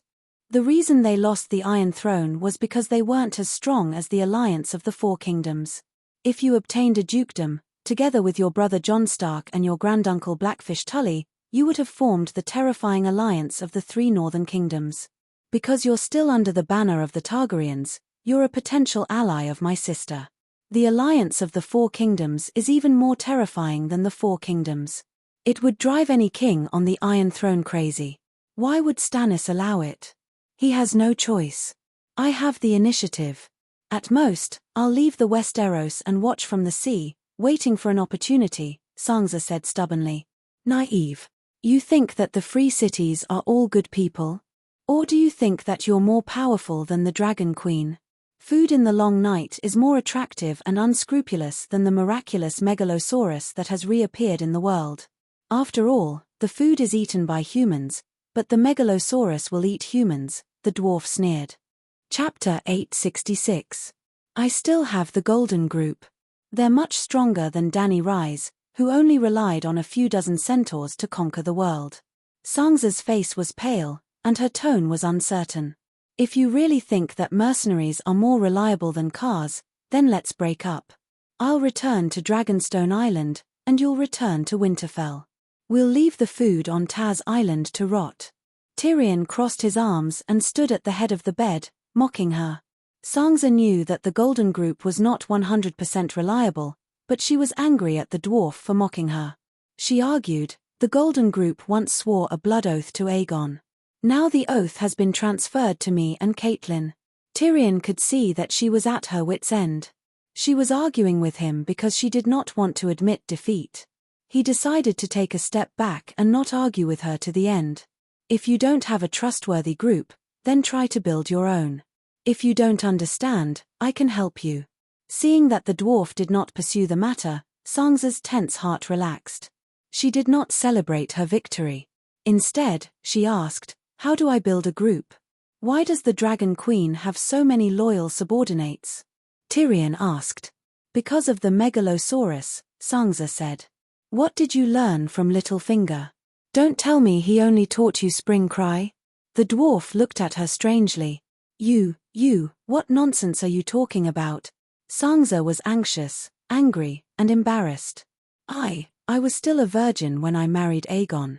Brother Meribad can testify for me. Aya, why am I talking to you about this? She covered her face with her hands, embarrassed. That's enough. Don't let poor old Merrybad take the blame. That honest man doesn't know anything, but he's willing to believe you. Tyrion waved his hand and said nonchalantly, "From the first time we met, I knew that you were taught by Littlefinger countless times. Don't deny it. I know him too well, and I know you better than you think. Get out. Get out," Sansa said angrily. The dwarf did not leave. He chuckled and said, "I'm also a rotten person. I was kissed 10,000 times by a prostitute before the curse was lifted. Have you forgotten? Actually, when you're with me, you don't have to pretend to be a noble and inviolable Saint Sansa. I don't care about your past, and you can't hide it. Let's go take a look at my sister. She's truly otherworldly. She's about to become a god. Even now, I can't imagine how Zhuji made her pregnant." The dwarf shook his head. "It's a pity that you can't learn the way of the Dragon Queen. In the end, you can only walk the path of the Virgin Queen who loves to drink moon tea." "I don't want to talk to you about this," Sansa said coldly as she held up the sacred contract. "If you can't give me a reasonable explanation, I'll give the remaining 200,000 tons of food to Stannis for free. I only have one request. Kill your incestuous siblings." The dwarf smiled and gave a thumbs up, praising, "Not bad, you've touched my weak spot." Sansa couldn't help glancing at his manhood. The dwarf noticed and proudly stuck out his crotch. When she blushed and looked away, he said, "The Megalosaurus only instills fear in people at first, but it's very difficult to turn fear into respect. Just like Stannis, he also has the two-headed demon dragon, but who would submit to him?" Daenerys had succeeded because she had set a great goal for her followers. She had worked hard to achieve this goal, and she had been constantly victorious. "So, do you understand now?" Sansa no longer looked angry. She began to understand. She might not be very smart, but she was at least very studious and good at learning valuable things from others. "If I want to succeed, I should imitate her and set a goal. Then, I should keep fighting and winning," she muttered. "Learn from the winners and learn from the losers." Tyrion looked at her with satisfaction and smiled. "Cersei and Littlefinger were both your teachers, but they were also losers. From them, you can only learn some shady methods of taking advantage of the side door. Those tricks may be useful in the palace and in power struggles, but they are not suitable for establishing a country. If you want the Iron Throne, you should change your goal and learn from her grand way of the Emperor." Sansa had an idea and asked, "What should I do? I don't have the Megalosaurus, I don't have her powerful personal strength." Tyrion shook his head. "She is very strong now, but her starting point is not as good as yours. I told you to learn her strengths, but I didn't ask you to imitate her completely. There is no better goal than ending the night, and no better victory than defeating the others. You should give up on what Littlefinger taught you. Hiding in the shadows will make you a shadow, and shadows cannot be seen in the light. A king should stand under the sun and accept the doubts, challenges, and hostility of the people, but also accept the cheers and love of the people." He paused and let Sansa digest it for a while before continuing, "Tarth is a good place to avoid the others on the continent. But this is both a strength and a weakness. If you avoid the others, how will you fight them? So, you have to open up a frontline battlefield. That battlefield has to be one of the main targets of the others. Otherwise, you will be no different from the other counts and marquises guarding the clan fortress. Defending Winterfell was different from defending Hearthstone, wasn't it? In addition to its strategic importance, it must be easy to defend and easy to attack. Storm's End Fortress." Sansa's eyes lit up. She suddenly understood the gnome's intention. "Yes, Storm's End Fortress. I don't understand why Stannis didn't bring his men back to Storm's End Fortress. Why did he insist on attacking King's Landing?" Tyrion shook his head. "Storm's End Fortress isn't facing the sea. It has a 30-meter-high wall, the same height as Winterfell's inner wall. It's especially thick, at 12 meters, enough for a steel armor squad. Enemies won't be able to break through it using conventional means. The seaside is even more terrifying. It's 45 meters high and 24 meters thick. It's like a mountain wall. Besides the high and thick walls, Storm's End Fortress is also protected by incantations that prevent mana from passing through the walls. Yes, Winterfell is also protected by mana. Winterfell and Storm's End Fortress were built by the fortress builder, Brandon. How was its performance in the war against the otherworldly demons? Why was it frozen? Tyrion was puzzled. Sansa pondered for a while and recalled the coffin of the legendary king of the northern region in the tomb. She said, Storm's End Fortress is still the Storm's End Fortress from 8,000 years ago. Winterfell has been expanded several times. The outer walls were built by the Snowbeard King, Idlic. If the inner walls weren't damaged, the Snowbeard King wouldn't have wasted his effort to repair the outer walls. The otherworldly demons will invade the south. We can test if the Storm's End Fortress's End Fortress is effective. Tyrion was tired from standing, so he took 2 steps forward and sat on the edge of Sansa's bed. He smiled and said, now that the contract has been signed, you're the temporary Duke of Storm's End Fortress. At least during the long night, no one can question the legitimacy of your identity. The nobles of the Stormlands have joined Aegon's True Dragon Alliance. It won't be difficult for you to pull them to Storm's End Fortress. After all, guarding Storm's End Fortress is also saving their lives. Immediately announce the contents of the contract to the 7 dukes and send out messenger crows. The gnome pondered over the King's Landing map and continued, the vast southern plains between King's Landing and Storm's End Fortress has no danger zones. This is another opportunity. You can send letters to the Dukes of the Stormlands and the neighboring River Bend to invite them to Storm's End Fortress and form the Southern Plains Ghost Resistance Alliance. It's actually a third line of defense against the otherworldly demons in Storm's End Fortress.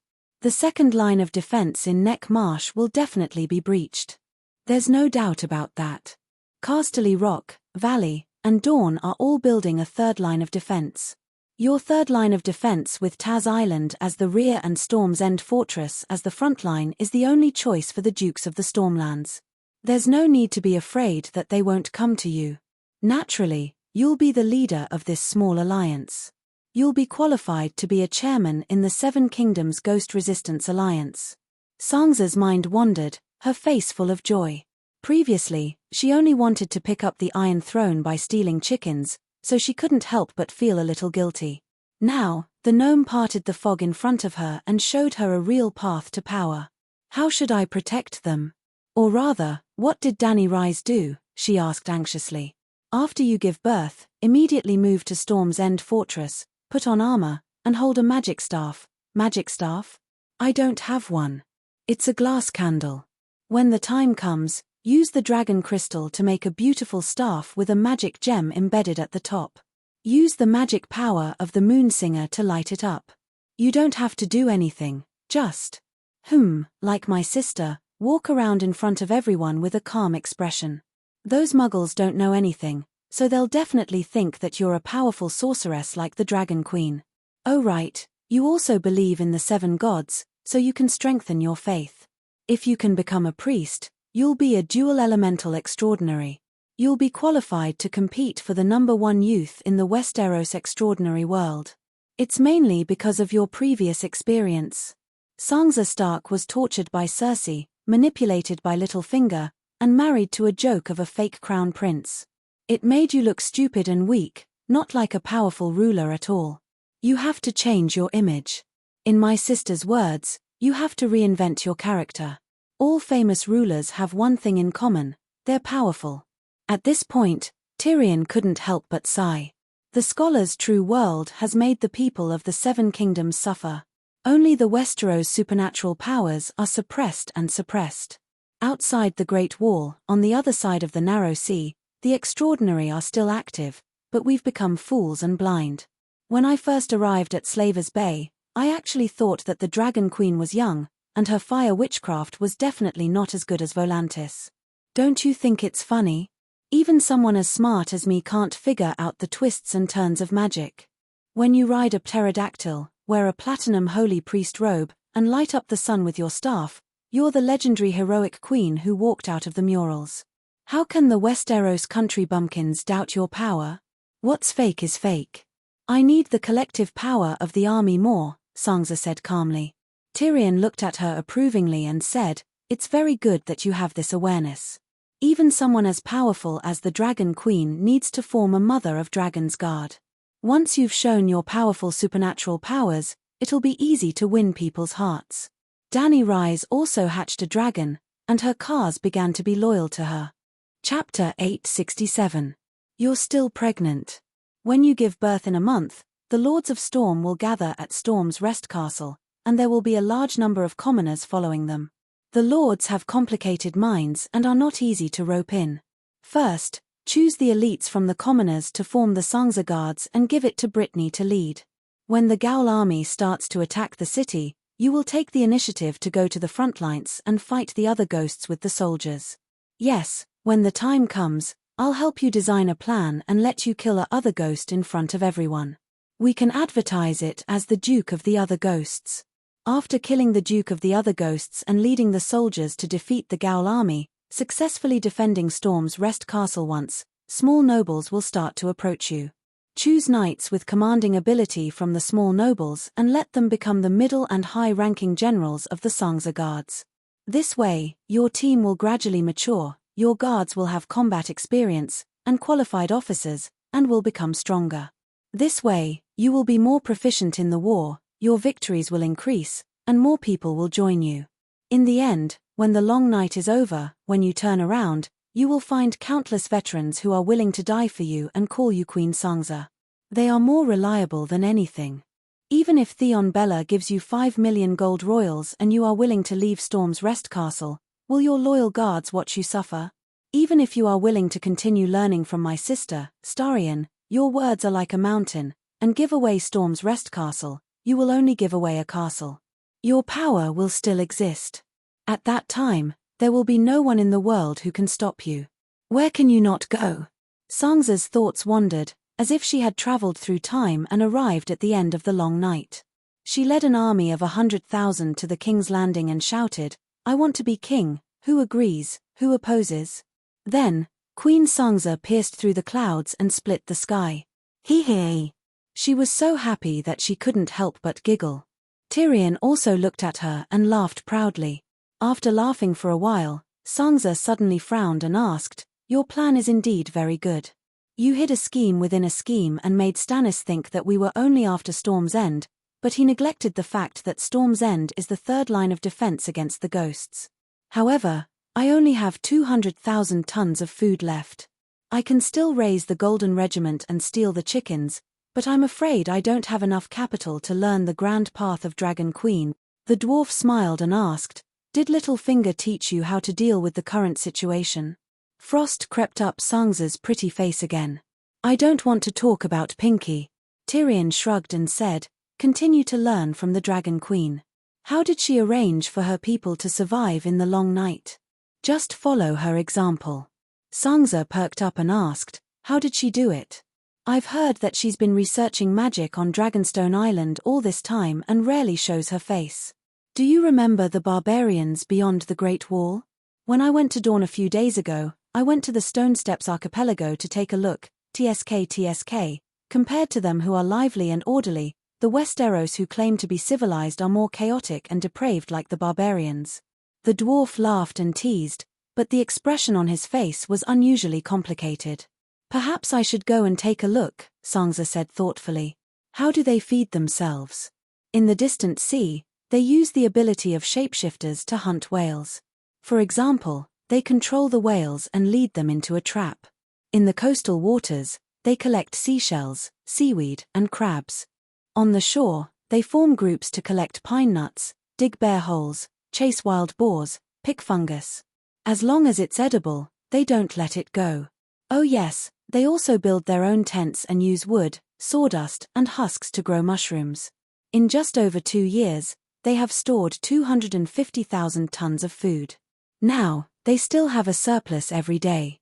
The rate of increase has slowed down, but it hasn't stopped. Recalling the giant stone granary guarded by giants at Queen's Horn, the dwarf was filled with emotion. "Holy Mother, how did they do it?" Sangza exclaimed. The Dragon Queen knew that the barbarians didn't know how to grow wheat, so she planted sweet potato seedlings, turnip sprouts and burying sprouted potatoes all over the mountains. Anyway, the land of strife is vast and fertile enough. The 80,000 barbarians kept planting until the first batch of sweet potatoes matured. You don't even know how high the yield of sweet potatoes is, and how short their growth cycle is. But I know that sweet potatoes don't taste good. It's hard to swallow if you eat them often. I also know that planting requires weeding. I also know that the land has a difference between raw and ripe. Not all land can be planted with crops, Sansa said. You're not completely ignorant, Tyrion said in surprise. There's a harvest festival in the Northern Territory. I've been to the fields before, Sansa said proudly. Even though she had only ridden around the wheat fields once on a horse. The dwarf smiled and said, "It's easy to turn raw land into ripe land. Just let the megalosaurus set the fields ablaze. The land burned by the dragon's flames, regardless of grass seeds or insect eggs, will all die." Back then, Whitey planted a few barbarians in Queen's Corner. As for whether sweet potatoes taste good or not, in the long night, even surviving is a luxury. What are you thinking about when you want delicious food? Actually, sweet potatoes can't be stored for long before the long night. They'll germinate and rot after a few months. That's why they'll be processed immediately after they're harvested. For example, they'll be made into dried sweet potatoes and beaten into vermicelli by giants. They can also be used to make wine. The pork and cabbage stewed with vermicelli in Queen's Corner is the best. You can try it if you have the chance, the dwarf said while smacking his lips. After staying in Taz Island for a day and a night, the dwarf boarded Tessa with a strangely satisfied expression and flew to Dragonstone Island. "Your Majesty, Sansa plans to build a third line of defense against ghosts in Wind's End Fortress. The vassals and citizens of the Stormlands and the neighboring River Bend can seek refuge there. In the magical wizard tower of blue and red," Tyrion proudly explained his plan. In the end, he asked tentatively, "Wind's End Fortress and Taz Island will definitely gather a large number of citizens, but the food shortage is still a big problem. I wonder if you can provide a batch of fire elves to help the citizens of Taz Island catch fish and grow winter wheat. Why are you so concerned about her?" Red lines of fire flew out from the blue magic crystal ball. Like a 3D virtual print, they printed a set of translucent red armor on the surface of Dragon Queen's body.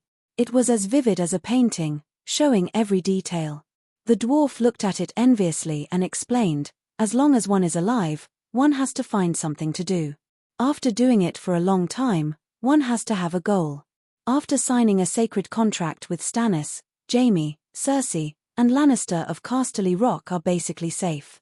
It's time for me to think about my own future." The last time he learned the secret of the 7 gods from the Dragon Queen, although he was so shocked that his faith collapsed on the spot, in the process of rebuilding his faith and worldview, he also had a clearer understanding of himself. In the beginning, he returned to the Westeros to help Aegon fight for hegemony only because of his feelings for Lannister. He wanted to protect Casterly Rock and his loved ones, especially Jaime. Now, he already knew what happened in Winterfell. Since Jaime had received the Dragon Queen's evaluation of the Grey Robe Knight, he naturally would not be dealt with by her. In other words, Lannister's great settlement with the Dragon Queen was almost complete. The remaining scraps could be covered by his identity as the son of Aerys. In this way, as long as he could ensure that Stannis, who went crazy and massacred the city, did not go crazy on Casterly Rock, his responsibility of protecting Lannister in this chaotic world would be considered complete. He could then pursue other goals. As for the guilt of killing his father, the dwarf was honest. After knowing the truth, he was even more pained. However, the psychological burden of killing one's foster father was different from killing one's own father. Moreover, Tywin's father was indeed too much to him.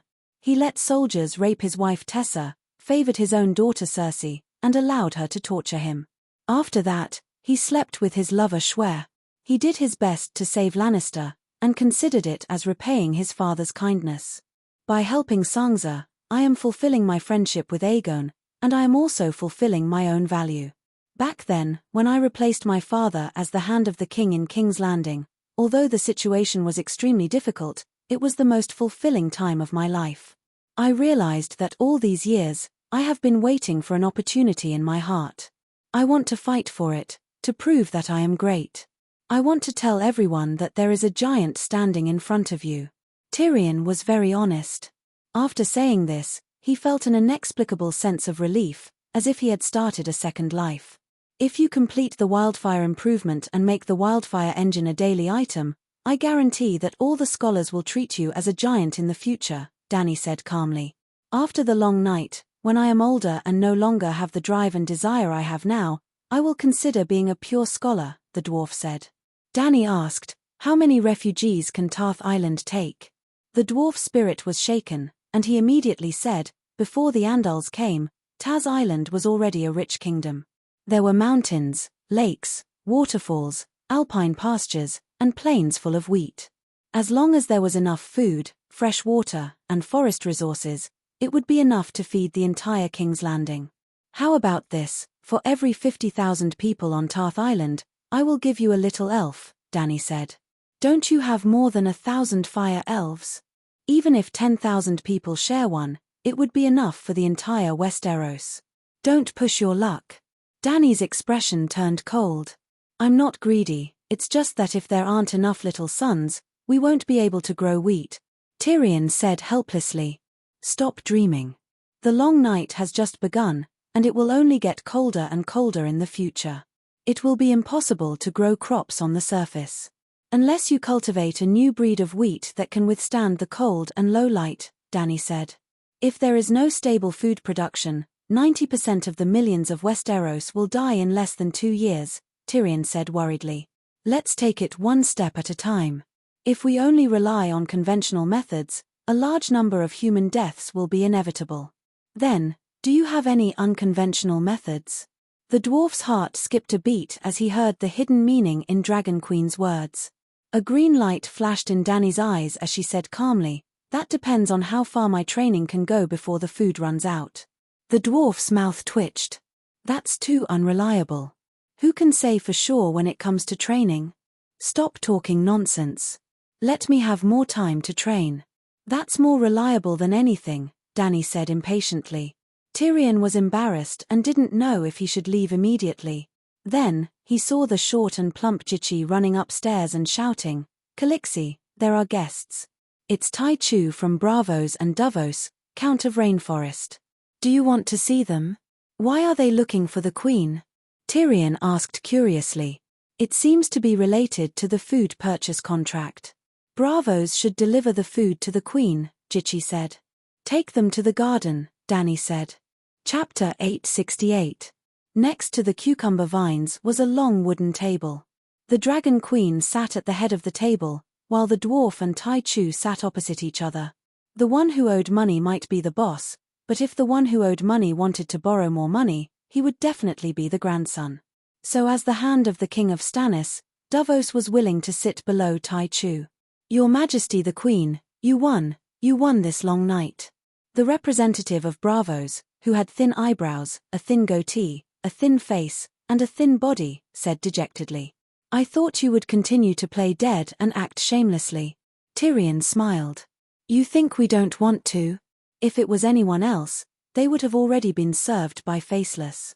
But Dragon Queen had defeated the World Allied Army, challenged Frost God who had beaten Lalo into a dog, and slapped the King of Foreign Ghost like a grandson.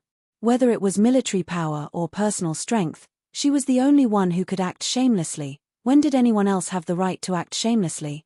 Tai Chu glared at the dwarf and said righteously, the Iron Treasury's credibility is even stronger than the Westeros' sacred oaths. Are you hinting at something? In recent years, the Westeros' sacred oaths have become as solid as mud. Tyrion said strangely. We have the ability to carry out the contract. Tai Chu turned to the Dragon Queen. Then how do you plan to carry out the contract, gold or food? Dany asked. Your Majesty the Queen, the situation is like this. Tai Chu cleared his throat and said tactfully, after receiving your food contract, the Iron Treasury immediately packed it up and sent it to 20 major merchants of the 9 free cities.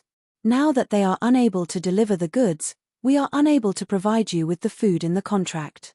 Naturally, since we have breached the contract, we are willing to pay you 20 times the compensation according to the contract.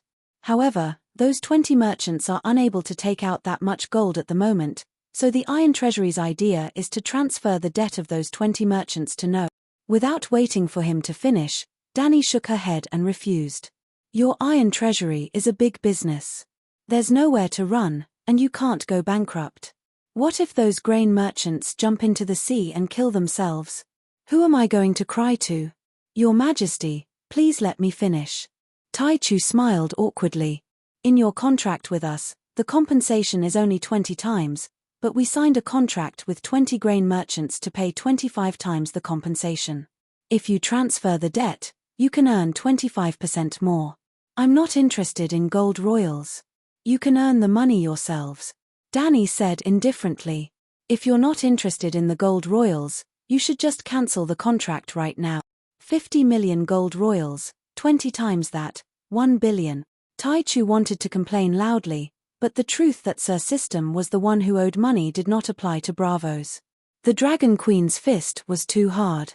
Then can we wait until after the long night? He asked. Sigh. Davos, who had been silent all this time, suddenly sighed. The Iron Treasury's meekness in front of the Dragon Queen and its arrogance in front of him was a stark contrast. The old knight felt very complicated. Why was there such a big difference between people? How much gold do you have in the Iron Treasury? Tyrion asked curiously. Taichu glanced at Davos and said maliciously, how much gold does Lannister store in Casterly Rock City? Tyrion narrowed his eyes and laughed.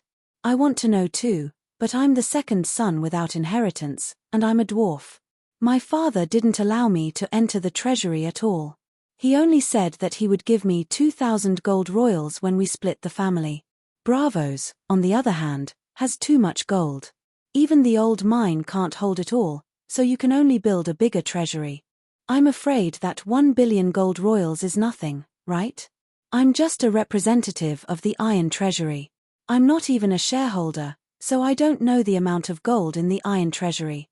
Taichu copied the dwarf and evaded the question. Danny said, I'm not being unreasonable. 1 billion gold royals in one go is indeed very difficult. You can pay in installments and pay a little every year. I don't want too high of an interest rate, just half of the interest you gave to the kings of the Westeros. How many installments? Taichu asked nervously. This is determined by your ability to repay. Dragon Queen was very reasonable, but Taichu was in a difficult position.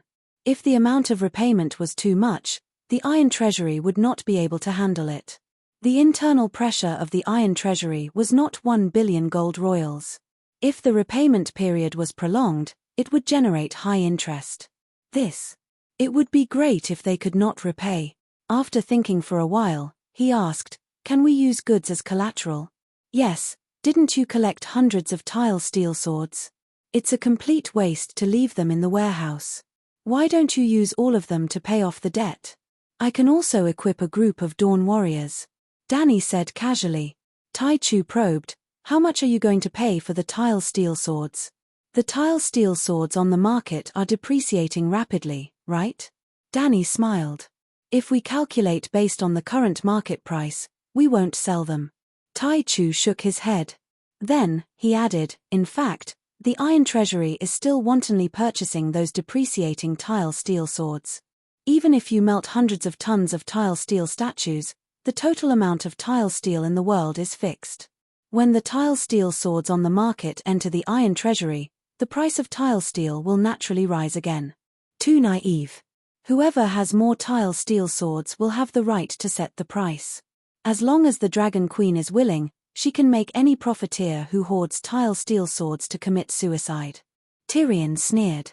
Hoarding garlic and medicine might cause you to lose money, but hoarding tile steel swords definitely won't. Tile steel swords won't deteriorate even after 10,000 years, but accidents will cause the loss of tile steel swords. For example, your Lannister's clan sword Light Howl. As time passes, the number of tile steel swords will decrease. After hoarding them for 100,000 years, let's see if the value of tile steel swords will rise or not. Taichu said confidently, if we really wait 100,000 years, the interest of a single copper coin will accumulate to several hundred or several thousand gold royals. Will tile steel swords rise by several 100,000 times?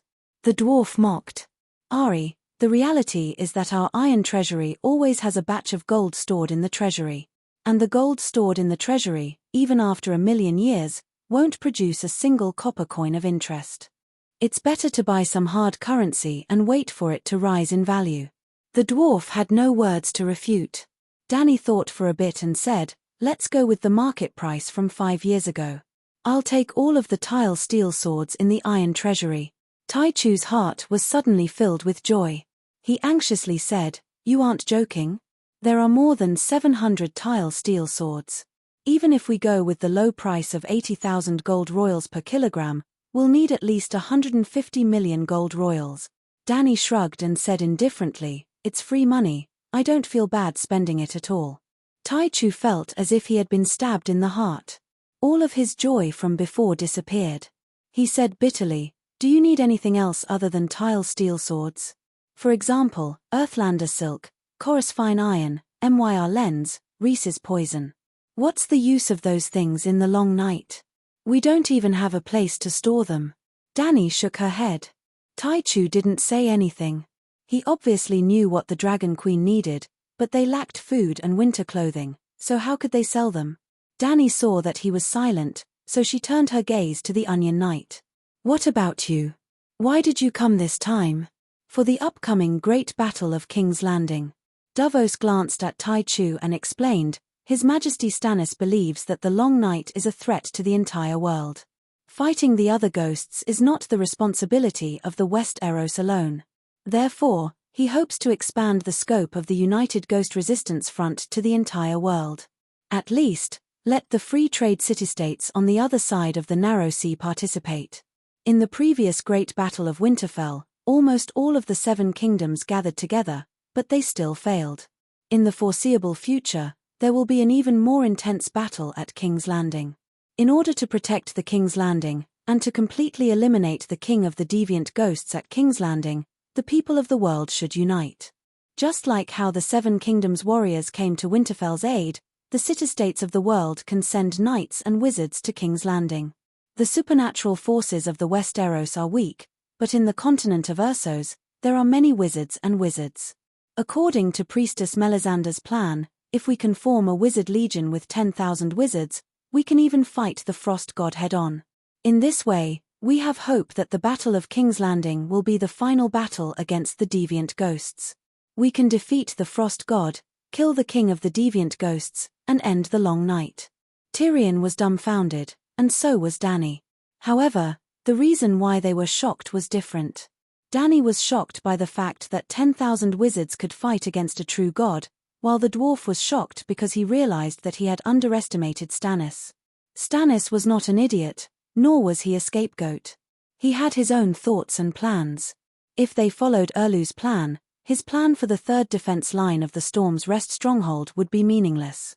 If they won the Great Battle of King's Landing, there would be no need for a third defense line. If the King's Landing, which gathered the forces of the world, was lost, the Storm's Rest stronghold would inevitably fall as well. The Storm's Rest stronghold would not be able to form a wizard legion with 10,000 extraordinarists to fight against the Frost God. The only question was, could Erlu's plan be realized? Would the city-states be willing to help the King's Landing fight against the deviant ghosts? Could they gather 10,000 wizards? Was it Melisandre who said that a wizard legion with 10,000 wizards can fight against the Frost God? Danny asked doubtfully. Yes, she was the one who proposed the Great Battle of King's Landing. Davos nodded and explained, she said that the King's Landing is the capital of the 7 kingdoms. It can nurture the bloodline of kings and has special magical powers.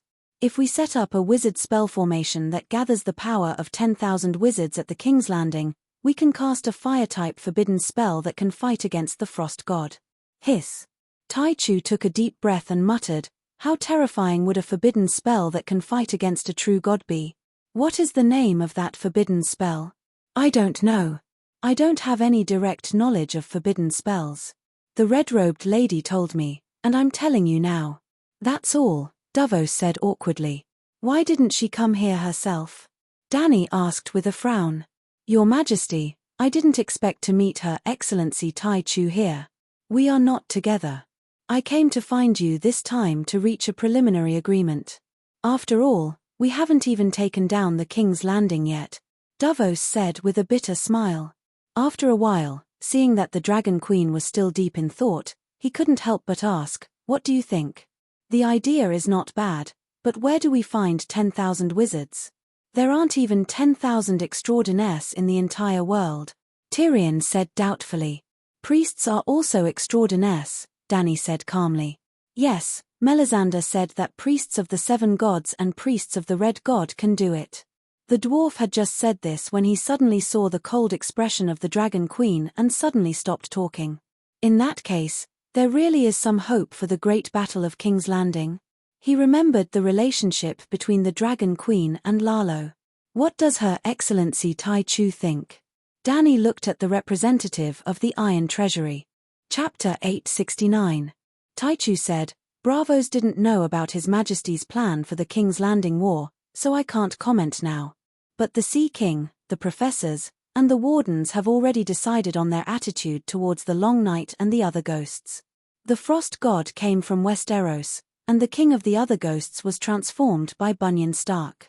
The Long Night is a disaster brought by Westeros to the world. As victims, we should ask for compensation, but with the situation of the 7 kingdoms, we can't really add insult to injury. Obviously, the people of Bravos didn't think it had anything to do with them and planned to watch from the sidelines." Dany said lightly, "If the Westeros can't hold on, can you survive in a world without the sun? Do you think the savior is in Bravos?" Taichu asked.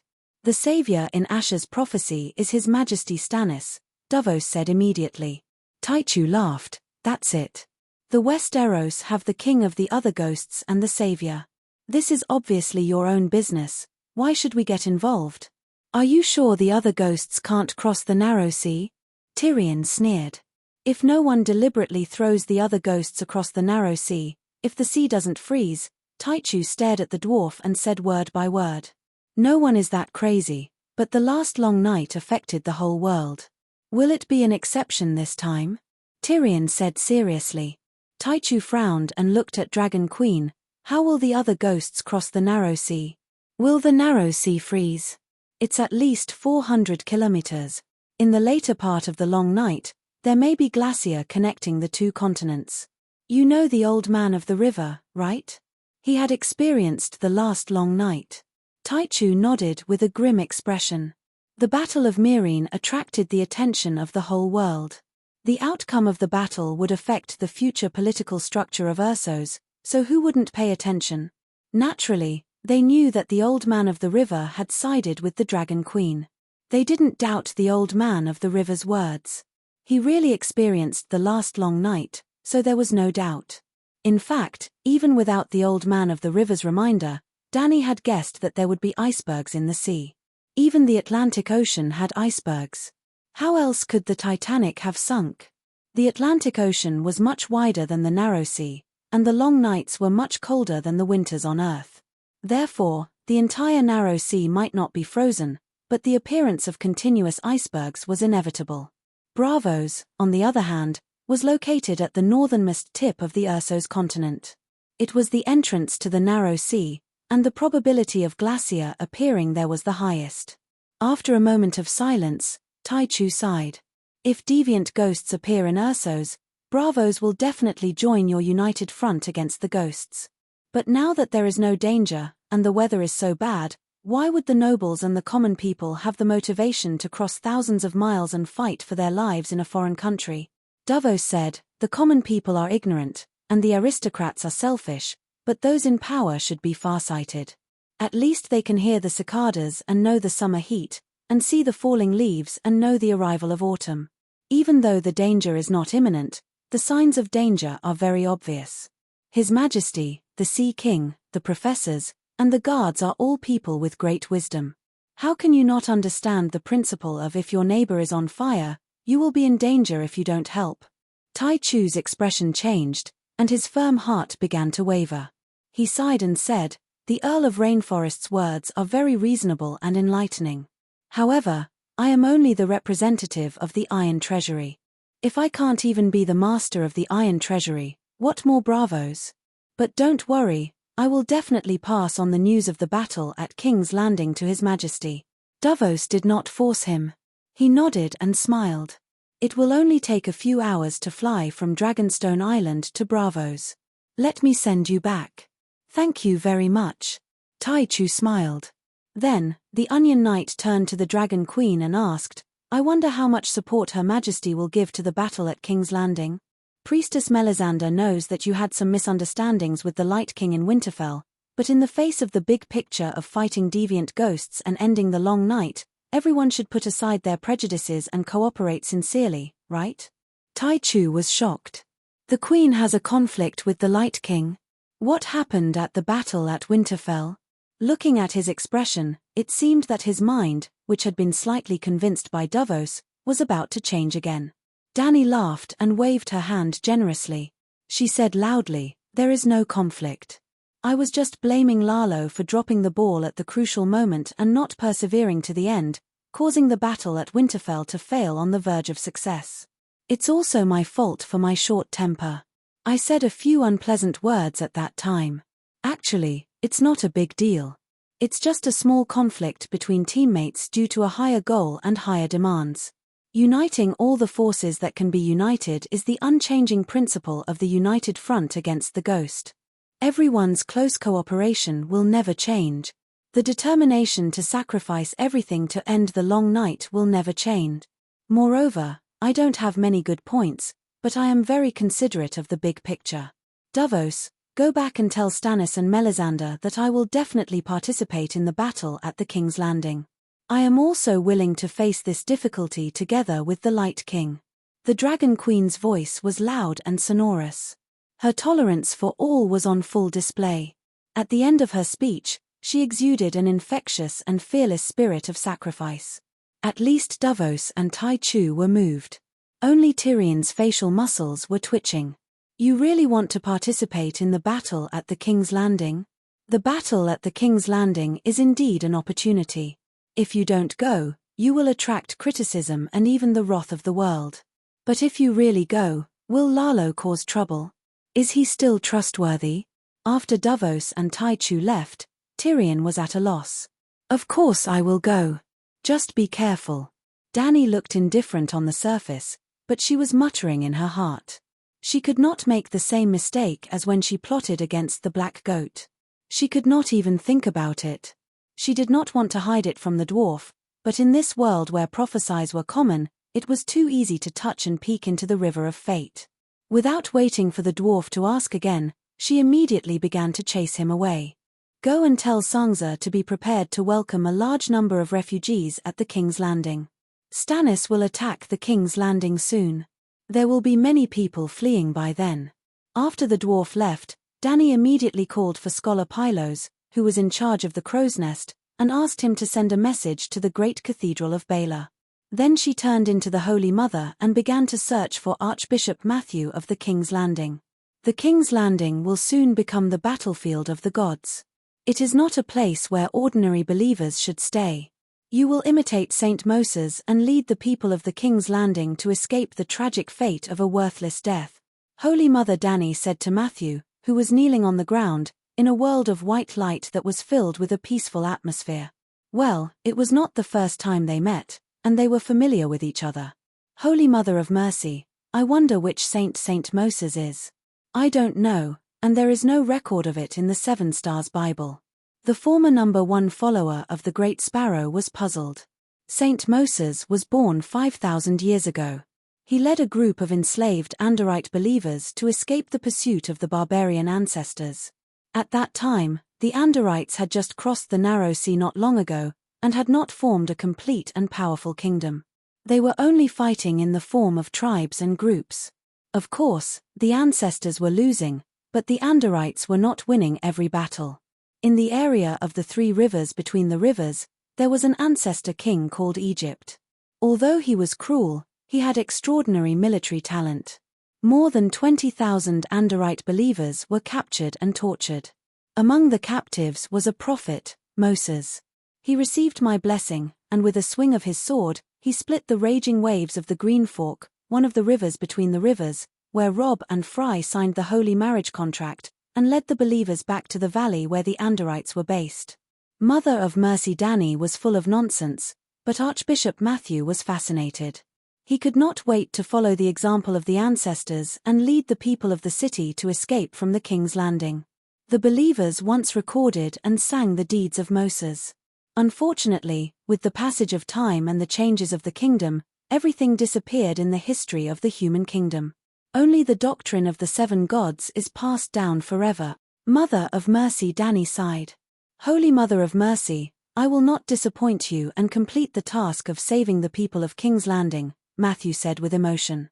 Some will go with you, and some will stay. You can persuade them, but don't force them. Hurry up and leave, do you understand? Mother of Mercy Danny said. I understand.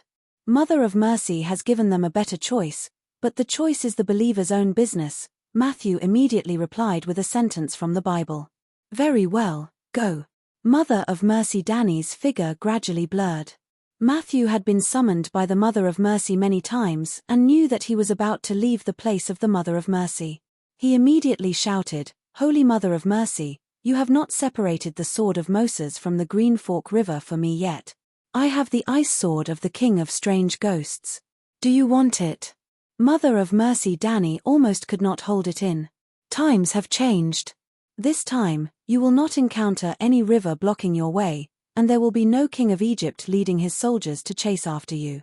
Holy Mother of Mercy, King Stannis of the Red Gods is more brutal than the King of Egypt.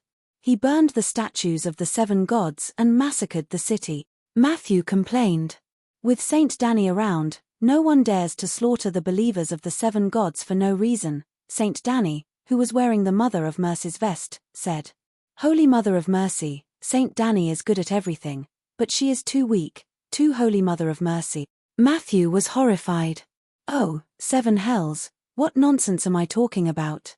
He immediately defended himself. Holy Mother of Mercy, benevolence and generosity are the virtues of human nature, and also the teachings of the Mother of Mercy, but Saint Danny is too tolerant of the King of Heresy. In the face of the blasphemous Stannis, we should use the thunderous means of a warrior. At least we can't let him occupy the King's Landing. The King's Landing is the holy city of the Church of the 7 Gods. It was not his fault that he lost his composure. Since the Erlu siege, Bishop Matthew had been anxious because of Saint Danny's inaction. Not only did he send messenger crows to Dragonstone Island many times, but he also prayed to the Mother of Mercy for guidance. However, Saint Danny was busy practicing and never responded to him. Now that he had finally met the Holy Mother and was even given the position of a saint, he was so excited that he forgot himself and began to report Saint Danny to the Holy Mother. Matthew, have you forgotten the lesson of the Holy Sparrow? The Mother of Mercy was not angry, but her gentle tone became indifferent, which made Matthew tremble in fear. Holy Mother of Mercy, I dare not forget the purpose of the Church not to interfere in government affairs for a moment, but the blasphemer Stannis is extremely evil and is about to occupy the King's Landing. He explained weakly as he crawled on the ground. Saint Danny resisted the urge to endow the little brother in front of her with a spirit. She sighed and decided to use the profound path of the 7 gods to understand him. Sigh, you still haven't understood the true meaning of mercy. Matthew looked up and asked, Holy Mother, what is the true meaning of mercy? Chapter 870. Enlightening the good and sending them to heaven is only a small mercy. Enlightening the ordinary people who are lost and sending them to heaven is a medium mercy. Using the teachings of the 7 gods to enlighten the demons and send them to sainthood is a great mercy. Turning demons into saints. Great mercy. Matthew was shocked. Saints went to heaven and demons went to hell. This was the world view that they had always taken for granted. At most, the monks would admonish those who still believed in the 7 gods but had gone astray, but they would never pull the demons from hell to heaven. Just like Cersei and Stannis. Cersei's sins were far worse than Erlu's, but she had believed in the 7 gods for decades and had always been devout. Even though all the monks, including Archbishop John who crowned Cersei, the Archbishop of the southern diocese established by the Starry Cathedral, thought that Cersei would definitely go to hell after death, they still tolerated her rule. But for Erlu, the devout monks could not bear to breathe the same air as him. It seemed that as long as Urlu got close to them, they would be pulled into the hell of the evil gods. In the Western Church, demons were generally used to purify and destroy. In the Eastern Buddhism, demons were used to turn demons into saints. In the Western Church, angels in heaven were born. There had always been fallen angels, but no fallen demons had ever become angels. In the Eastern Buddhism, Buddhas were all enlightened through cultivation in the mortal world. There were very few fallen Buddhas. Falling into depravity was also a kind of experience. Their career was still attached to the Buddhist heaven, and there would always be a day when they would return. However, there were a lot of demons who fell and became Buddhas. Removing the cassock, Spirited Mountain was full of demons. Cough, cough, they used to be demons. How to turn demons into saints? Matthew respectfully asked the Holy Mother.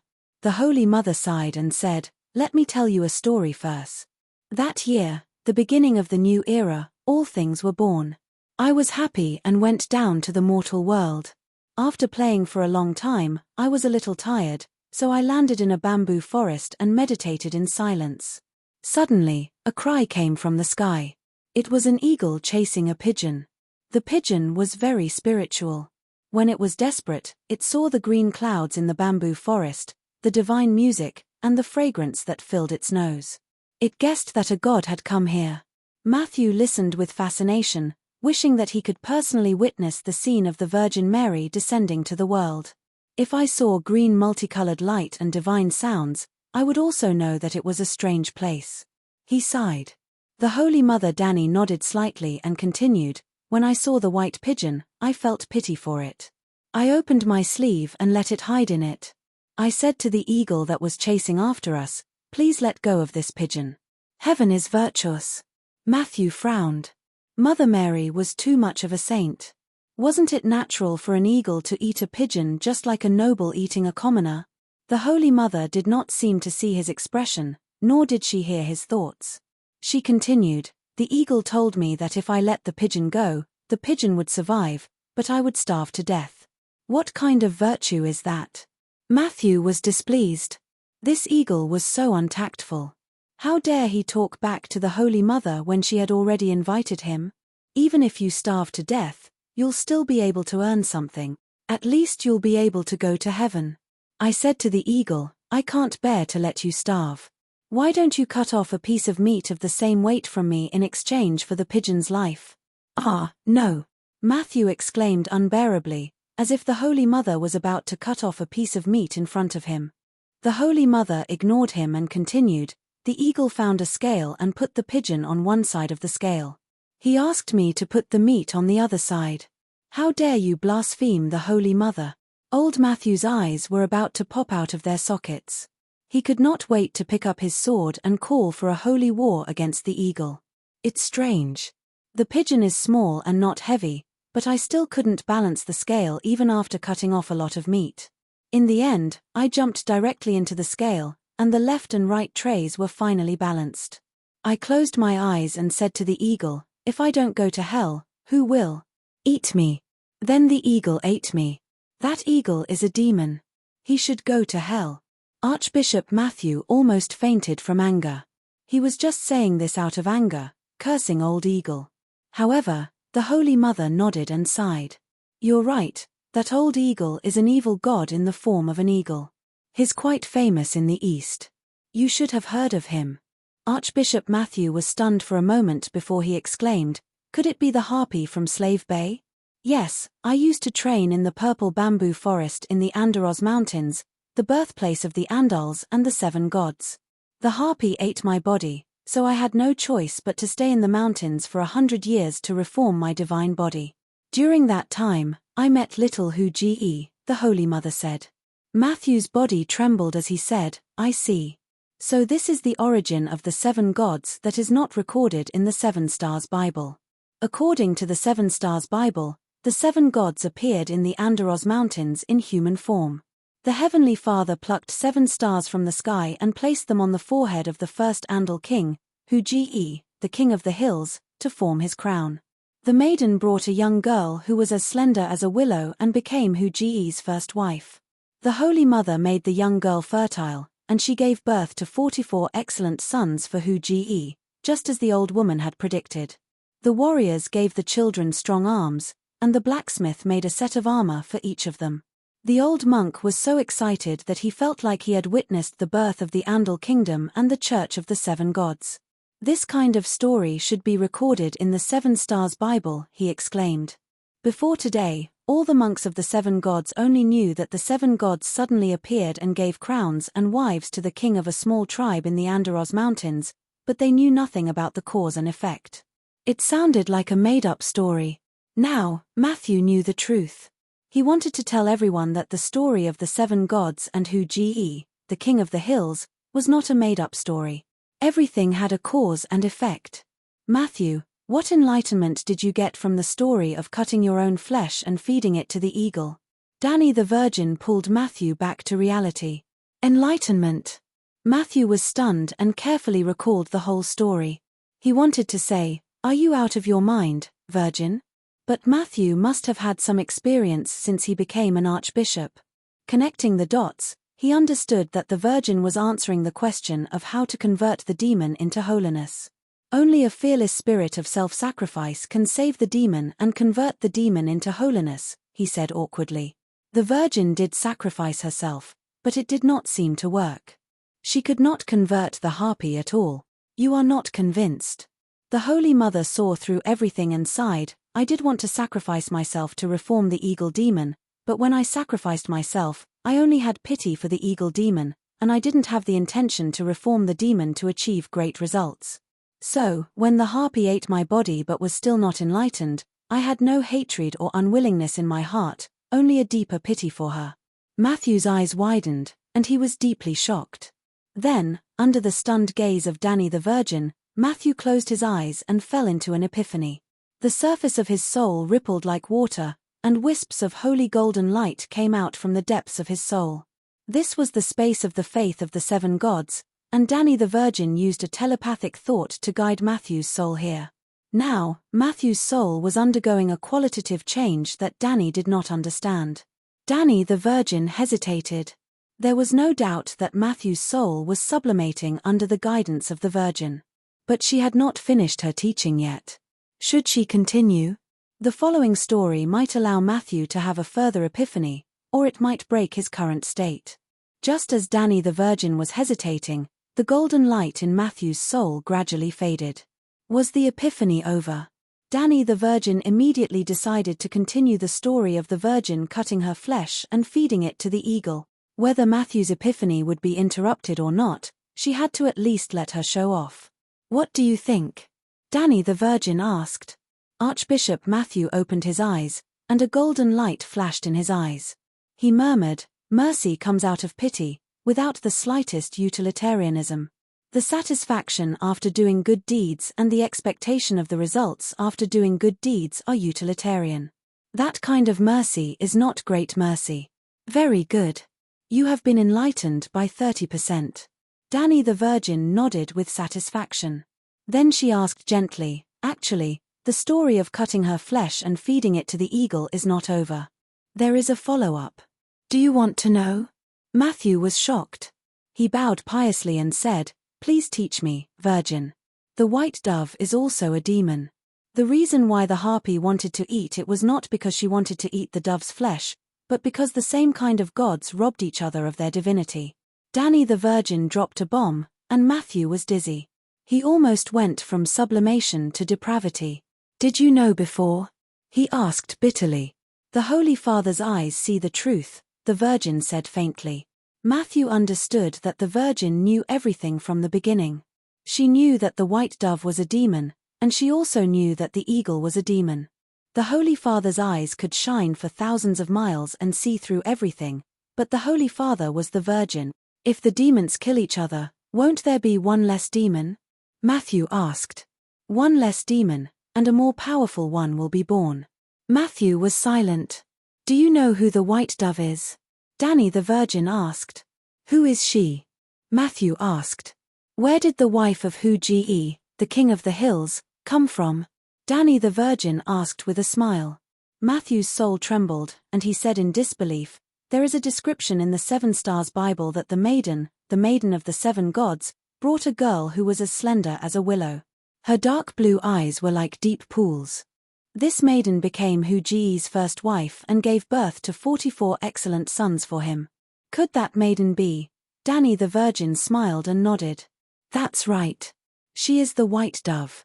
Great mercy is not only the cultivation of your own state of mind, but it will also bring more kindness and beauty to the world. Cutting meat to feed the eagle did not convert the eagle demon, but the white dove was touched. She sincerely put down her butcher's knife and became a saint. Therefore, the white dove was the first believer of the Church of the 7 gods, and also the first saint. After that, she followed me to learn the teachings of the 7 gods, and gradually understood the fearless spirit of if I don't go to hell, who will? In order to help the humans in the chaotic world, the white dove voluntarily shed her demon body and started a second life as a human. After that, she married Hu Ji and spread my teachings to the Andals. Even the first version of the 7 Stars Bible was compiled by the white dove. Chapter 871.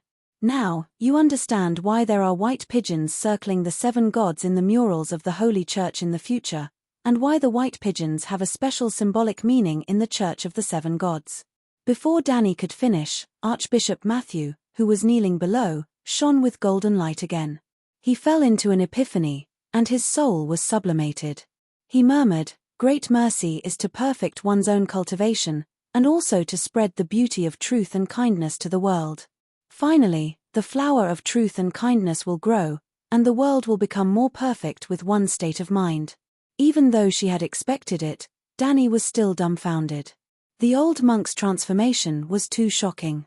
His soul had turned completely golden, and the power of faith around him was surging like a storm, gathering around him and merging into it. Danny was a little confused. It was the first time she had seen such a situation.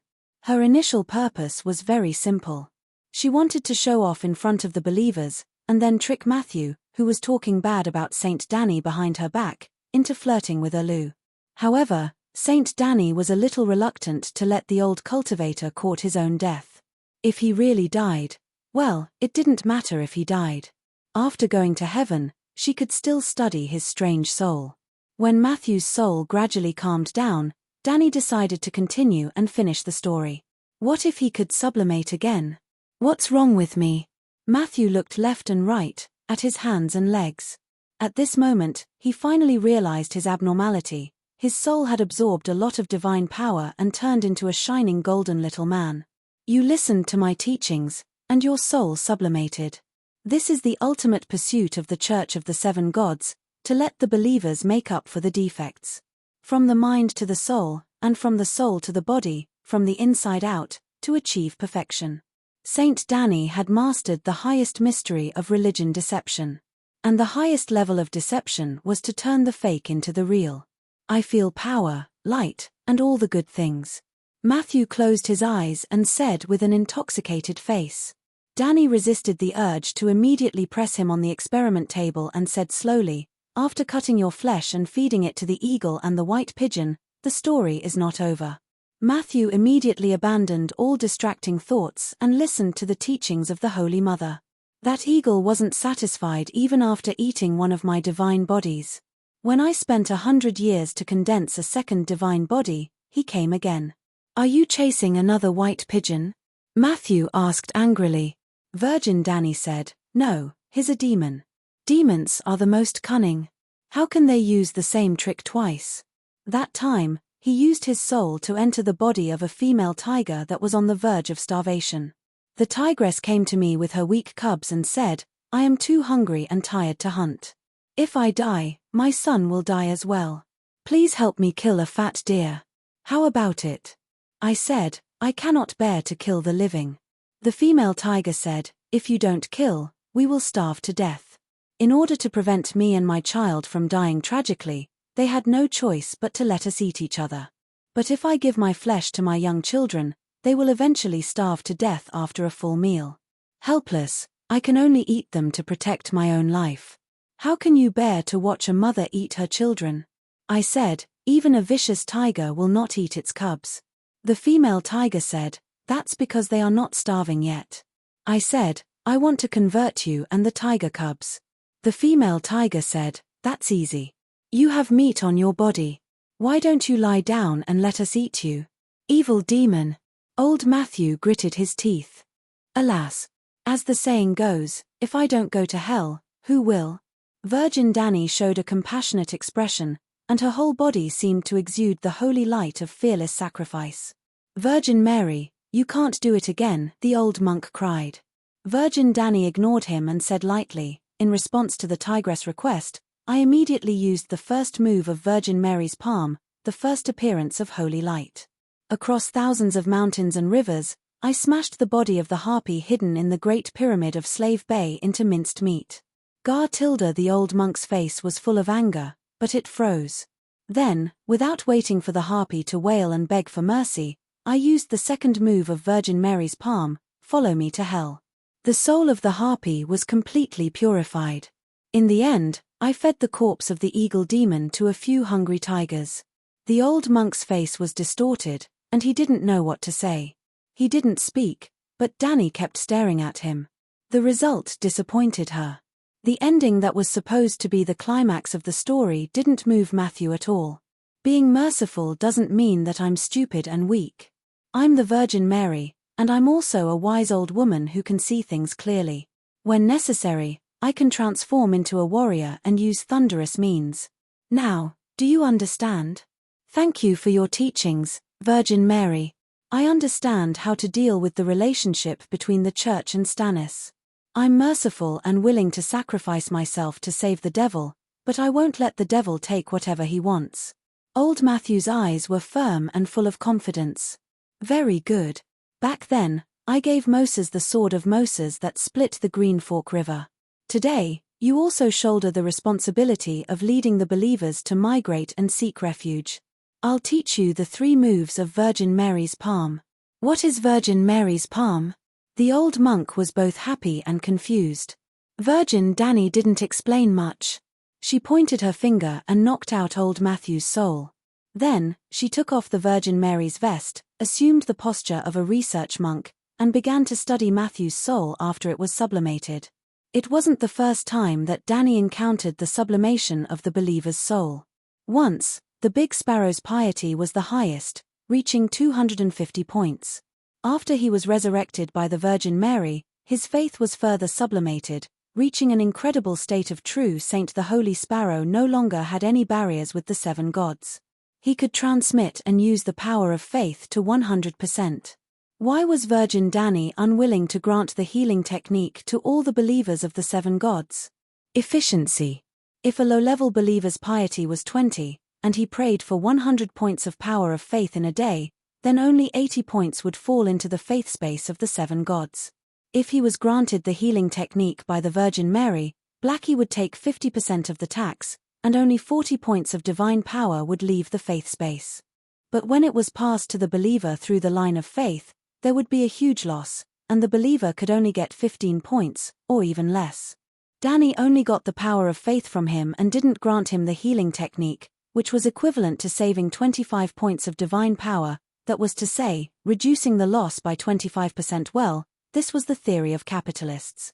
Just like a car factory, because of the serious plague at the beginning of the year, the factory stopped work, but because it didn't make money, it complained that if it didn't resume work, it would lose hundreds of millions a day.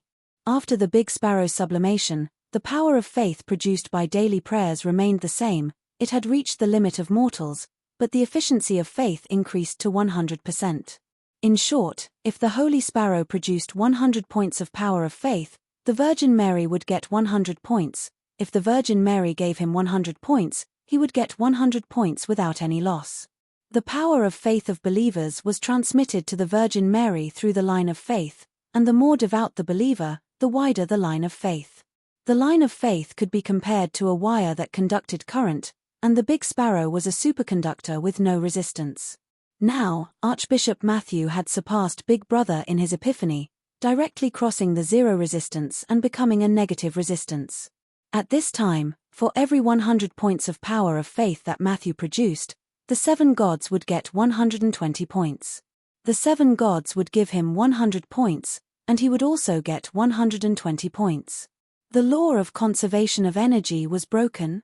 Saint Mother Danny was indeed shocked at first, but after studying it carefully, she immediately made two big discoveries. First, she found that she could perceive and control Matthew's mark of life. It was as if Matthew was devoted to the seven gods to a certain extent, and he had dedicated everything to faith. His will took the initiative to open his mark of life to the Virgin Mary. Like an ordinary believer opening his heart, he revealed his thoughts and life experiences to the gods. The direct result of this change was that Matthew could almost completely accept her divine power, divine soul, and song of laws. If the seven gods descended on Matthew, they could exert 70% of their power. The reason why it was only 70% was that Matthew was a mortal after all, and he couldn't bear too much power. In particular, the power of the Song of Law would make his body collapse. In addition to being an excellent carrier for the descent of the gods, Matthew himself had also evolved in a real sense. His mark of life gave Danny a feeling that he was a high-level creature. After the death of an ordinary person, the soul that went to heaven was still an ordinary soul, such as King Aegon. Some devout believers, such as the Big Sparrow, would make themselves extraordinary in the process of believing in the gods. Wizards could evolve themselves through cultivation. The priests of the gods could only borrow the power of the gods. So, could they evolve? The Big Sparrow first proved to Danny that the priest's cultivation could also make him evolve into a high-level creature.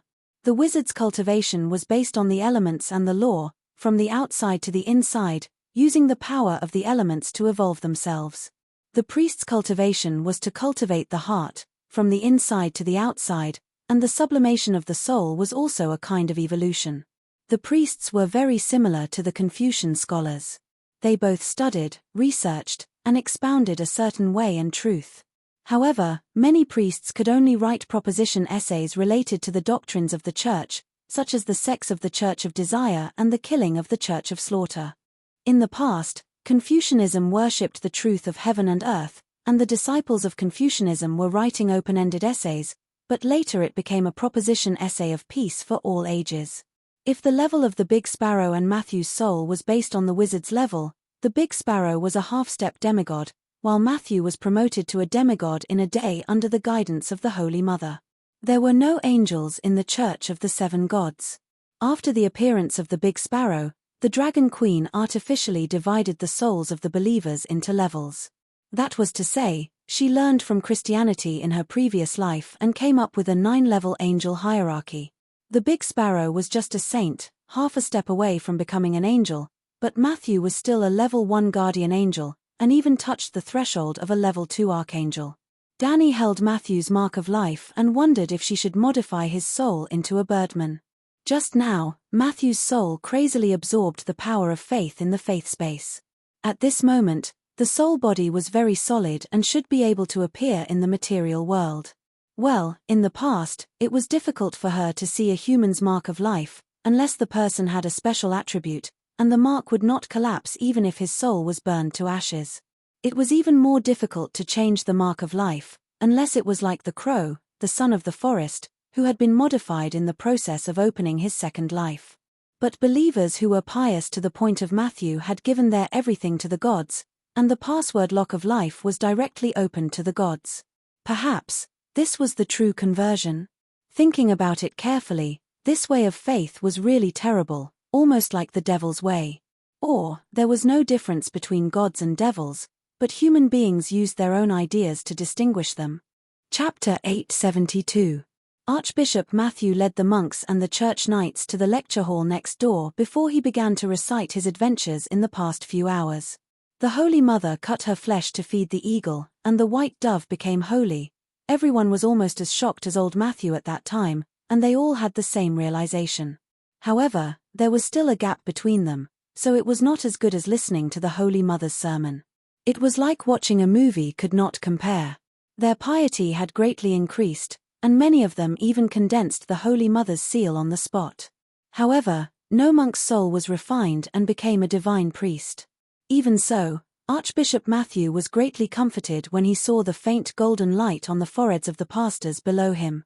He sighed and said, "We should recompile the Seven Stars Bible. Apart from adding a foreword, We should also adjust the interpretation of mercy in the Gospel of the Blessed Virgin so that all believers can understand the great spirit of the Blessed Virgin Mary. The cultivators all nodded in agreement. After discussing the Holy Mother's path of mercy for a while, Archbishop Matthew began to talk about his mission. By the way, the invasion of the Andals. It's westward. During the Andals' westward invasion of Westeros, there was a saint named Moses who was also forgotten by history. We should at least write a biography of him. After the story of Saint Moses was told, everyone gasped in amazement. Not long after, the history books of the Westerners had a new king named Egypt, Saint Moses, who saved 27,000 believers of the 7 gods. The so-called history was more or less like this. Now that the king of Egypt is coming, I will imitate Saint Moses and lead the people of King's Landing to migrate to Storm's End Castle in the south. This is the mission given to me by the Holy Mother, old Matthew said. Lancel suddenly remembered the message from the Dragon Queen. She quickly took out the letter and handed it to the Archbishop. Before Stannis entered the city, he began to call for the 7 kingdoms and other countries to come to King's Landing to fight against the otherworldly demons. The Dragon Queen believes that the battle at King's Landing will be tragic.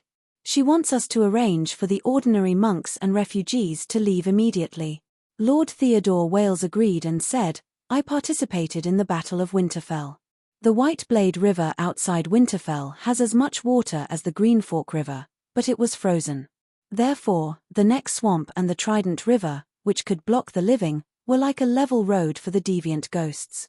A great battle at the King's Landing was inevitable. Unless the warriors of the 7 kingdoms gathered at King's Landing, the pressure on King's Landing's defenses would be greater than Winterfell's.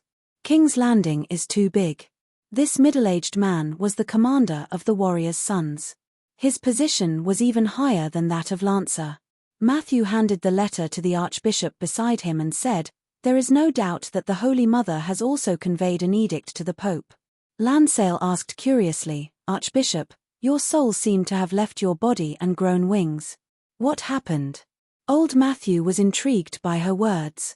He smiled and said, Thanks to the teachings of the Holy Mother, I have gained some enlightenment. My soul has been sublimated, and I have become an angel.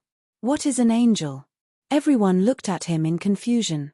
Old Matthew smiled and said, Before the appearance of the Atonement Scroll, those who could go to heaven were all saints. There was a higher realm above the saints. The guardian angel was the first level above the saints.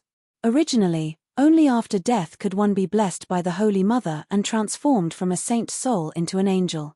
But when the long night came and the world was in danger, the Holy Mother gave me the power of heaven in advance.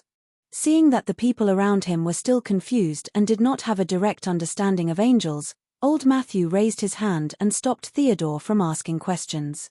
He said, The power that the Holy Mother gave me is not to show off. Just like I will not tell you that the Holy Mother also taught me 3 moves of the Holy Mother Palm. I will not show off the peerless power of the Holy Mother Palm and the Holy Mother Palm in public. Holy Mother Palm? Peerless power? The monks' and knights' expressions were a little distorted. If you did not tell us, we would not have known that you had the 3 moves of the Holy Mother Palm. As soon as you said it, we became more and more impatient, but you only told us half the story. But then, they heard Chief Bishop Matthew say, The Holy Mother asked me to lead the people of King's Landing to the south, but I don't have the prestige of Saint Moses. I have to show my divine might and let the believers know that I am the angel of the Holy Mother. That evening, the bells on the 7 towers of the Holy Church rang. The sound of the bells echoed throughout King's Landing, and hundreds of thousands of people in the city heard it. The bells on the towers only rang at the same time on important occasions, such as the death of a king or the ascension of the throne. At this time, the 7 bells rang at the same time, which meant that something important was about to happen. For a moment, the Vesemir Hills became a huge magnet. All the people and believers in King's Landing were like rusty iron shavings, rushing to the place where the bells rang. Cersei, who was in the Empress Dowager's Tower of the Red Keep, also woke up from her daze because of the bells. There was only a wooden bed in the stone tower, which made the room of nearly 150 square meters look particularly empty. If Sansa had come to take a look, she would have thought that she had gone the wrong way. But this was indeed the Empress Dowager's tower, the Empress Dowager's tower that the cruel Maegor had built for her mother. The Empress Dowager's tower was the tower with the best natural environment in the Red Keep. Open the window and face the sea, a row of egrets in the blue sky and thousands of white sails in the blue water. Go to the balcony and look down at King's Landing, the 9 heavens gates, the open palace, and the clothes of thousands of countries. The interior of the Empress Dowager's tower was extremely luxurious. The floor was covered with a mirish carpet that made people feel like they were falling into the clouds.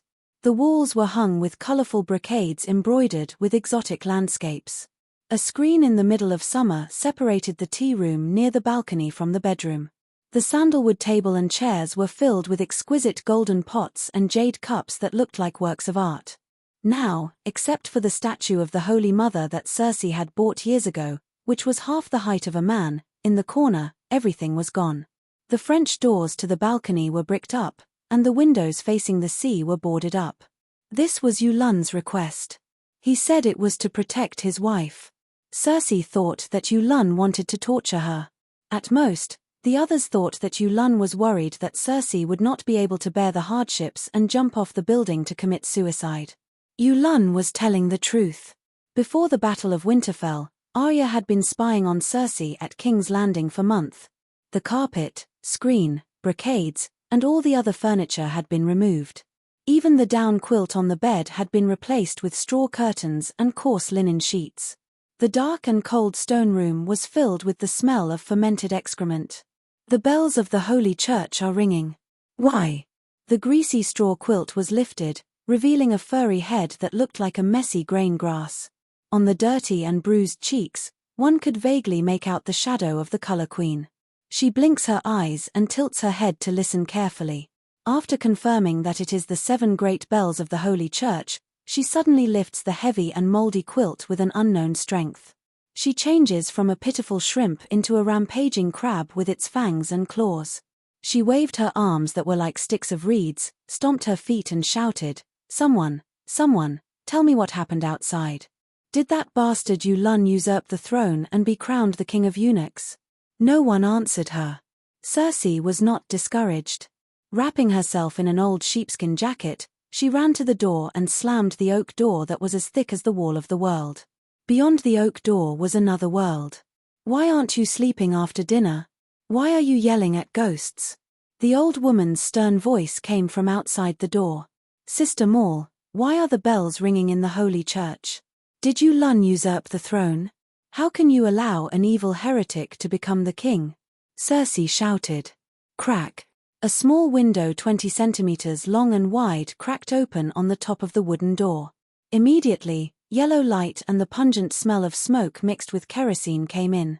Then, an old woman's sharp face that looked like an axe blocked most of the light. "Yulan did not usurp your throne. Go back to sleep," the old nun said coldly. Circe heard and let out a long sigh of relief.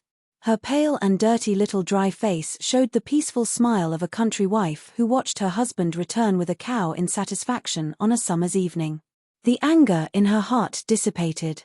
Her body quickly felt the cold air from the long night. Circe shivered and asked, "What happened outside?" "I want to know too," Sister Maul said impatiently.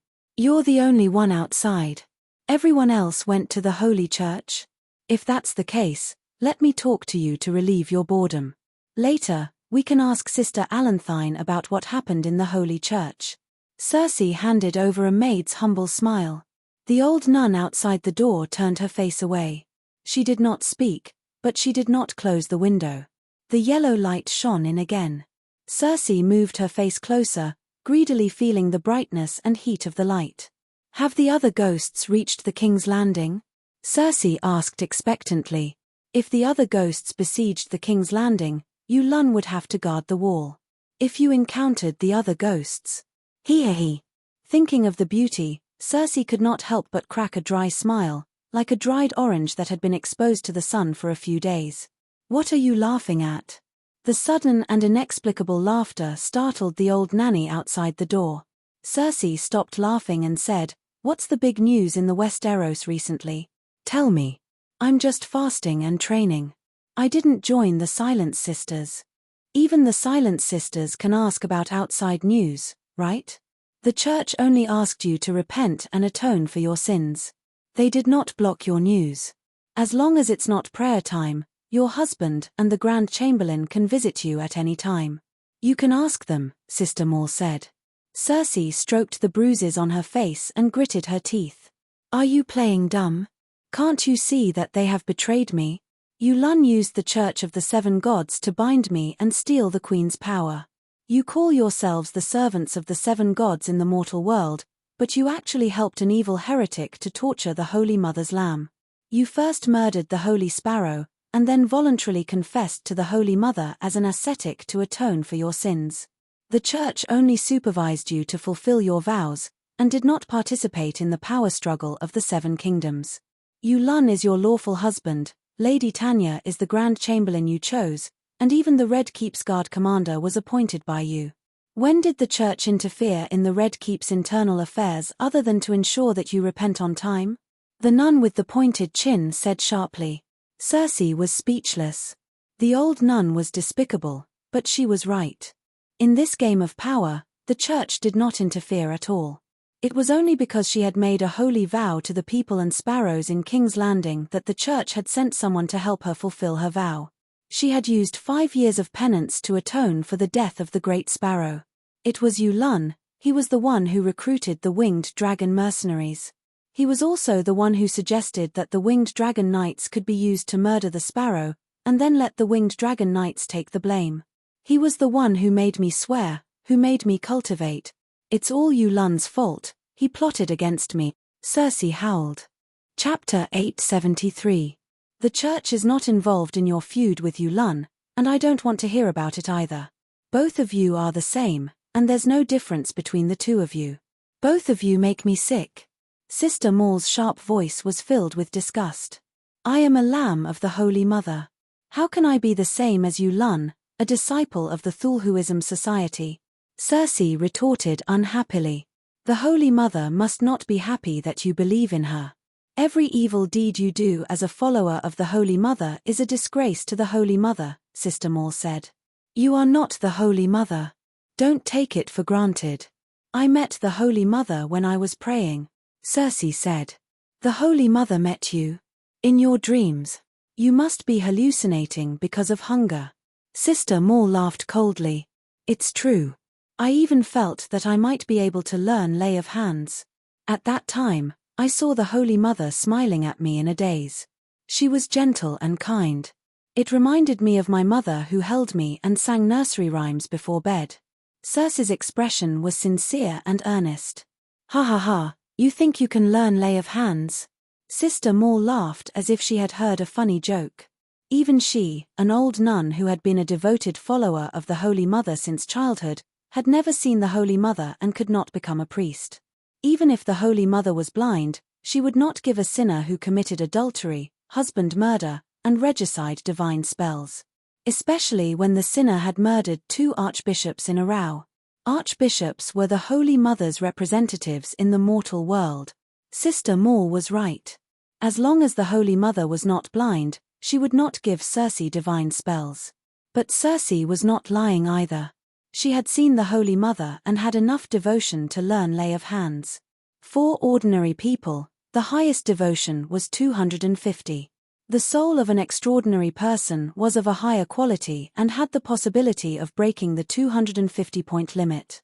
However, there were very few extraordinary people in Westeros, and even fewer who believed in the 7 gods. So far, other than old Matthew, no one had broken the 250-point limit. The first time Saint Mother Dany bestowed the saint healing skill upon a believer, the requirement was as high as 200 piety points. At that time, there were only a few dozen people in the 7 kingdoms who met the requirements. After Mother Dany obtained 1% of the seal of the Green Prophet, the requirement to become a priest was lowered to 150 piety. From then on, priests began to appear in large numbers, numbering in the hundreds. Later on, Mother Dany obtained another 2%. She now had a total of 3% of the mark fragments. Any believer with more than 100 points of piety could be converted into a priest. As such, the The number of priests in the 7 nations began to exceed 1,000. Before the plot began, when Robert was still alive, Cersei's devotion to the 7 gods was less than 0. However, she had been through a lot in the past few years, especially after the tragic deaths of her 2 sons and witnessing the miracle of the Holy Mother's resurrection of the Great Sparrow. Her devotion to the Holy Mother had become pious. After being trapped in the Empress Dowager's tower by Yulun, Cersei suddenly realized that she could only rely on the Holy Mother. Jaime, whom she missed the most, had abandoned her. Her father had died long ago. Uncle. Every time she thought of Uncle Kevin, she would repent even more sincerely. Yes, she did repent, but she did not regret it. Sometimes, she would even complain to the Holy Mother in her prayers that it was all Uncle Kevin's fault. He had lost the simplicity of the past, when Tywin was still alive, and became addicted to power. If he had been willing to assist her, none of this would have happened. Even the Robert Strong that spellcaster Cabourn had custom-made for her was taken away by Yulun using black magic. In this cold, dark, and empty stone room, only the Holy Mother could give her comfort and hope. That was why Cersei was so pious. There were 2 ways to increase one's devotion. One was to have a deep understanding of the doctrine and agree with it. The other was to wholeheartedly believe in the gods. Cersei belonged to the latter. She knew the doctrine of the 7 gods and felt that it was good and right. However, she was unwilling to follow it. Judging from the doctrine alone, Cersei's devotion was barely 1.0, which was the standard of a normal believer. However, there was a limit to how much devotion could be increased through blind faith and pure agreement with the doctrine. It was about 100 points, fanatic. If one wanted to be promoted from fanatic to petitioner, 150 points of devotion, they would need to believe in the gods and wholeheartedly agree with and follow the doctrine of the 7 gods. Therefore, when the requirement to become a priest was 150 piety points, none of the priests had much of a problem with their character. Saint Mother Dany could directly bestow them with the mark of the Holy Mother. However, when the requirement was lowered to 100 points of devotion, trouble came. The Dragon Queen accidentally met Cersei. At that time, Holy Mother Dany almost had a mental breakdown. This kind of trash can become my priest. Is the Church of the 7 Gods finished? If Dany let Cersei become a priest, many of the true priests would probably leave. They would not be willing to wallow in the mire. Cersei made Dany understand that her priest profession change system had encountered a bug. Even if Cersei was an extreme person, she was not the first fallen believer who believed in the 7 gods and violated the doctrine of the 7 gods. For example, in the real world, the missionaries who were involved in colonial activities were not afraid of sacrifice. They were willing to die for the church and for God. There was no doubt about their faith in God. However, what they did was the actions of Satan. It was the opposite of God's doctrine. If Dany were God, she would redeem those missionaries, help them escape the fate of hell, but not allow them to go to heaven. Redemption was her responsibility to her believers. Going to heaven was a reward for her believers. Rewards were a means of encouragement. No God would encourage believers to do things that went against their doctrine. Therefore, Holy Mother Dany decided to give Cersei redemption, but not the divine spell that represented the glory of the monks. Cersei said that when she saw the Holy Mother smiled at her, as if receiving the divine spell was not an illusion. Holy Mother Dany not only comforted her tired and weak soul, but also left a seal of redemption in her mind. The seal of redemption had 3 functions. First, because Cersei had royal blood, she was a high-risk person. The seal of redemption would alert Blackie when she died, ensuring that her soul would not fall into the hands of the evil gods. Second, every time she prayed to the Holy Mother, she would receive a low-level healing spell to heal the wounds left by Yulun. Lastly, when Cersei's devotion reached 150, the seal of redemption would become the Holy Mother's seal. If Cersei's devotion reached 150, it meant that she had truly repented. Making her a priest would not tarnish the church's reputation. Instead, it would be an example of redemption. Cersei did not chat with Morley for long. Morley was ignoring her, and Cersei was cold, so she retreated back to her straw bed to suffer. She wanted to wait for news from the great cathedral, but she was so tired that she fell asleep. The next morning, the sound of the door opening woke her up like an alarm clock. When he opened his eyes and lifted the blanket, he saw 4 grey-haired but burly old nuns walking in. Some of them were cleaning the floor, some were washing the toilet with a brush, and some were smashing a window on the stone wall that separated the balcony from the bedroom with a hammer. Bang! Bang! Bang! Bang! They were all busy. Circe stuck her head out and asked with narrowed eyes, "Why are you smashing the wall?" "To open a window for you. The night is long. At least you can see the 7 towers of the great cathedral," Sister Alanthine said. Thinking that she would be able to see the scenery outside soon, Circe was happy. She looked at the nuns cleaning the room and asked, "What day is it today? Why are you all so diligent? You wouldn't even be willing to clean the floor in the past." Sister Morley used a shovel to remove the dried dung on the wooden floor as she scolded, "Cleaning your own room is what a normal person should do, not to mention that you're cultivating. It's already wrong for you not to work hard. You don't even wash the toilet. You're too lazy. I only eat hard bread every day, drink cold water, and get tortured by Yulun from time to time. My whole body is sore and weak. How can I work? You should stop Yulun from hurting me." Circe grumbled in a hoarse voice. "Hundreds of people in King's Landing die of hunger and cold every day. You're lucky to have bread to eat. Even the Archbishop only has 1 more bowl of vegetable and egg soup than you," Sister Morley said coldly. Sister Alanthine, who was hammering the window, said, "You and Yulun are husband and wife. The 7 gods can't forbid a husband from sleeping with his wife." "I want to drink vegetable and egg soup too," Circe gulped and murmured, "Yulun's dick is burnt to a crisp. He can't use it anymore. He used it on me and whipped me. Tell the Archbishop that I want to annul my marriage with Yulun. Mother of mercy, I'm in too much pain right now." Circe was just saying it casually. She did not expect the cold-hearted nuns to help her. She had been saying things like annulling her marriage ever since she found out Yulun's true colors. She had said it thousands of times. Then, every time, these old men would mock her with words like "you reap what you sow" and "Yulun is your retribution" and so on. But this time, the 4 old nuns stopped what they were doing and looked at each other. Sister Maul hesitated and said, "The Holy Mother is merciful and compassionate. Maybe we should help her this once. At least tell Saint Matthew." The other 3 nuns nodded in agreement. Then Sister Morley left the room, leaving the nuns to continue with their work. "What's wrong? Something's wrong with you all today. Is Saint Matthew Archbishop Matthew? How did he become Saint Matthew?" Circe sat up and asked in surprise. "The night is long and full of danger. Fortunately, the 7 gods saved the world. Today, when Saint Sparrow went to heaven, another saint was born. Saint Matthew inherited the will of Saint Moses and Saint Sparrow. He will lead the people of King's Landing to the south to Storm's End Keep," Sister Alanthine said excitedly.